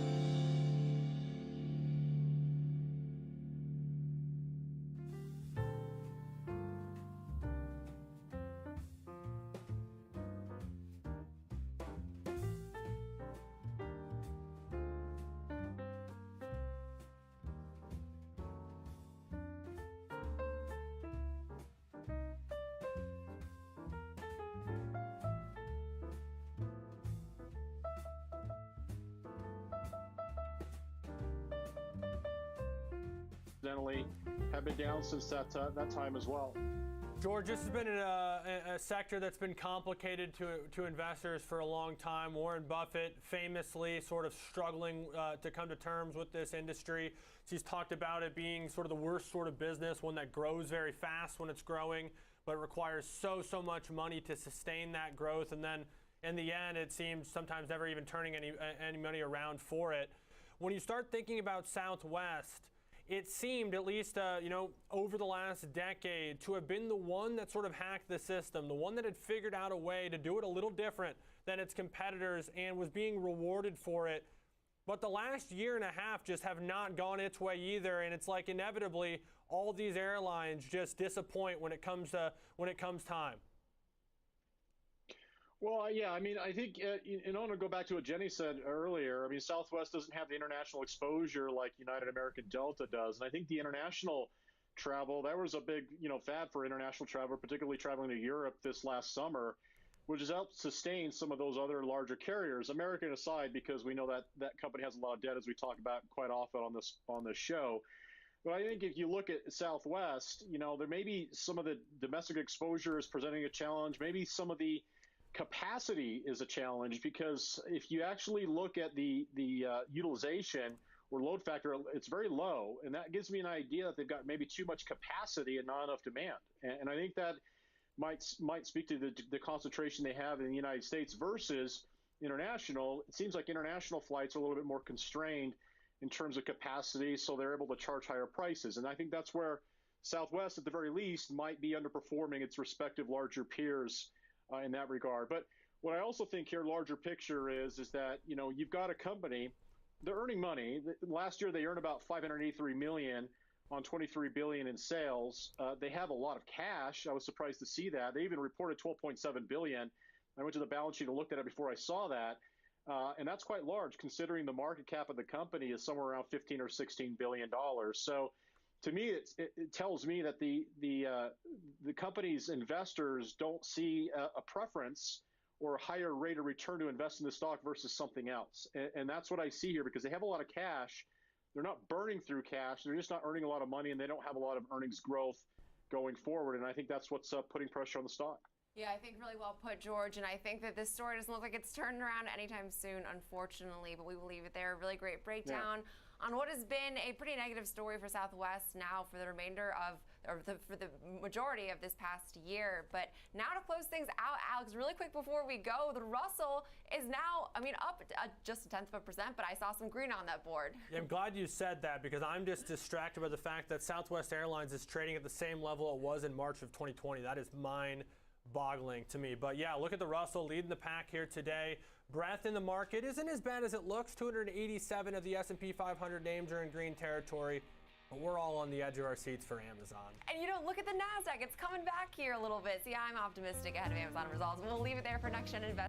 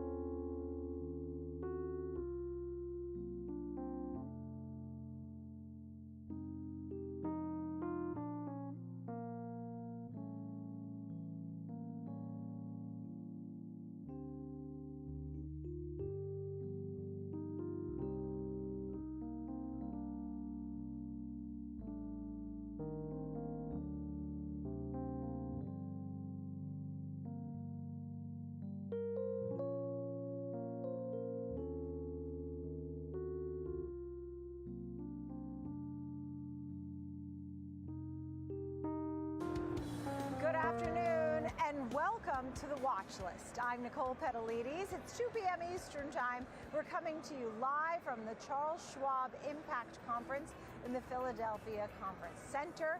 It's been an exciting time, and we have a great lineup for you on today's show. We'll dive into the impact of a potential government shutdown on the markets. Congress has 22 days left to get something passed to fund the government. And with the current market environment and pullback that we've seen, could you be finding some value in small caps? We'll discuss that. And one of our guests certainly thinks so and has some stock picks as well. Our panel taking a look at social media stocks. So we'll look at names like Meta and Pinterest, Snap, and Google. In the meantime, take a look here at the markets. In fact, we're moving further into correction territory. When you saw the NASDAQ down today, down 1.7%. It's well over 10% off the highs, 14,146. The S&P also moves into correction territory, by the way, down 38 to 41.48. The Dow losing 169 points at 32,866, and the Russell up 0.25%. Taking a lock at the futures products right now, we're seeing the dollar and sitting right at 106.51. That's gaining slightly. Gold at 19.97 troy ounce, up $2. Oil pulls back $2, 83.37, and Bitcoin down 2.5%. Communication services, technology, energy, excuse me, and consumer discretionary are under pressure. In the meantime, Kevin Green, senior markets correspondent, I'm out of those calls. with us at this moment. I may reload at some point. We'll see.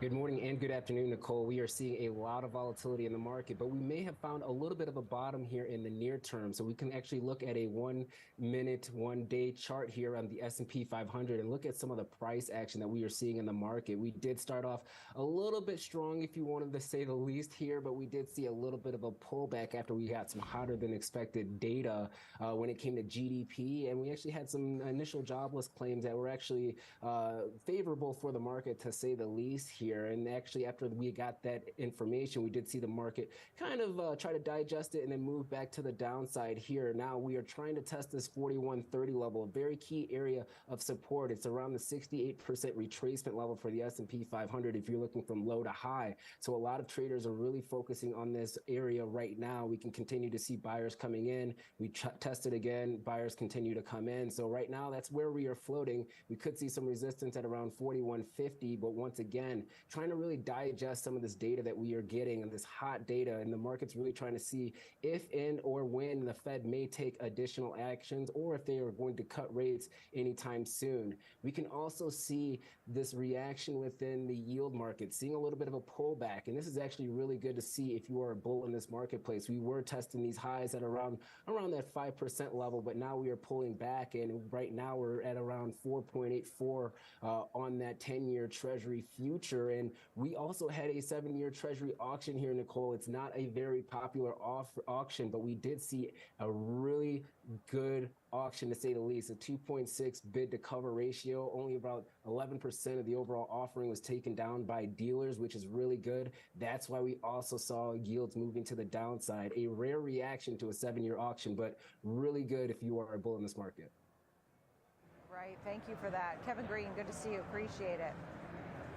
Now let's get a look at the bigger picture. Dan Burke is with us, investment management partner, Callan Family Office. Dan, thanks for being here. Thanks so much for having me, Nicole. So it's sort of tough to start out a show and say this one's in correction territory and that one's in correction territory. But at the same time, I know traders always like a little pullback because it provides some opportunity and gets rid of some of the frothiness. What's your feeling about the market at this point? You know, we just recently published a research report entitled "There's Always Something to Worry About in Markets." And I think in many ways our economic models, our market models have been negative really for the last 12 months or so, dating back all the way to the growth pullback and correction last summer. What's interesting is most of those models have been wrong over the last 12 months. Right. As we saw the Magnificent Seven and other technology and discretionary names lead the market higher. what we've been grappling with today is really this disconnect between what those models are telling us in terms of things like leading economic indicators being incredibly negative over the last year, although then reconciling that with a GDP print of 4.9% and a Fed now forecast of over 5%. So we're really seeing a disconnect in what's happening out in the real economy versus what some of these tried and true measures have been telling us over the last couple of years. So that's been a challenging market to navigate, as you would expect. Yeah. When you check Fed funds futures, for example, I mean, you really don't see the likelihood of a rate hike coming in October 31st, November. And even for December, it's at like 20% or so. So at this point, you have this high rate environment. How do you navigate or, make some investment portfolios in this type of environment that has volatility, that has a high rate environment, or at least high for longer? Yeah, so I think we're trying to think about what could go right and then what could go wrong, and obviously make sure that we're positioning appropriately for both cases. I think in terms of what could go right for the market, that's something that, again, with all this negative news, especially of late, it's easy to forget about. What could go right is consumers can continue to spend. I mean, we saw that the GDP print was really fueled by more than 4% growth in consumer spending. We have seen the labor market be much firmer than anticipated. We've seen job openings increasing slightly. We've seen voluntary leave slow down a bit. But really, with the labor market so strong and continuing to support consumer spending, it's possible that the economy continues to be strong, as we've seen. What will do well in that environment? Certainly cyclicals that, from a valuation perspective, look much more attractive than consumer discretionary or technology names. Interestingly, when we look at equity valuations, which is another part of our model, which looks deeply negative, if you look under the hood a little bit and look at forward-looking PEs across sectors, we see value in energy, in financials, where earnings yields are well in advance of the 10-year Treasury yield. Contrast that with consumer discretionary, contrast that with technology, where you're really not getting paid to take that risk. And when you look at energy and financials, you also have dividend payers. Sometimes you get paid to wait, right? That's another strategy. That's right. Closing you orders. Think about rising interest rates. Certainly it affects your bond portfolio and the duration risk that you're taking there. I think sometimes we forget about the duration that's built into our equity portfolio as well. And so something that we've been doing over the last year is really rebalancing out of those Magnificent Seven names, those growth stocks that have done so well, but have that duration of the assets, right? They require that growth in order to generate the returns, and shifting more into value-oriented sectors with higher dividend yields and much lower duration in the equity portfolio. Yeah. At this point now, when you're obviously having to navigate through a very tough time, are there other things that you watch, whether it's small caps or international?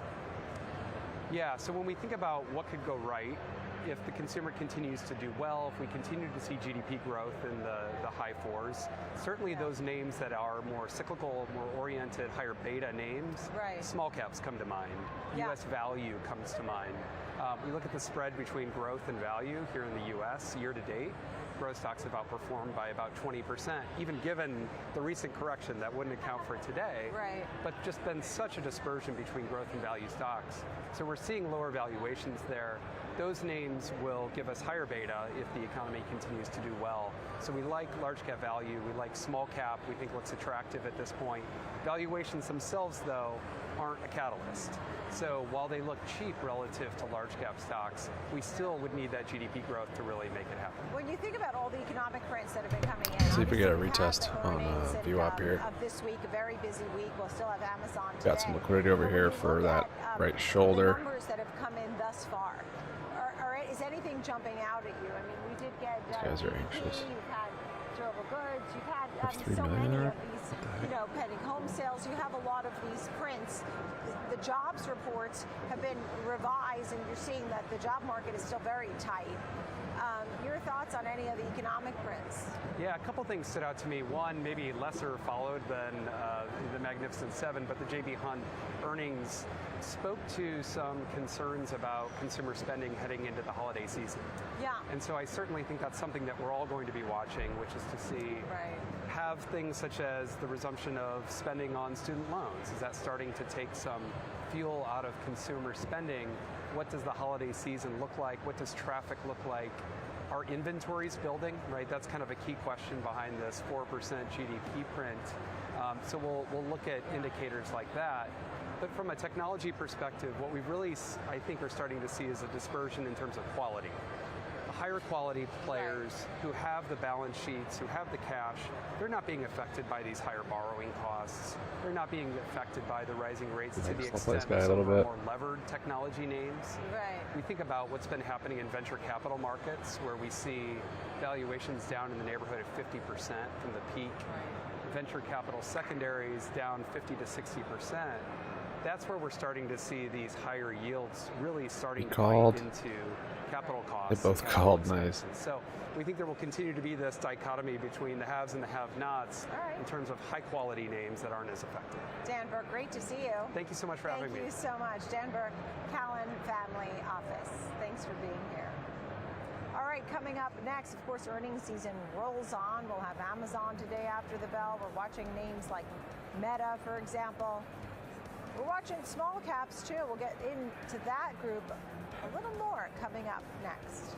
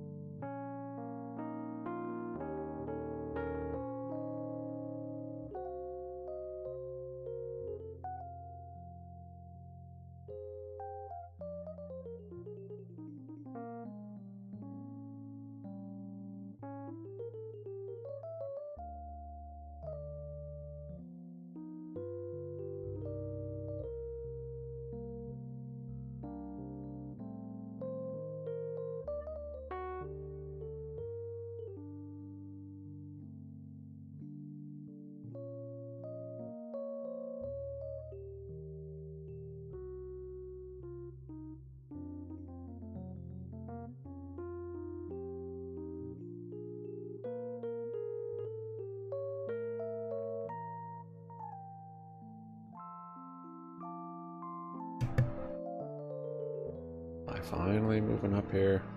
Didn't have the...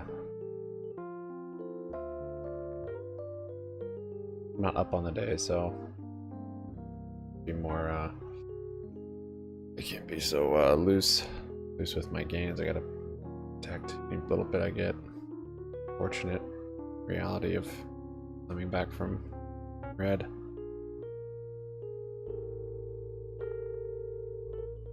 I'll wait though. Look for a pullback and some formation.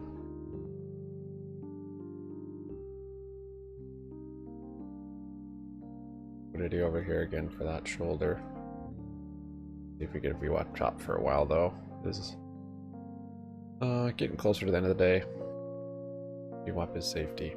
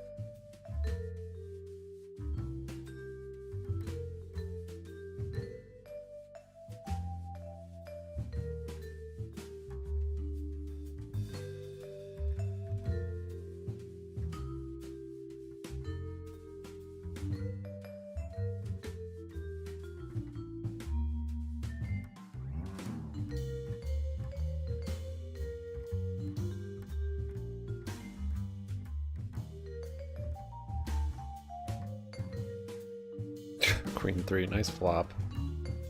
Nice flop. That was as lucky as my river, I guess. Pocket 2s.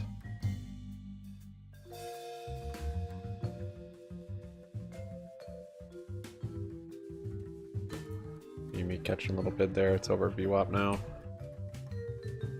Buy rejecting VWAP. Maybe the last trade will be a short. I don't know.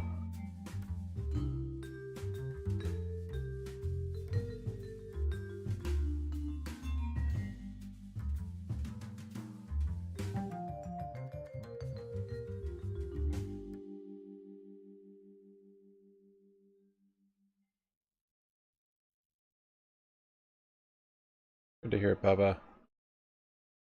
Yes, the market will always be there to humble us.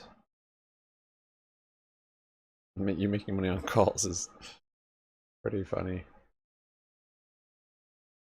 Especially since the market's just been so favoring all your puts the last however many trading days.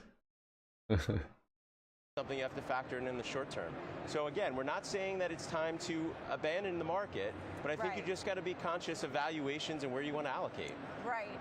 In the meantime, as you start to say we're in correction territory, you have to think you've had good success the last few days, but also look at the market. People love tech and they love the Magnificent Just Seven. every little bounce is sold off. Pulled back enough to start to say I'm interested or So not yet. confidence is good, but I still think you have to be selective having in rules, the sticking to them, practicing risk management. Stick with those companies where you're not seeing those You won't go anywhere without that sales. stuff. So I'll give you an example. I mean, Nvidia, right?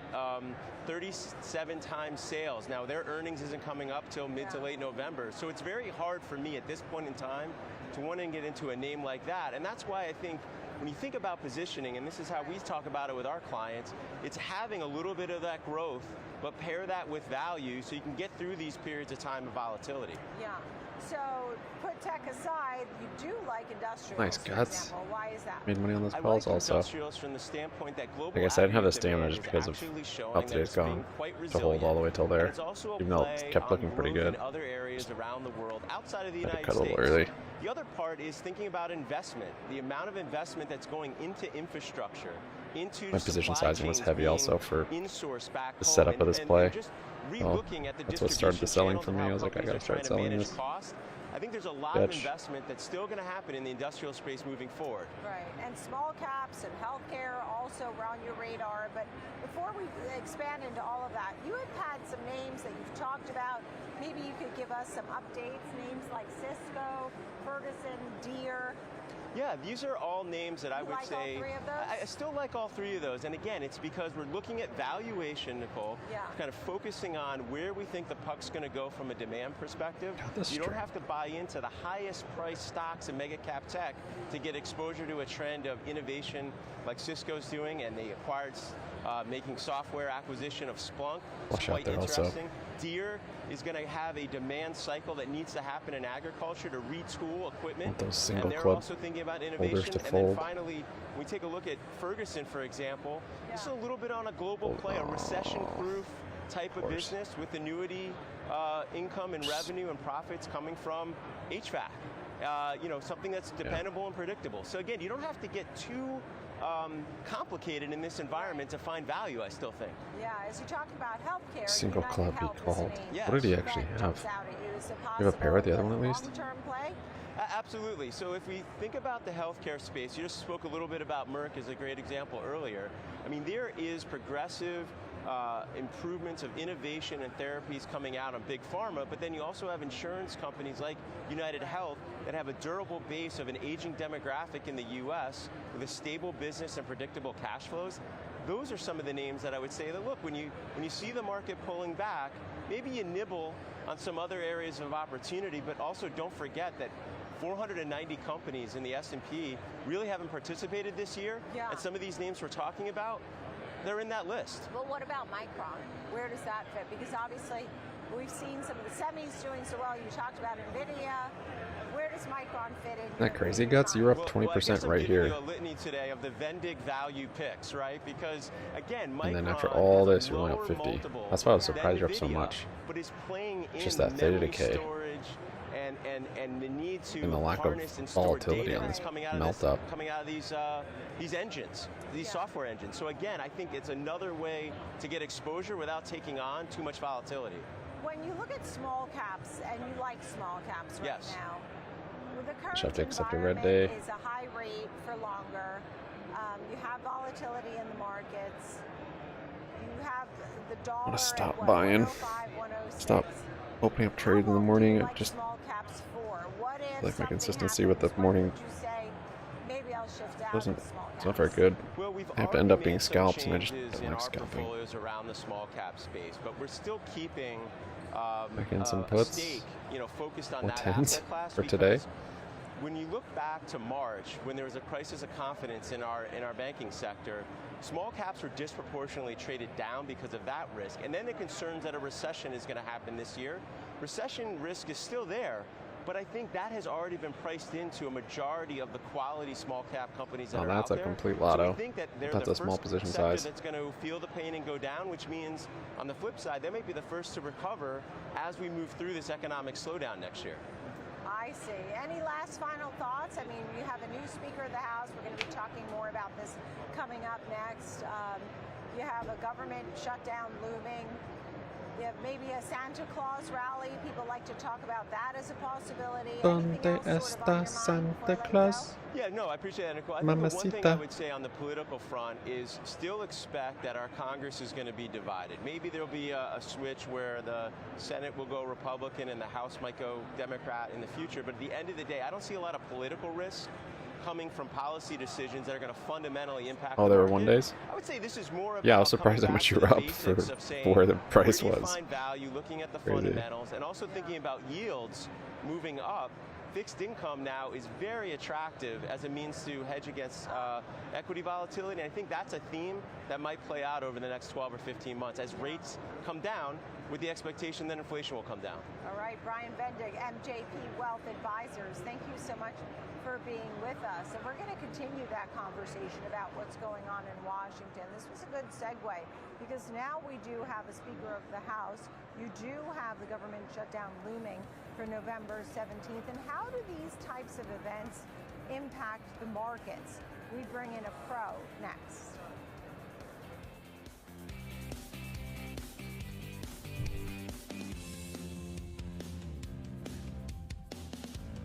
Schwab Bank Investor Checking.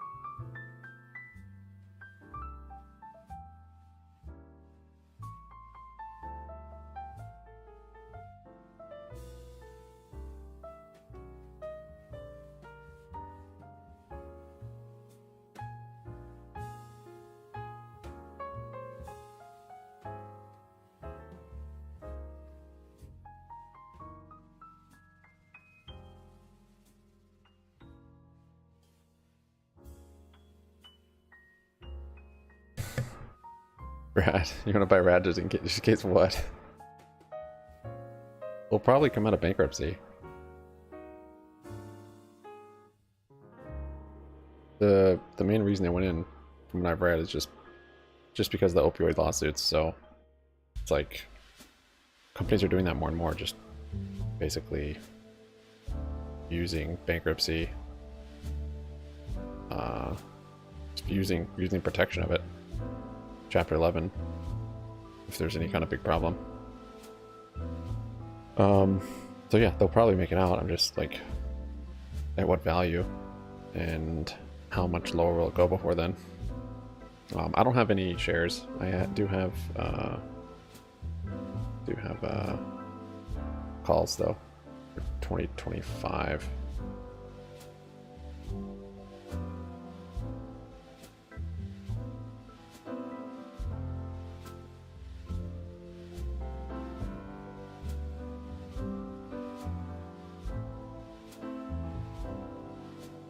Anything with a Q in it, pretty much. I mean, that's the reason why they went into Chapter 11.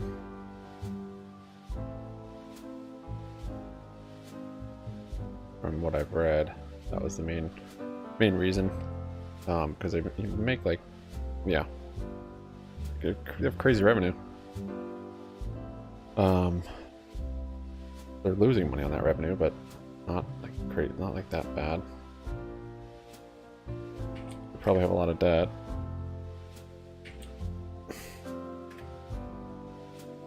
It's a very, very good candidate though for turnaround again. I mean, you've got to think they know what they're doing. You should be able to make money on $22 billion a year in revenue. Because that's what they're doing right now. Like, you got to be able to figure something out. Last quarter they lost $1 billion.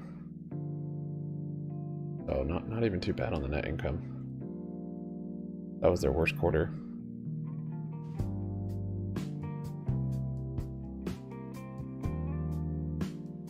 And so making 22 billion in revenue, and their market cap right now is 12 million.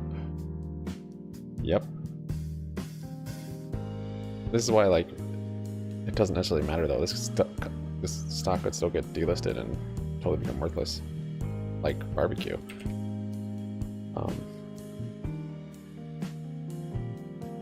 Can't just look at your numbers and call her good. Little head and shoulders up here. Bubba might be onto something.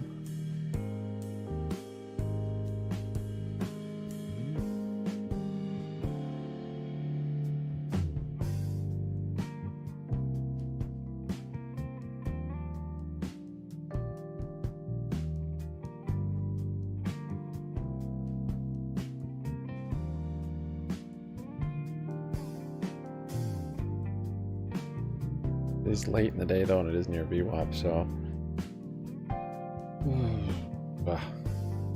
nervous.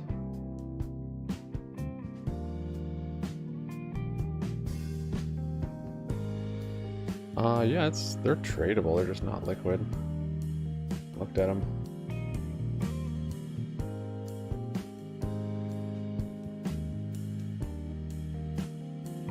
This was before it went bankrupt. I picked them up. There were talks of going bankrupt, and it sold off a bunch, and I wasn't sure if they actually would or not. Here we are. I think they're 50-cent calls.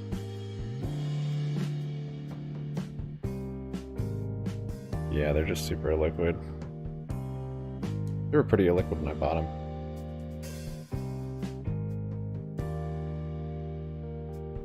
Calls probably are not the play on it though at this point. Everything on that chain looked illiquid.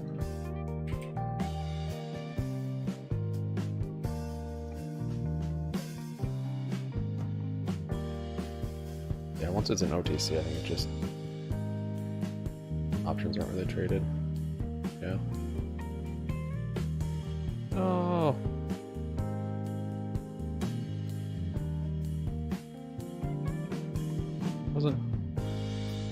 Wasn't idle. Give me a good hand, I'll play. Pretty simple. Give me something to play with.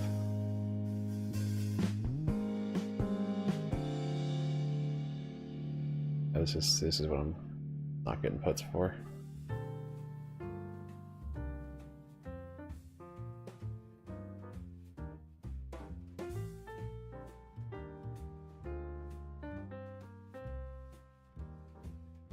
Rad was mentioned in the court hearing as an example of something, or what was the context of that?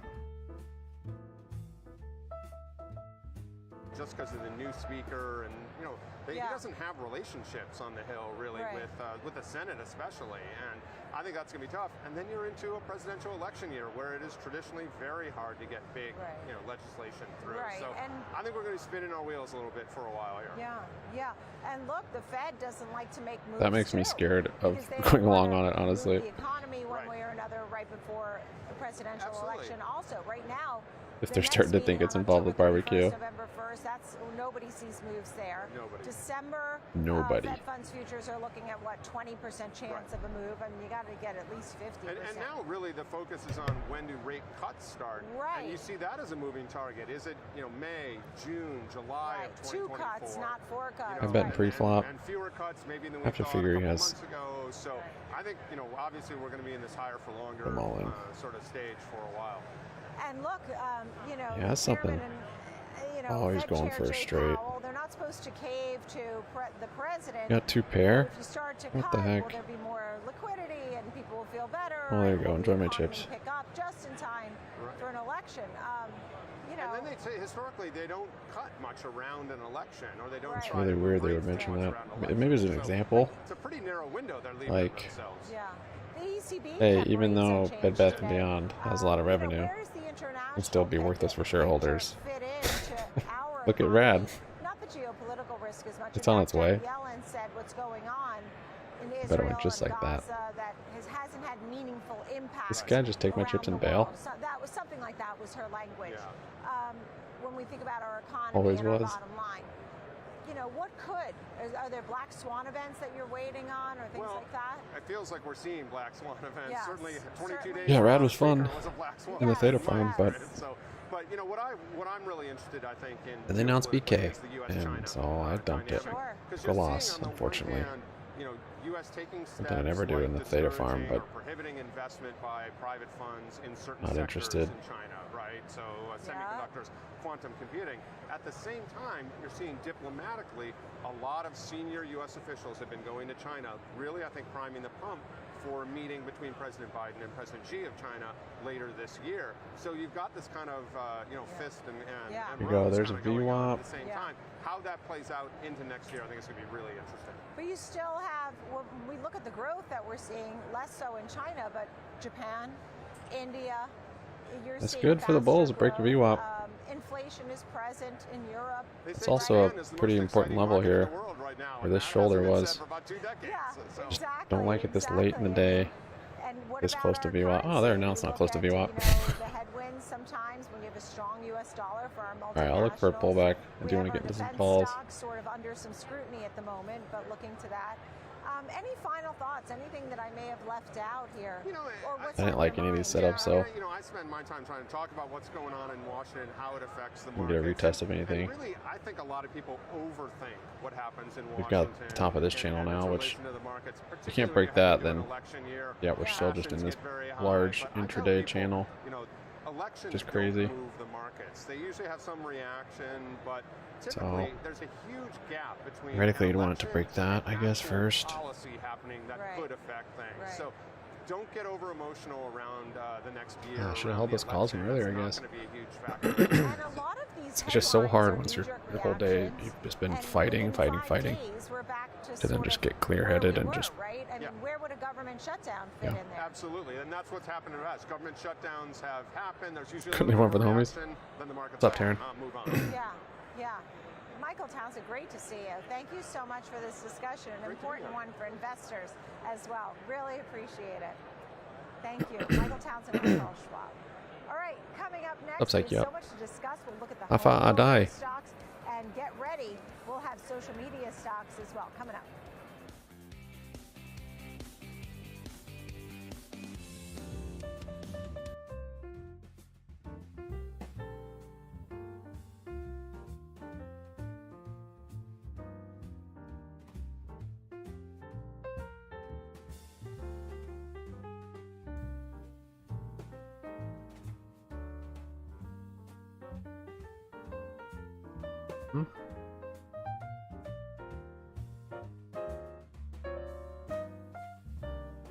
Don't know if the Bulls have it in them to like actually play this out this late in the day.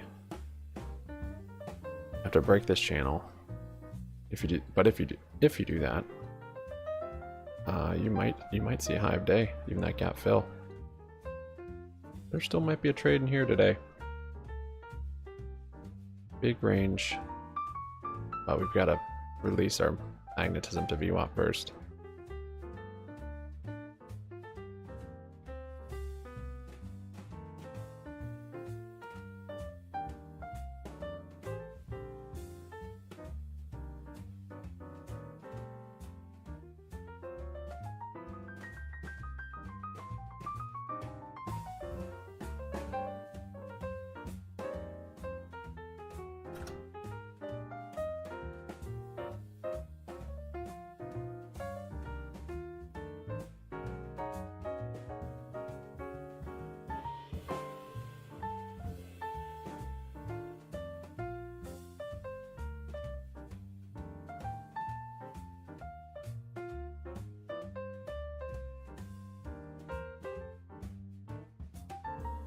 Plenty of upside though if we do break here. I do think we could potentially hit a high of day and possibly that gap fill up there.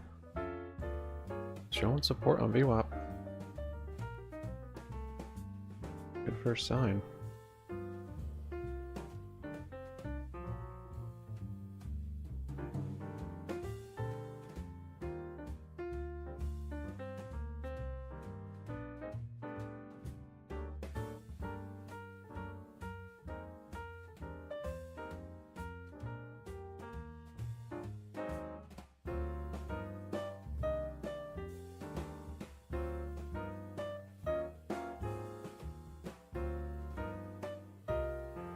Breaking of that channel would probably be the most prudent way to trade this.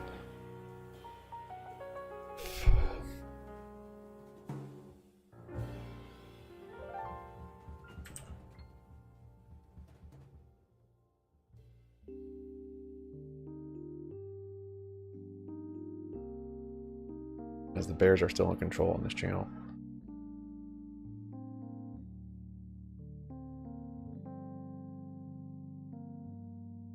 If bulls do start taking control here, we hit high of day.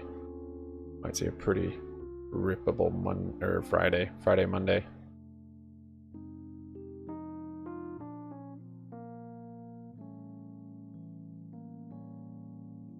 $4.13 call, nice. I mean, you had the reversal since an hour ago. You haven't sold any. Got a nice little move here.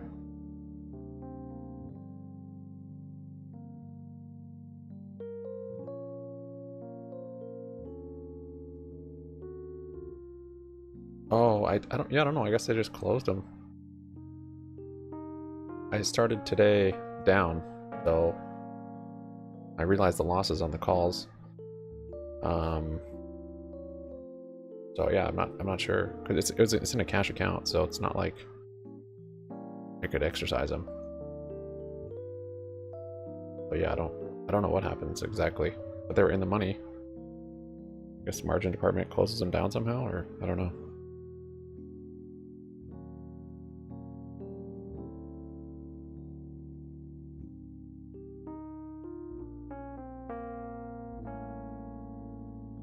Another little test down here, even 414 area. Make a little inverse head and shoulders.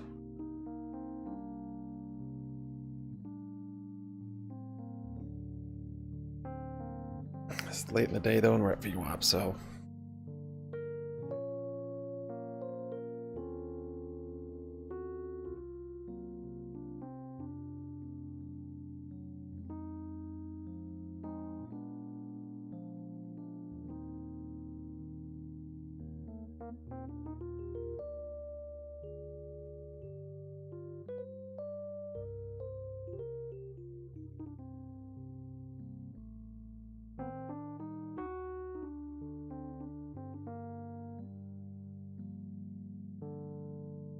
What are folks focused on? there I you feel go. like right now the only thing that seems to matter Week has is begun. cloud, Let's do it. because we heard from Alphabet, which posted strong results, but some cloud weakness or not accelerating at the pace the street would have hoped for. And we saw Alphabet suffer its worst day in almost a year. Then we saw Microsoft, which accelerated its cloud growth again. That was a huge win for the stock. So now Amazon will settle the score. Oh, Their raise AWS battle. segment is lucrative. Oh, It has pre-flop raise slowed battle. its Let's see it. growth Come on. in the recent quarters. Everybody? It fell to Ready? around 12.2% growth in the June quarter. Now Hmm. expecting to see around That's too the bad. Would've been 12.9% fun. growth. This is significant. This would mark the first sequential increase in growth since 2021. So, well, the e-commerce business is obviously huge. They do also have their Prime Video. If I can get We have some the NFL streaming on that today. None of that seems to value matter. in here. It's all about cloud. So we'll be watching those AWS figures to see if they can Oh, sort of another spark spade some is a little investor sketchy. enthusiasm.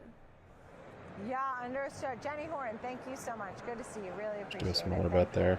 Only 2 people All right, left. let's get to our next topic, a focus on ETFs. Joining me right now, Sean O'Hara, President, Pacer ETF Distributors. Thank you for I mean, being I don't here. know. I don't think they have a.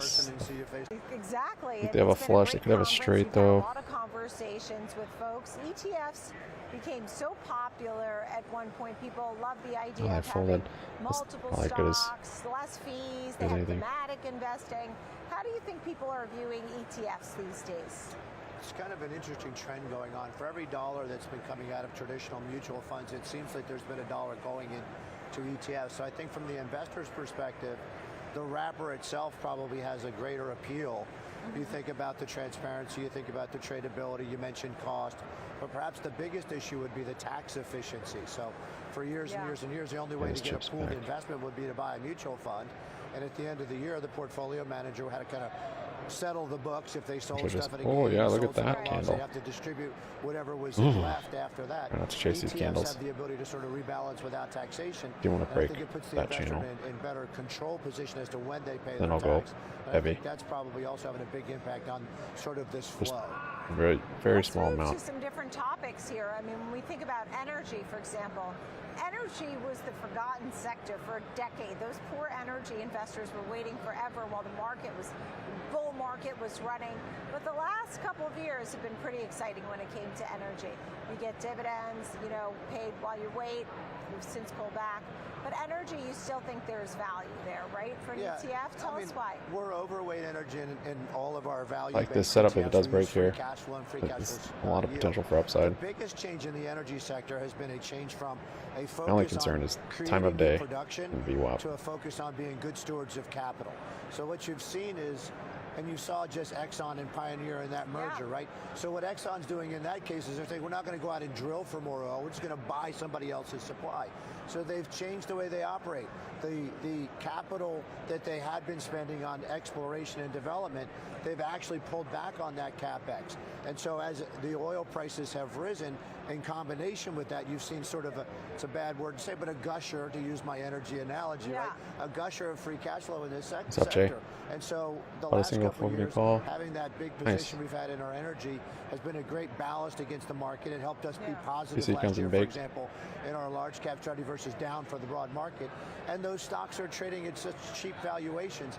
And the biggest thing to me is I don't think we've solved this. Finger, is it actually looking strong, supply-demand or is it issue, still right? trading So its we range? drained the strategic petroleum reserve. Right. The tanks 10%. are pushing or almost bone dry. There's No, still big it's not looking demand strong. out there. And until we solve sorry. that problem, I think the energy stocks are well positioned going I forward. don't like it. Look, we need to replenish that. Just accumulating. That's for sure. Or distributing. You had a lot of action, to your point, when it comes to But either mergers way, and it's consolidation. acquisitions. You have Exxon doing a deal, Chevron doing a deal, and today ConocoPhillips in the headlines. Does that help an ETF, or does it make it exciting to be in the group? I mean, there's still talk of more and I think- mergers to come as they try. To your point, they use the Bulls money take over to get today, so big, companies big that range have day. acreage close to theirs, so they can, grow through the acquisition, close. right? Yeah, and proven reserves that are sitting dormant. So, I think you're going to see more and more mergers and acquisition. When you have such an excess of free cash flow, right? Yeah. You can really only do four things with it. You can pay dividends, which they have. You can buy back stock, which they have. you can do R&D or CapEx to a certain extent, and then you can buy somebody. And so they have so much money right now that I think you're going to see consolidation I continue like that setup. because it's much Just put me better green on the if day. I'm an energy producer to buy Got high somebody day. else who already has the Ended up being a nice infrastructure day. in place and go out and look for new oil and new supply by poking holes It's in an the ground. exciting group. I didn't mean to turn this into an energy segment, but it's been an exciting group. Hello in especially in the Chamorro. last couple of weeks. In Guam. Because you have geopolitical tensions jumping up. You have 3 deals. It's been a busy group. I'm going to skip over home builders and healthcare for a moment and get to commercial real estate. Tell me about that area. To me, commercial real estate right now is probably uninvestable as a category. At some point, it will become a bargain, if you will. Yeah. You have to understand what's going Oh, on. look at that Nicole, is two-pair you I have just about folded. $1.5 That's trillion worth of nice. commercial mortgages that are going to roll over in the next 12 to 18 months. All right. They're so going to we'll roll skip over at higher rates. Yeah. They're going to roll over on buildings that are only 60% occupied. So the asset itself is going to have to get marked down in value. And so it'll be difficult for these commercial real estate properties to get the financing they want, to get the multiples that they want on their location. So I think there's going to be a massive repricing. And so for now, to me, it's a place you should be staying away from. Doesn't mean all real estate is bad. You have data centers and things like that that are attractive. But on the commercial side, we need to go through a sort of a washing out of some of this. And then after that's over, there'll be really a great opportunity to buy properties at much lower prices. What about names like Pfizer and Moderna? You like those, right? We own Pfizer. We own This might be healthcare. quite the powerful power hour. Names like McKesson, which is a supplier. But Pfizer's kind of an interesting name. We've owned it, made a lot of money on it, and it cycles out. It's back in the portfolio. Its stock price is obviously way down year to date, so it's relatively cheap compared to where it used to be.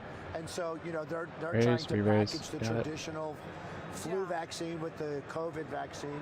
And they say they're working on a pill form of the Ozempic or Wegovy, and so that's been a big driver in healthcare. So I think, you know, they got a good product pipeline. They're If they don't have pocket kings or pocket aces, I bet someone probably does. Tremendous free cash flow. Yeah. Even in a high mortgage rate environment, home builders you like. And 7 International pocket as queens. well? Yeah, so the home builder thing's kind of like counterintuitive, flop. right? Nobody wants to sell their house if they own it because they've got a 3% mortgage. Right. Did he They don't wanna have? trade up Did to he a bigger match my house with a higher all-in? mortgage. So all that supply is sort of coming off the market. And so for people who want to buy new houses, the only real game to play is to buy That was a the only new way to house. play And so that. we own some of the whole builders like Lennar. I guess I could have checked. I didn't want International, people to be able to me, is see the next tremendous opportunity in return. terms of valuation. It's been difficult to invest internationally because those economies just don't grow like ours. Yeah. But if you use a screen like free cash flow and free cash flow yield to weed out Oh, it's only the getting real names you want, close. you wind up with much better earnings growth by doing that internationally than the broad indexes. And so we're starting to see big flows into international and global. They trade at massive, massive discounts to what they historically would. And their dividend yields Give are me the very, very chips high back. today comparatively. Right, right. Sean O'Hara, Pacer ETF I know distributor. I'm It's great to tilting. see Isn't you. real, Thank right? you I'm so bluffing. much. All right, coming up next, we're looking at those social media stocks, names like Meta, Pinterest, Snap, Google. I want those chips What do you back. I need don't want to your know? guys's. Our panel is ready.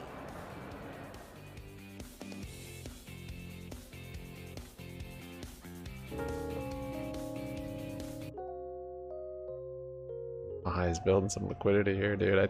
We might break it.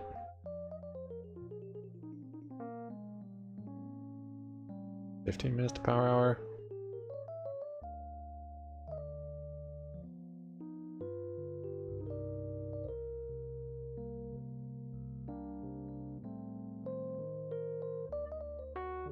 This is the shoulder, or this is the neckline on the inverse head and shoulders, as well as the break of the channel.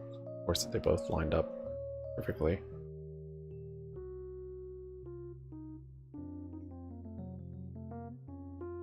Six offsuit. Oh. That's all I need to see.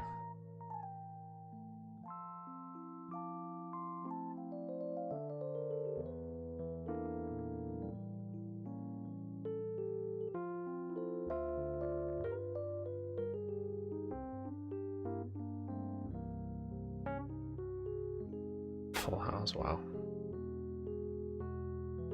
We're getting wrecked out here.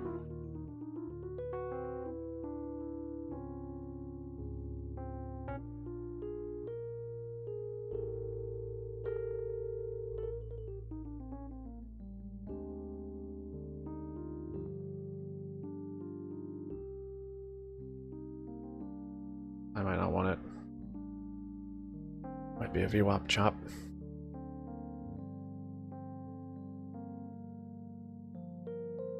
Palmer is a fake out. Not yet. Not yet. But yes, we have reclaimed.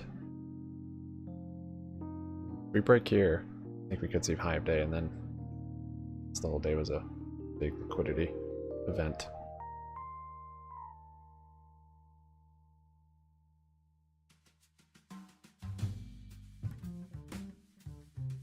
So that's my take. You already know it's my take, because I just said it.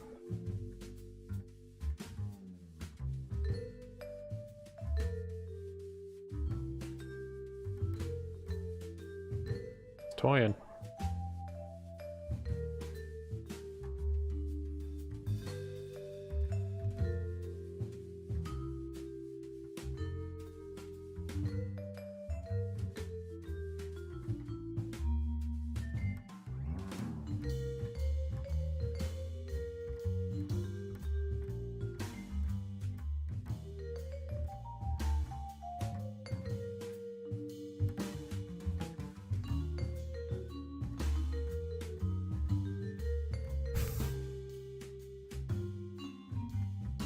Or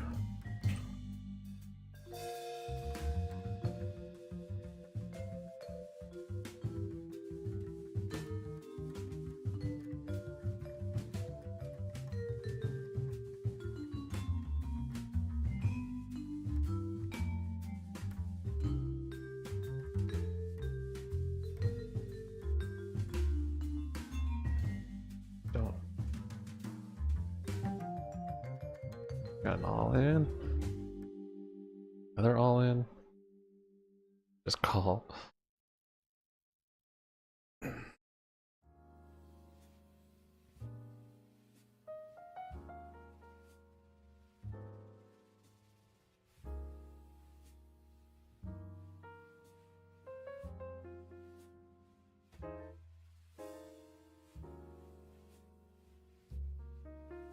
What? I can't see what's going on. What happened? Got three of a kind? I got a straight.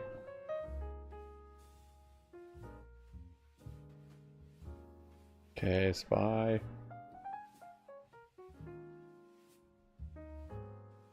When it does break, it's probably gonna be gnarly, so probably get a bad fill, but well. 8 minutes to power hour. Yep, there it is. Got some. Hopefully it's not a fake out. By some, I mean way too many.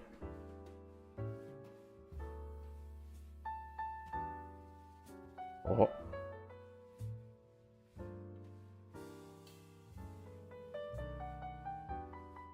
Still in it. Not getting shaken out that easy. Not anymore. Shook me out too much today, Spy. This week has been a massive shakeout for me.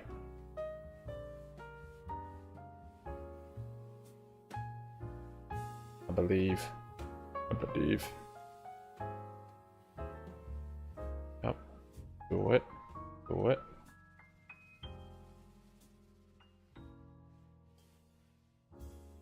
Okay, I need to start looking at this closer.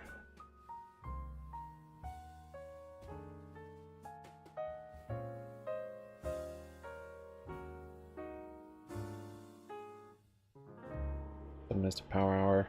Be free. Bye, birdie. I mean, I'm not seeing much until like 4:16.86. If power hour confirms.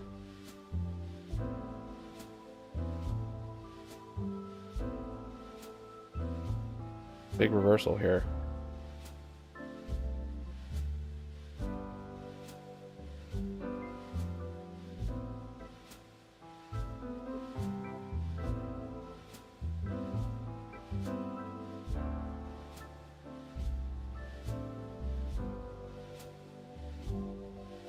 Use your power. Climb. Or retest. Let's go fill that gap, actually. Don't forget, SPY, you have a gap up there. Yes. 417.40. This is the way.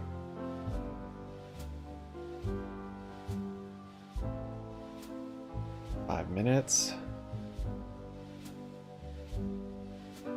Teetering.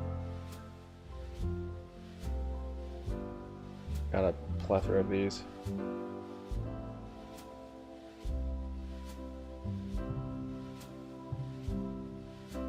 I'm gonna close a couple so it'll start moving.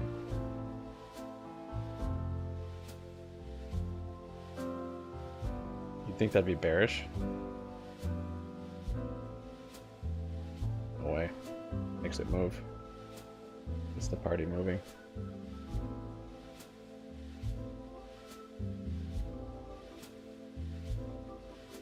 This is very, very mellow. Come on.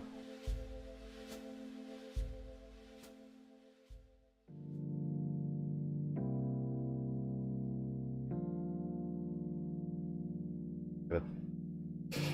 Distracted now. Gotta stare at this candle so it becomes green and large.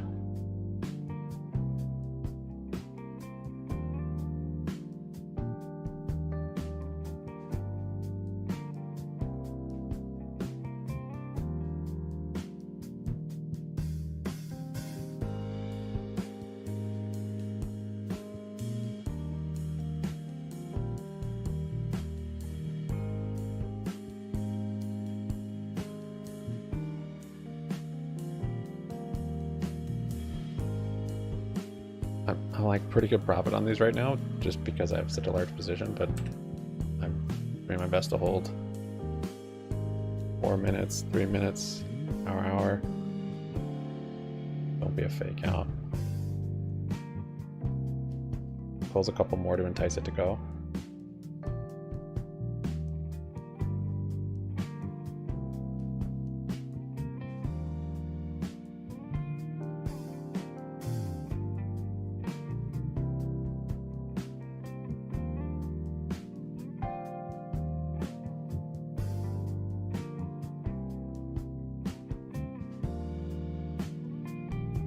Come on. This meltiness is unnerving.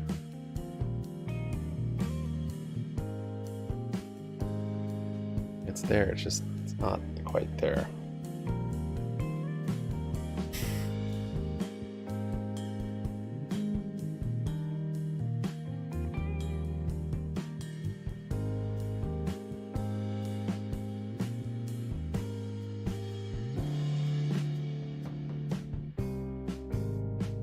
Alright, Jay, thanks for cruising by, man. Appreciate it, Jay.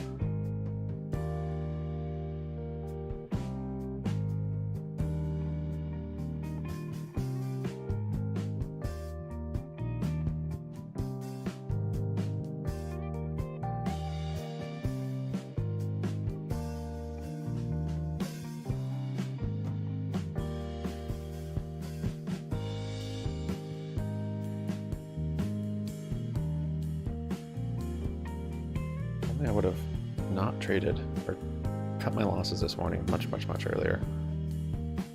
They could have been very, very green for me. I still like this. It's retesting the breakout, so it's looking very bullish still. I just want it further away from my cost basis. 1 minute.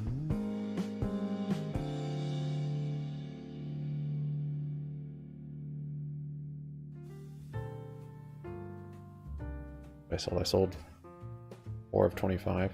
I'm trading tomorrow's too. I'm not trading dailies.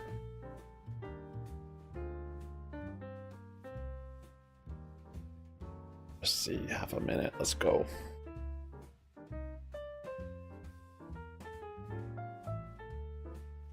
New high there. Come on. GME's only down 0.5% now. AMC's up 1.7.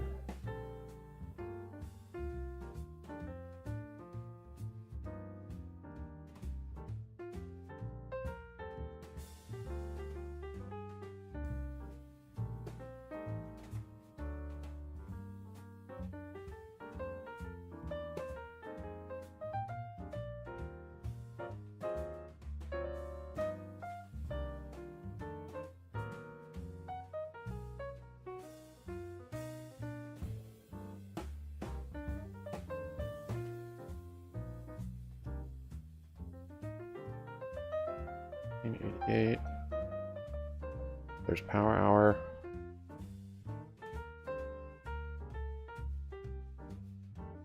I don't like the meltiness. There's some volume, come on. Closing a couple more there.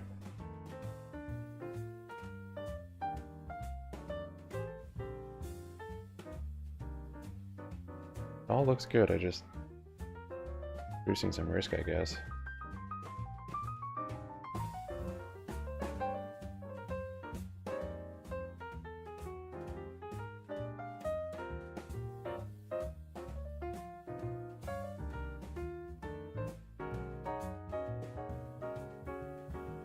AMC 1.8. R2K is up 1%. Views are still down 1%. Supply is only down 0.5%. GME is at VWAP. It's almost green.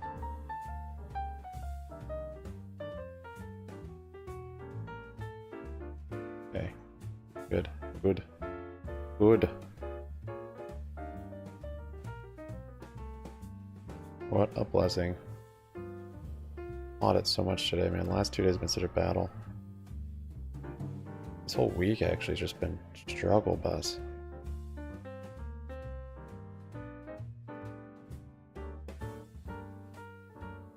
Like even on the green days, just like I'm just so exhausted. By the end of the day, I'm like, that was insane. The war.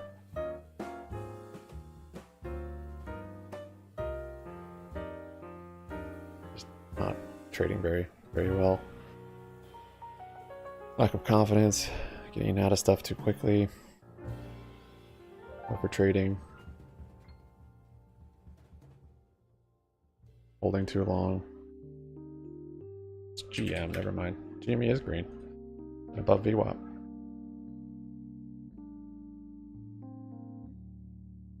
The GME still has that RSI divergence. Price action doesn't support it though. We get a break of these resistances up here. Just keep going up, SPY. Nice and easy. Or very aggressive. Dollar coming off, bonds still staying bid. Perhaps there's some hope that maybe the macro pressure around our economic data. I really want to hold all of these until. It's a good sign for sure. The bonds. I mean, we don't even. To that GDP print pretty calmly, 416.86. Still a big hurdle tomorrow with inflation, but the technical levels are not looking good for bulls. Let's go through some of the movers here, a few highlights that I want to put out there. Number one, the underperforming sector and factor and style today is everything related to growth. Just whether very, it's very. mega caps, post earnings, or just generally Yeah, I'm closing a couple more. speculative stuff. Gotta close some so it'll go. Equities are being led on the That's the way. downside by growth. The SPYG ETF, they're down about 80 pips. Again, it was worse earlier today. If you look at what's working, the min-vol category alongside the small caps, as far as factors go, vol minimization funds, USMV, SPLV, those are doing okay today. And there are companies in there that have generally some of those higher quality, less downside type of exposure that is the goal of such min-vol reducing funds. And it's kind of working today. So credit to them. You've got some good healthcare stuff in there. You've got a little overweight on banks, and the financials are actually acting solid. Of course, anything's today. possible, especially just late in the day, Some of these where it just wants to strategies try minimize chop vol and then go back to do deserve a VWAP. little credit on a day like today. If we had enough time, though, I don't see why this wouldn't. That channel break at least hit this resistance up here. But it's been such an outperformer Because it's that we're still at basically 34,000. BTC, of broken course, out of waiting that on chop. news from the ETF world. We haven't gotten many updates. Unfortunately, got no secret inside intel see. from you here. Everybody's doing the same, just looking, waiting, and hoping, basically. The big question will be what Bitcoin does after the ETF. The hype and the speculation and the pump, that is, of course, crypto's #1 skill set is hype. Let's see what it does when we actually get the announcement. A little bit of peeling back of some of that euphoria in the crypto world today. Finally, though, bonds. TLT was talking today with some bond managers about the persistence of flows into the Treasury fund. And TLT is, of course, I'm gonna leading close a that. couple more. Every time it drops, the money There we just go. keeps coming in. So maybe it's bad money chasing, or good money chasing bad, stubbornness, whatever it may be. there tends to still be a hope, it seems, judging by flows, that perhaps we will top out around 5%. Conversation that we're going to be having tomorrow, mostly for inflation. Today's about stocks and it's about strategies. The dollar at the highs of the last 30 days, still, while that thing is contained, hopes that maybe even with the much better than expected economic data, the Fed doesn't have to be too aggressive. Let's bring in Tom White joining me from Chicago. A couple stocks we're going to talk about here, Tom, but just firstly, I mean, the market really interesting today because Meta was this big problem. GDP could have been a problem, but bonds are pretty calm. The dollar's chilling out a little bit. This could have been a lot worse today. It definitely could, Oliver. And I think, one of the reasons you Pullback's mentioned yields, fine. them falling today about 14 basis points lower on See the if we 10-year get a retest on this. at the height of the session, just This level again. 5%. But we had a 7-year Close the rest if we yield break through it. or bond auction today, note auction today that came in pretty hot, better than the 2- and the 5-year auctions that we had on the previous Or 2 break days. even, whichever's first. The cover was 2.70 on the bid to cover. That's above the recent averages for those. Pretty odd, but indirect bidders were up to 70%. given So that's an improvement. time of day and VWAP, about 65%. We've seen some wouldn't weak be unheard of if it late, did this and then this came was back. A pretty strong one. We saw Normally they'll break like this of a bid into on the whole days. Yields falling, and then Larger also, channel like that would be Treasury Secretary quite bullish. Yellen came out with some positive comments in an interview where she said the much more soft aggressive than landing this. might be in sight. She cited the strong consumer and the GDP data that was pretty spectacular in her eyes. So that gave a lift to us when we were at session lows about an hour ago. But, you mentioned some of those levels. S&P 500 still below that 4,200 level. NASDAQ 100 in correction territory. So we'll see what the bulls can do here ahead of that PCE data tomorrow. I'm a little disappointed Treasury Secretary Yellen didn't steal my trampoline landing moniker. I mean, we bounced hard. Yeah, core PCE tomorrow morning 8:30. Consumer sentiment at 10. Personal spending also at 8:30. On how well the economy is doing. I think at this point, it's understandable. Nobody expected it to be this strong. To your point about What a the weak auction, little trade. eyes on that, Tom, That was because we it, were dang. wondering how that 7-year was going to go today. That's a more important one. The longer we get out on the curve, the more important those auctions are. So you think that kind of helped sentiment a little bit here? Yeah, definitely helped sentiment because we've seen really weak indirect bidders on a lot of these auctions. And if you look at the size of it, that increased it by $1 billion also. So the actual scale of it was a little bit bigger also. One item of note is that GDP number, and I think people are overlooking this, is the fact that if you saw government spending portion of that GDP number, maybe it wouldn't have been as good or above those whisper numbers that we saw. So keep that in the back of your head. All but a few for the homies. That the if we break consumer this, spending is starting to slow or a if I little get bit. back to break even we'll on have to them. wait and get some, Well, even maybe some break up-to-date even, I'll numbers. close We all got of them. consumer sentiment tomorrow too. That'll be one that'll be highly watched. Yeah, definitely. Good point there. Okay, so maybe the macro conversation continues to tomorrow. Let's talk a few of the micro stories, a couple stocks. This earnings season is not messing around, man. Taking no prisoners. One that got wrecked today was Western Digital. Amazingly, the semiconductor group is doing okay, so I guess it's just ranked near the bottom of the priorities list for chips, but I mean, still, they do have some indication about the status of general Dude, this demand. price action is power hour. What's going on? They think that the trough is in as Bad. far as memory demand, but this is all based on a story from Nikkei Bad hour. Newswires over in Japan that basically Western Digital is walking away from the potential merger deal with Kioxia.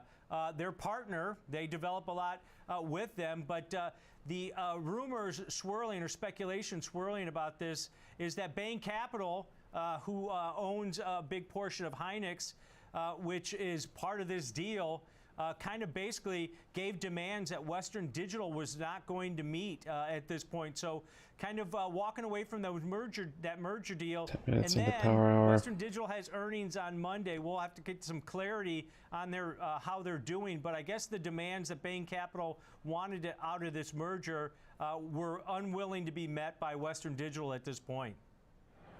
Okay, so I guess too early to try and sleuth through any macro indications until we get the Fidelity's so annoying. I'm not Another one putting real stops quick, on it. Tom, I'm just got hammered. This one oh. was on the report, was Comcast. 10 out of 10 of We those. haven't really talked about it much today. I know some people kind of dismiss it as a legacy player, lingering, Well, I'm right on those. ailing Come on. perhaps. But still, you know, it's not like you're not getting decent cash flows and some shareholder-friendly activity. Why beaten up so bad, do you think? Well, So one of the slow, reasons this I think it's been platform. It's beaten disgusting. up bad today is not only the earnings event, but the fact that it had ground higher over the last I've got a few for the probably 6 homies. to 9 months. This stock was outperforming a lot of names that have been beaten up, and you think of it hard to as, imagine hey, I'll a own move at this Comcast, point, I get a but nice dividend yield on maybe this, but their free a cash little head and flow shoulders up on here. this announcement, Be $4 building another head and billion in the shoulders down here quarter. even. They returned $4.7 billion to shareholders through those dividend payments and share buybacks. So, you know, a little bit more investor friendly on that front. Now, on the flip side, why is it getting Yeah, I hurt? know the rest of Well, those. the run up, maybe some profit taking on it. Dang, but dude. Comcast lost That was 18,000 weak. high-speed broadband customers throughout the quarter Weak and sauce. 490,000 video subscribers as Americans continue to drop traditional cable TV for streaming services. One Didn't bright quite get me spot green. in this report: still money losing. Don't get So me wrong. could have closed more up here. It would have been. Added, But everything looked a good. hefty number of subscribers. Too late in the day. They increased Too close to VWAP. revenue 64% to $830 million. Now the loss in the quarter is still $565 million for Peacock, but they're making some inroads in there. And the streaming Balances are just business, getting as we've seen sold. from some of these other stocks, Warner Brothers Discovery, Paramount, Disney Plus. This is not a cheap endeavor. Netflix seems to be the only one winning in that space. So still a money-losing operation, but I think as a whole, Comcast down basically on the back of some of those losses in the traditional cable and broadband subscriber losses that they saw. Okay, well said there. Peacock seemed at first like that was going to be a nice number, Yeah. and then you actually look at the losses associated with it, and it's like Disney Plus 2.0 here. But the difference, of course, being, as you There's point a out, the test stock was on up VWAP. like 50% in the last year, so I guess the market We had could too high pop back up above this. We'll see. I'm not sure if I want to take it or not. If it does, for the legacy biz. Yeah. Thanks, Tom. Yep. All right, good stuff. Nice work.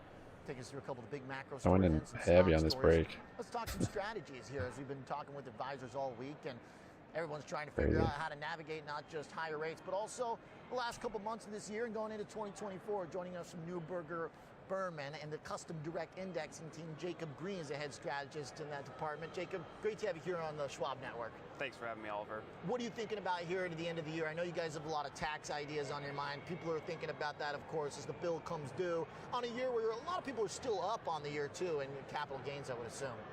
Yeah, ideally clients are really focused on tax throughout the year. We want to see clients might be good puts, capitalizing on honestly. Head and volatility shoulders as it and comes, back as into you that talked channel. about, we're experiencing But right it's now in to the me, it's I don't like marketplace. the VWAP. I So don't. realizing losses when they're I there, don't like the setup. not just waiting until year end, because Not by this year late. end, the opportunities may have been missed and there may no longer be losses. But as we do look to year end, you have to start to examine how are you Run, going to retesting realize the these highs there. losses. And there's three key components there. One, what securities are you going to look to sell? Number two, how much of those securities are you going to sell? bonus. Oftentimes, you may not want to sell the entire position because from a risk perspective, it may not make sense. Sure. And number three, how do you reinvest the proceeds from that trade? You don't want to be out of the market and held in cash, so you have to be putting those Don't? assets back to work. And Whoops. of course, that part of the third one, well, I guess you can just hold through till the end of the year as well. But this is kind of thinking about how to, harvest the ideal moment, basically. I mean, is there kind of like a timing element to like tax decisions, as there almost is like a market timing element? There can be. From our perspective, it's more realize the losses when they're known and when they're actually there. Okay. But to your point about holding through, you have that 31-day period after you realize a loss that the wash sale rule says you can't buy back that security. You need to have a plan about what you're going to buy. Otherwise, you risk potentially just won a bunch of reducing the chips and they said, value "Oh, there's an of error." that loss harvesting trade, or Like a potentially brokerage. eliminating it. Okay. From the direct indexing standpoint, which Hey, your options are way up. there are Just some so happens, tax, options market's halted. advantages there to some extent, right? I mean, isn't that kind of part of the pitch for that style of investing? Better luck Yeah, next taxes are time. one component, but they are a very big component. I mean, taxes in this country are very high rates, especially for those paying the highest tax rates of 40% or potentially 50% or more in certain states. So the idea of Breaking view up realizing there. losses, deferring gains, our objective for taxable investors is to maximize after-tax returns and after-tax wealth. And for mutual funds versus ETFs versus direct indexing, how does that typical drag look? I mean, I know you guys have studied, like, based on what type of vehicle you're in, there's different drags from taxes. Another free spin. Yeah, there's certainly just structural differences in sense that mutual funds oftentimes pass through capital gains, ETFs eliminate gains, can't pass through losses. Us holding individual stocks in a separately managed account, we can pass those on to the taxpayer to use against outside gains, and you can There we have go, that's what I was percentage looking points for. of additional alpha, what we call Super tax spin. alpha, which for our tax-paying clients is increasingly beneficial. The perspective on this, correct me if I'm wrong, what I'm reading from your notes is that essentially the tax difference can be as big as basically like the average performance difference of being in like a top mutual fund versus the lowest percentile in the bottom 5. Am I reading that right? We've seen that in certain Morningstar categories, that's right. Wow. So where you invest is important, how you invest can be even more important. What about the direct indexing, the kind of core product that you guys are talking about representing here? Who are you finding is interested in that? What's the difference of that from a traditional active standpoint? So I think about direct indexing, I think like somewhere in between. It's like an active, but it kind of aims to sort of be a more kind of passive index, but then people will still select and omit things they don't want, which is kind of active. It is definitely stepping away from the benchmark, even if you're talking about direct indexing. I thought the risk reward on this trade was at Neuberger Berman is we have that'd be active great. equity strategies on the platform. Sometimes you don't know. So we don't just think about it Probably as like it's at the direct low, it's like, indexing damn, or like risk active reward. equity Sometimes strategies. We a think 1% about day it as turns into taxable a investors 3% have day. specific problems they're looking to solve, many of which are tax very related. likely. So let's realize losses, let's defer gains, let's get them Amount of better time SPY does after-tax outcomes over 1% across day is the like equity landscape. And this is very, just very by low being in percentage of that- the time. Earlier you said you want to be thinking about it all year, basically. You're saying that this approach generally is a way to just kind of minimize your tax losses over time. Exactly. Keep more dollars invested in the marketplace so they can grow, compound, and benefit the client on an after-tax basis. Okay. All right. Good stuff to think about as the calendar comes to a close. Jacob, thanks for the intel. Thanks for having me, Oliver. Appreciate it. Good stuff. Jacob Green joining us from Neuberger Berman. We've got a really interesting survey from the Schwab Squad when we come back. David Botts Schwab joins Squad. us to talk about what we're learning from advisors and also about you as retail investors too. What type of products and funds have been catching on? Interestingly enough,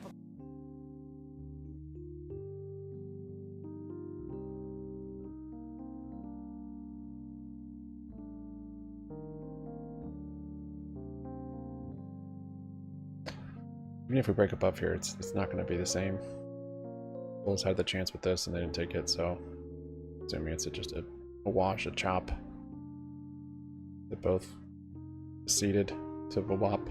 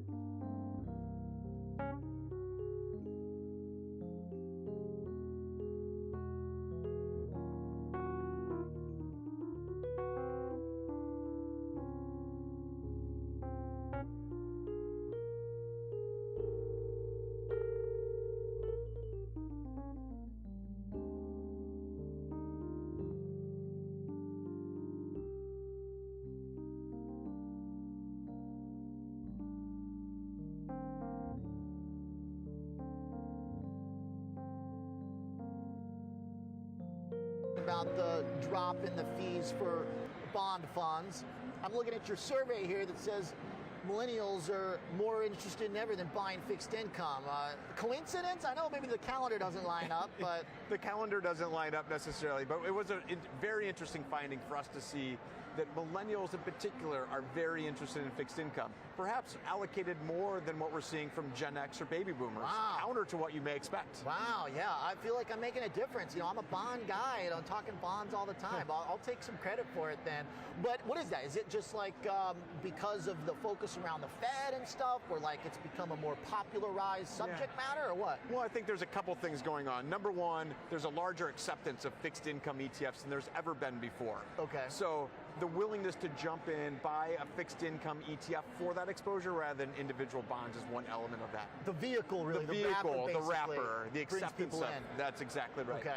The other perspective we're seeing, and we at least think we're seeing from the survey data, is that the younger generation has tended to be a little bit more conservative than maybe their parents. Oh, wow. You know, having gone through the tech boom, the great financial crisis, in some cases, they've paused on being too aggressive in their portfolio and have over-allocated to bonds. So what, did they learn their lesson in the COVID speculative trading boom? Everybody got their haircuts and they're buying bonds now? Because that didn't look very conservative. That did not look very conservative, but I think it's also a matter of who you're surveying, right? We looked at both ETF investors and non-ETF investors, not necessarily those who speculated in some of the things we saw during the meme craze. I see. Okay, now, so if you move out of ETFs, what does that kind of interest or asset class breakdown look like? What were the big findings there? Because we were just talking about the ETF part of the survey specifically, right? That's right, and that's what the survey focused on, is really looking at both ETF investors and non-ETF investors and what their propensity would be in the future to buy ETFs and what it is today. So when we look in that space, we're finding a couple of things. Number one, they're focused on their long-term objectives, right? They're thinking about retirement, they're thinking about saving for future wealth.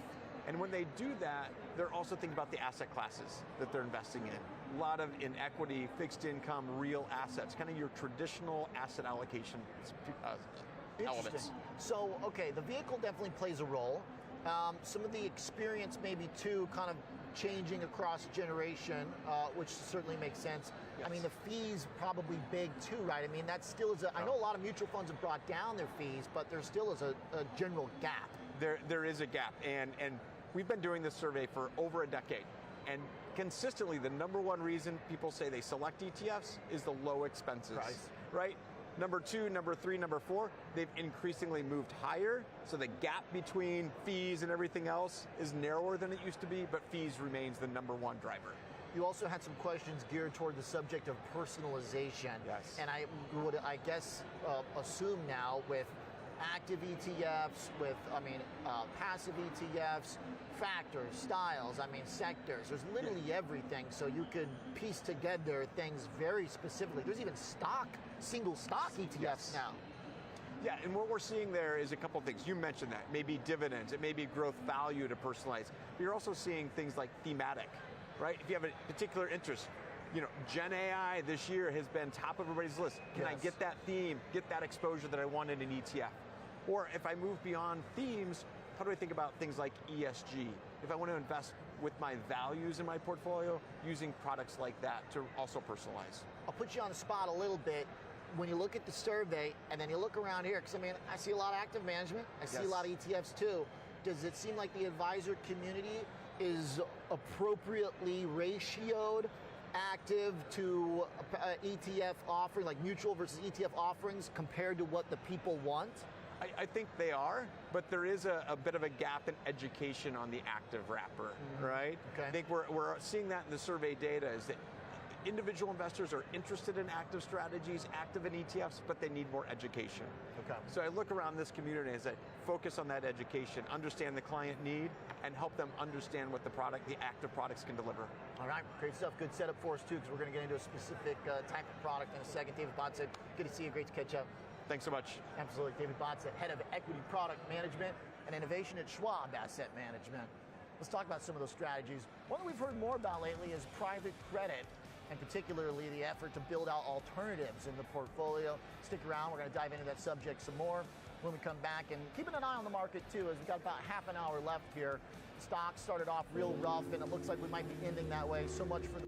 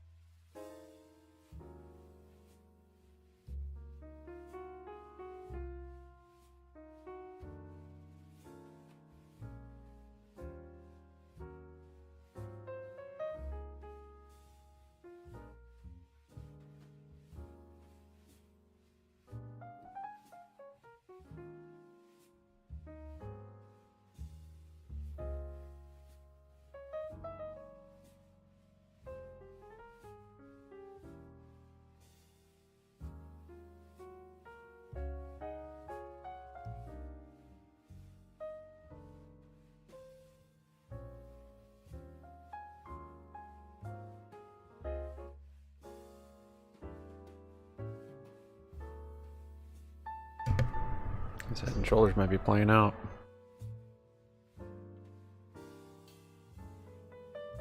$330 below VWAP.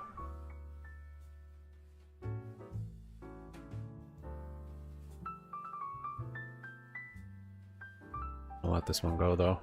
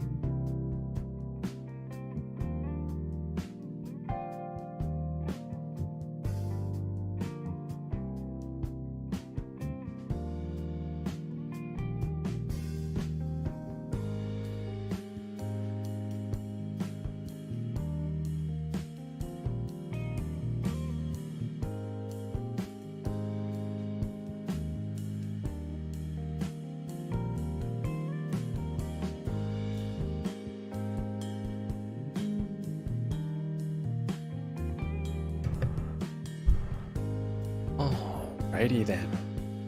30 minutes to close. Power hour flopped. Can't get to or unwilling to, that either higher risk or maybe you're not going to be able to handle a loan at that rate for too long. So I think this is why manager selection in alternatives is so critical. Okay. The difference between the top performing managers and the bottom is massive. In private equity, that could be 1,000 basis points. It similarly could be quite large in private credit.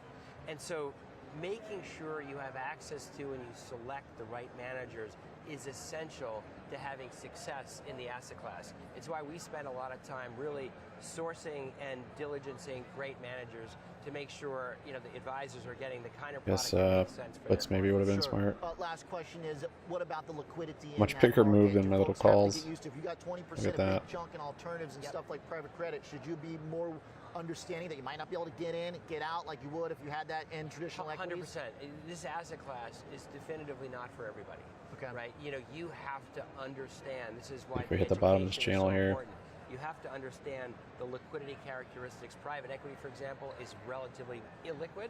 Private credit's a little bit more liquid, but still not looking liquid in good the way for people think Friday, about Monday. liquidity with stocks and bonds Maybe that are turn around trading Tuesday. regularly, right? So you need to really understand that, and you need to Tomorrow really might be kind of a comfortable chop also. with the illiquidity Guess we do have that that data in the comes morning. with many of these We'll see. Understood. All right, great.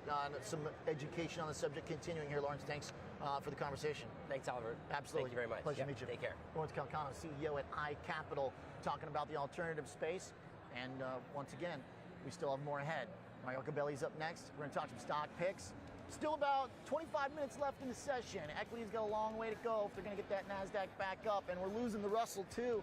Like basis points keep evaporating at every time we check in and take a break. Let's talk some stock picks when we return and see how Mario's thinking about baseball, too. Because you know he's in a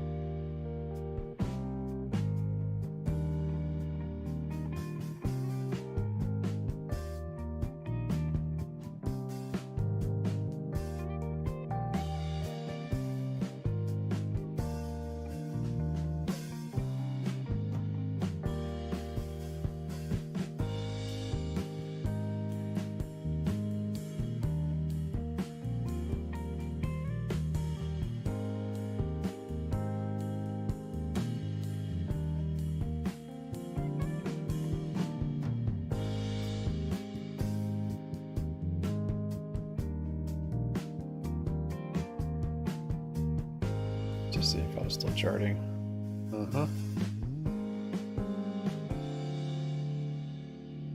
Yep, if I wasn't too exhausted.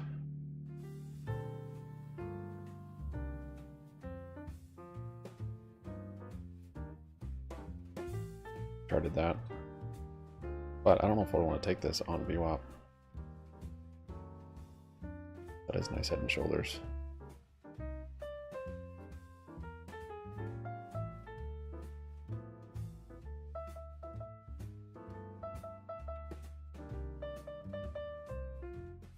Two of them. Little guy, bigger guy. Fly back down 1%.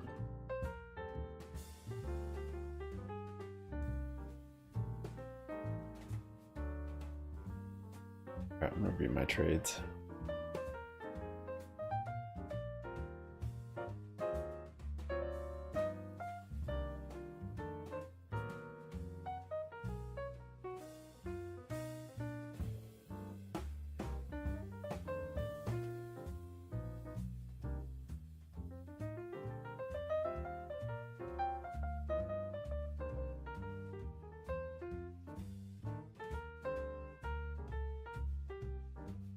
Okie dokie.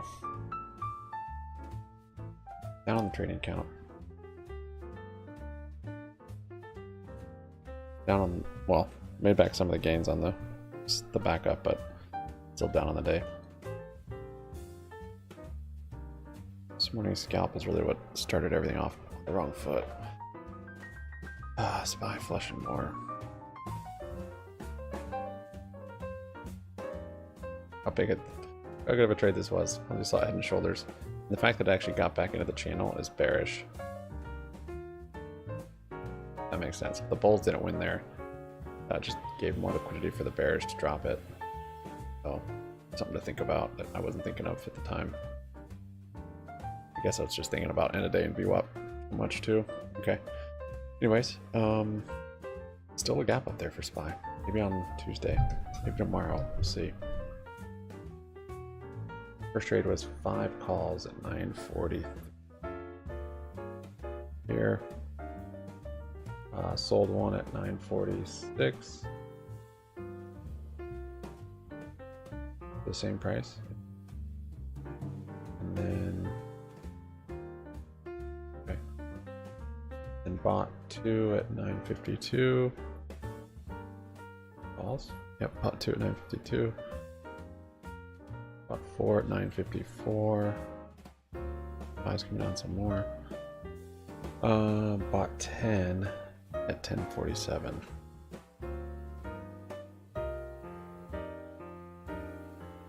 So yeah, this, as I was saying, I was holding those calls this whole time. I should have stopped out of them. Once it didn't fully make that cup this morning, bears are in control. So that's when I should have stopped out. Anyways, bought a bunch there, then averaging a bunch at 1047. It's hard to average in once you're whenever they wait for confirmation, but then you missed the lows. Anyways, got 10 there and sold 2 at 1051. Here, 2 at 1053. 2 at 1054. 2 at 1056.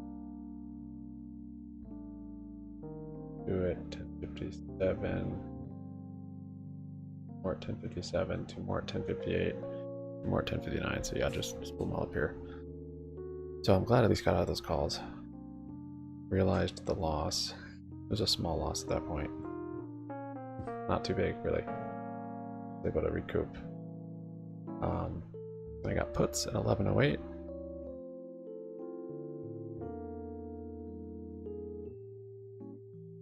Why am I doing these? Why am I doing the better entries?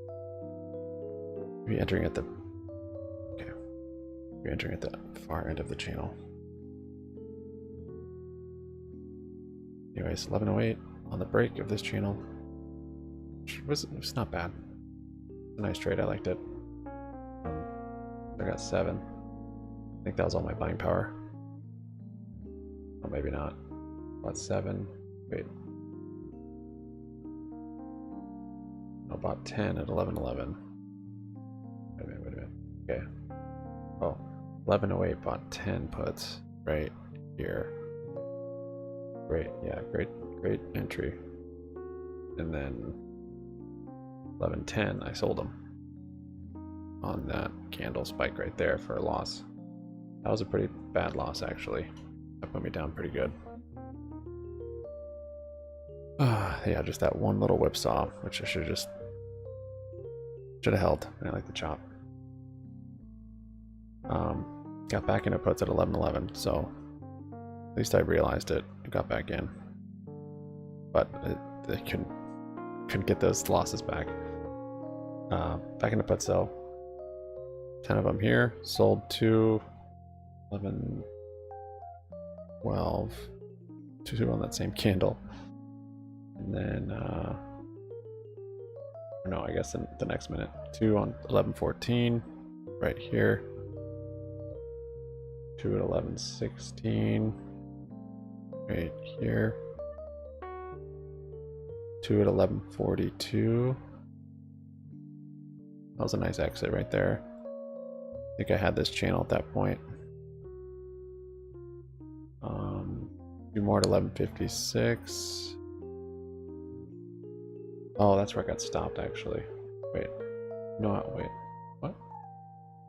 Oh yeah, the trailing stop. Trailing stop stopped me out at 1142. My best exit was on the trailing stop. Oh, because it wicked up here. Yeah, it was up on the top of that wick. That's funny though. And then I manually closed the last 2 at 1156. I think. Yeah, I guess on this candle.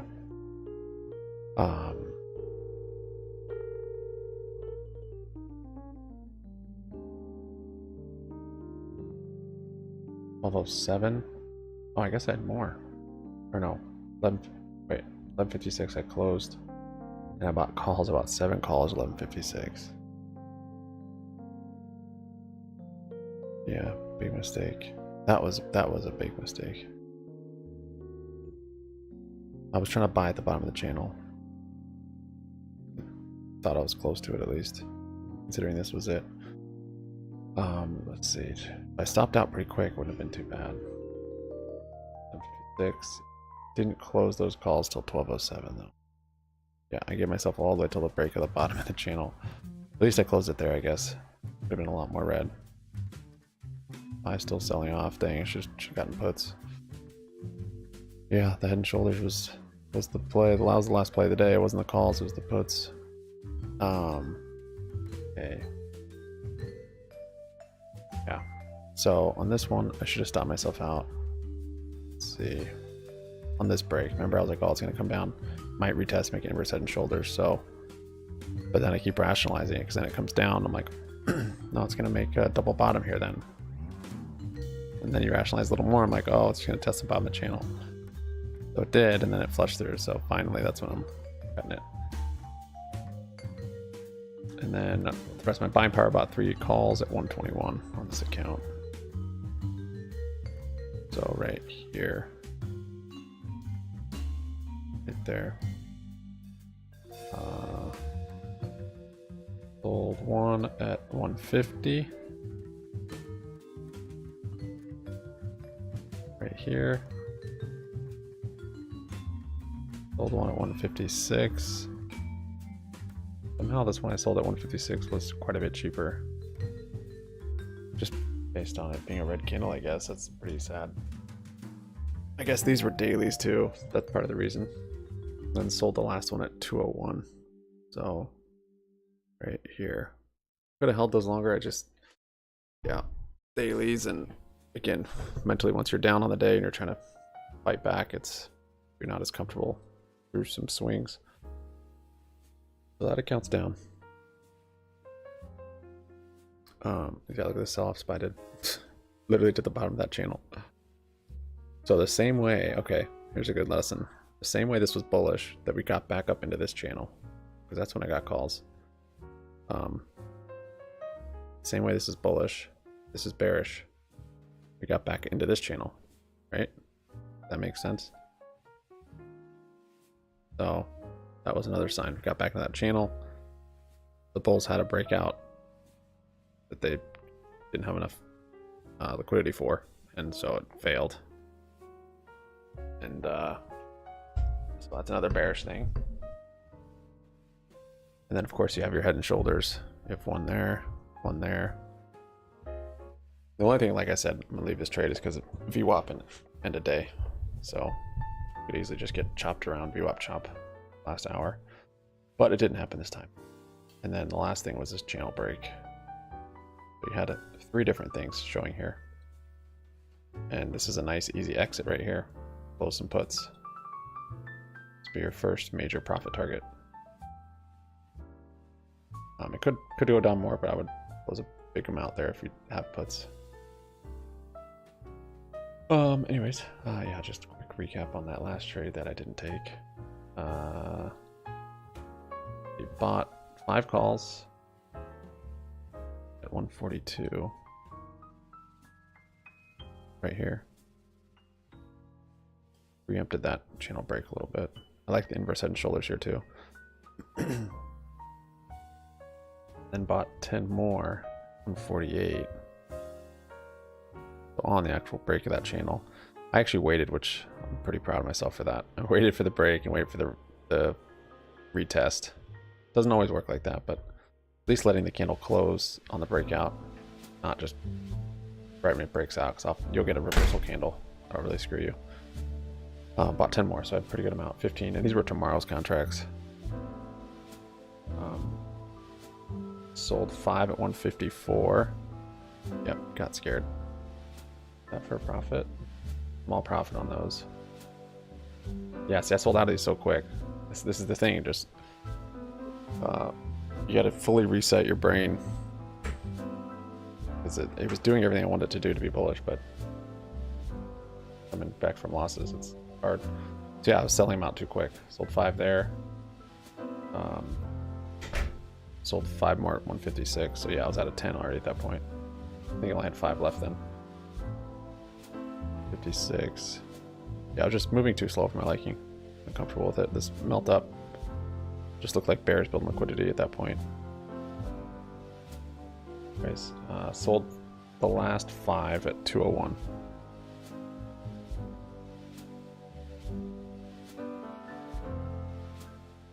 So right there. So it was a profitable trade. Of course, in hindsight, I could have held that trade longer. This was VWAP. No, we weren't even to VWAP yet, but it was so melty and ugly. I was just ugh. But I knew I could reload at buying power, so that's what I did.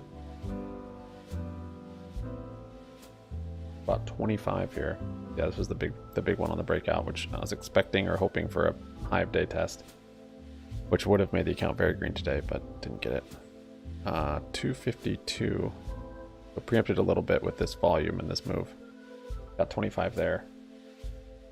And sold 2 at 250. This was scary again too. Sold 2 right here at 255. Right on that channel. 2 more at 257. These were all green though. It was a big enough position that this was helping with turning my accounts around. 2 more at 3 o'clock right here. 2 more at 303. This is when I need to sell more. I didn't have this channel at this time either. That would have helped. I put that in. 2 more at 305. Yeah, right here. That's when I should have dumped. 2 more at 305. I started to notice. At this point, I was assuming maybe a pullback and then a bounce, so I was holding a larger amount still, just in case. And then I sold all 10 at, or no, 10 more at 310. So yeah, down here. Once it broke back through, that's when I'm like, I'm gonna sell more. So if I sold those up there, yeah, but then I maybe wouldn't have been able to grab more if it just kept going. So I wanted to keep a big exposure for that big move. That's why I held so many still. So yeah, sold the last 10 on this break back down. I think that was like maybe a small loss. Yeah, it was a 1 cent loss on those, so not bad. Those last 10, and then the last 3 at 311. So the next candle down. Those were a small loss. So, and that was it. And then we had that head and shoulders. We had the failed breakout for the bulls. Had a head and shoulders. Had the bears reclaiming this bearish channel, and then another head and shoulders, and then a break of VWAP, a break of this buying channel, and a lot of signs for a nice little put play, which perfectly bounced on the bottom of this channel. This is where I just told you to take profits. And there we have it. It's probably going to go back up to VWAP or somewhere near there, maybe. It's all so much easier when you don't have anything on the line. Still holding 414 calls by tomorrow. Fugazi straddle. This is the way. Okay. Ugh. Man. What a battle today. I want to be slower in the morning. Slower, slower, slower. That first trade screwed things up. Got me off on the wrong foot.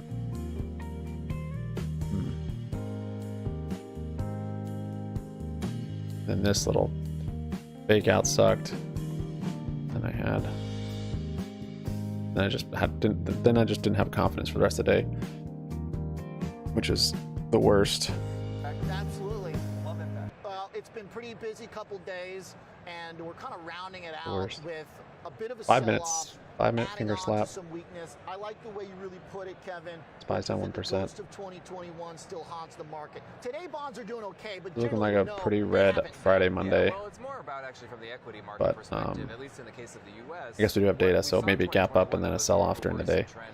We'll see. The cap weighted indexes were moving higher. You had seen pretty significant deterioration under the surface and in breadth metrics. And that's really now what's happening is you've got these opposing forces where sentiment has washed out. I can see it. I can see it. You know, yeah, in and of just gotta itself trade provides it. a little bit more of a breeding ground Trade it for a right. rally, but you need a catalyst. And All this trade well right here. All this one well, didn't take it. But up the cap spectrum too.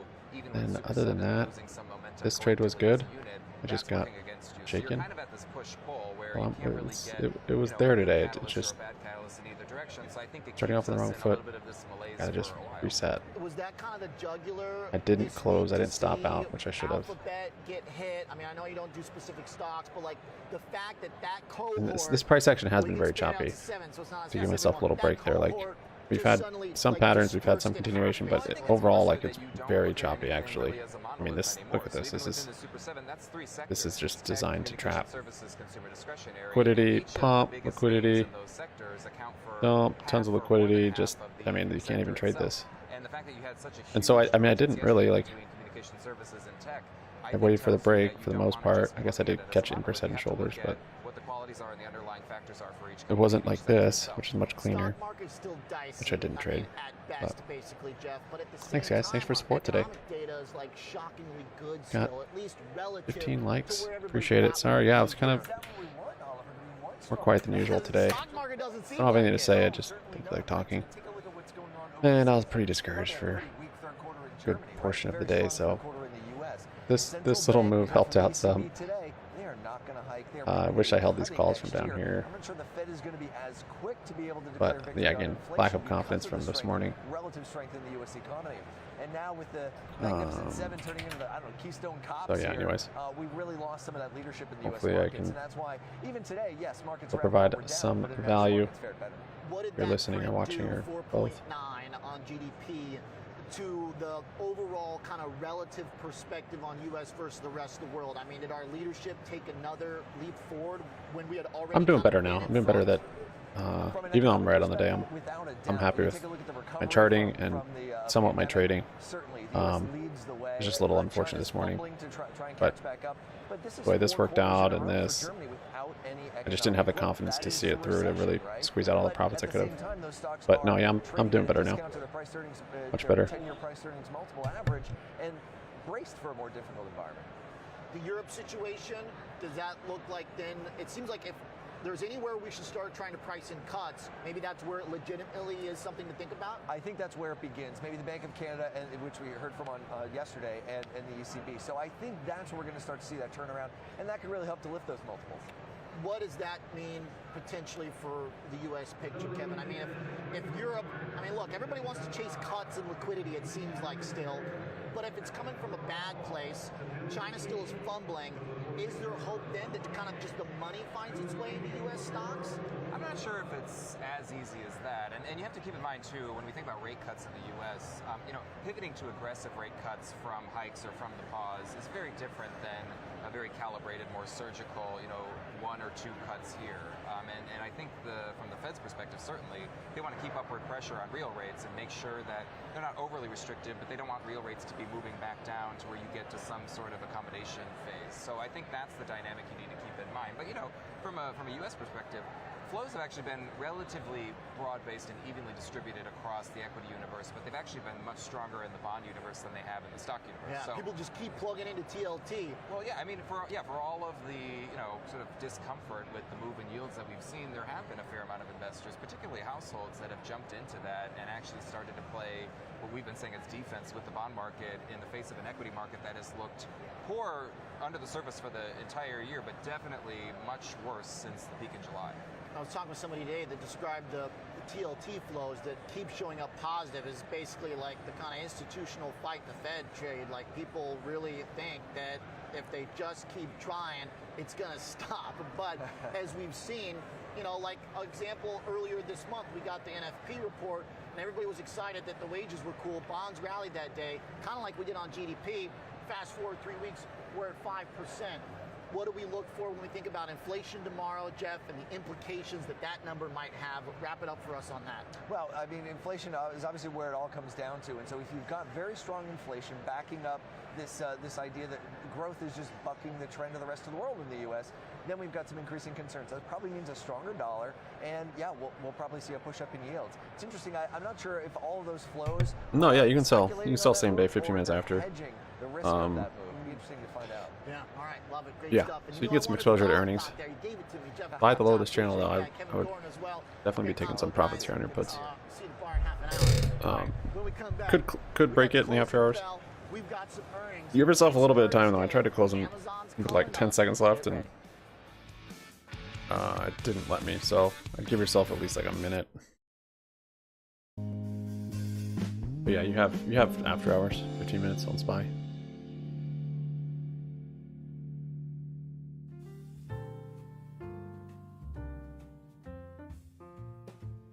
Tough day for you, Guts, but you're green?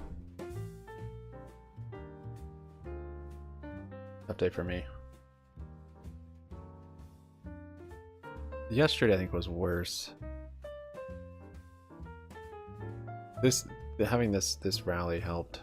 Just yesterday's price action was it was just, yeah, just very ugly and choppy, and like it's not like it's a continuation, but just wasn't on the right side of it. And then there was never the relief rally that would have saved the day for me, and instead we just did this.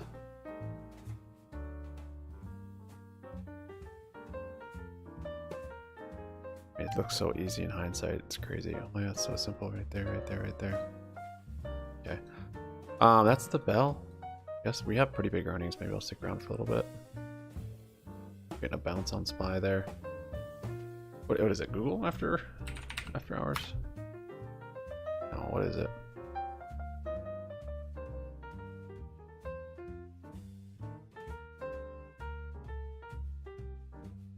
Not exactly a disaster, but it was far from a good day, especially because you can't blame it on the bond market. Bond market reacted to GDP exactly as bulls would hope.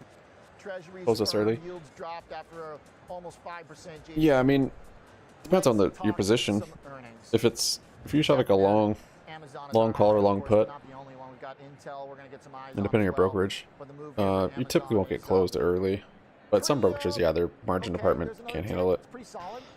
But if you have a short options coming to close, yeah, pretty much every brokerage will close it if it's in the money. $43.1 billion. The earnings per share on the bottom line, this is all, of course, Amazon. Third quarter, 94 cents. That means that Amazon delivered Amazon, kind of bullish. $1.7 billion beat to the top line versus expectations of 141.4. We did 143.1.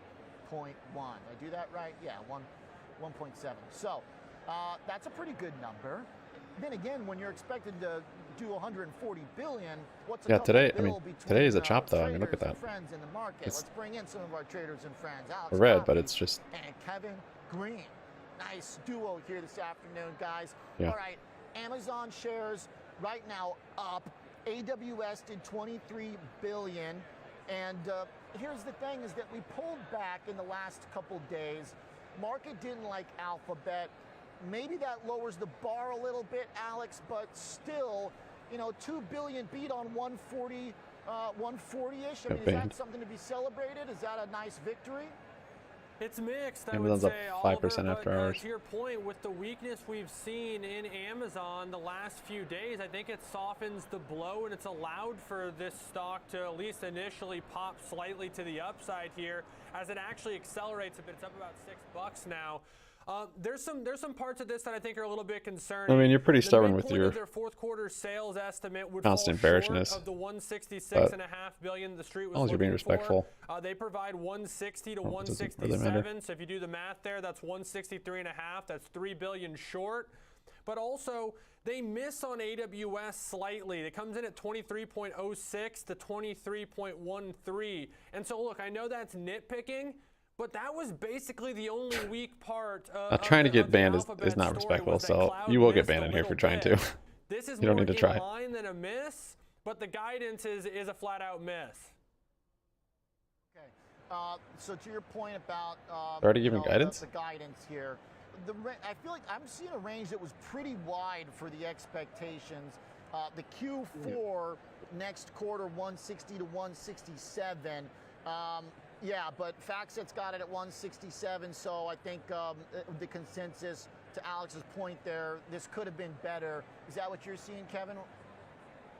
Yeah, it's a wide range when it comes to the analyst expectations here. So I think the market's really trying to digest that right now. I'm also seeing a number at 157 on the low end target there. So I think right now you're looking at a top line beat, you're looking at a bottom line beat for the most part. You're looking at guidance that may be a little bit soft than the street expected, but I mean, we've heard this type of narrative over the last couple of weeks here. So I think the street might also be a little bit more resilient when it comes to having this softer guide moving forward. One thing to also note, their CapEx spend in Q4 is going to be adjusted here a little bit when it comes to their corporate assets and what they're spending on technology here. Now, that is actually going to be potentially a tailwind for them, as though, even though you might come up a little bit short on your guide, if you're actually going to reduce some of that CapEx spend in Q4 because of the rate environment and things of that nature, then that kind of balances itself out. I think the market's really looking for a narrative. Let's hear what they're going to say on the call. We've seen some really good earnings announcements from some of these big tech companies, and then their executives come out and provide cautious guidance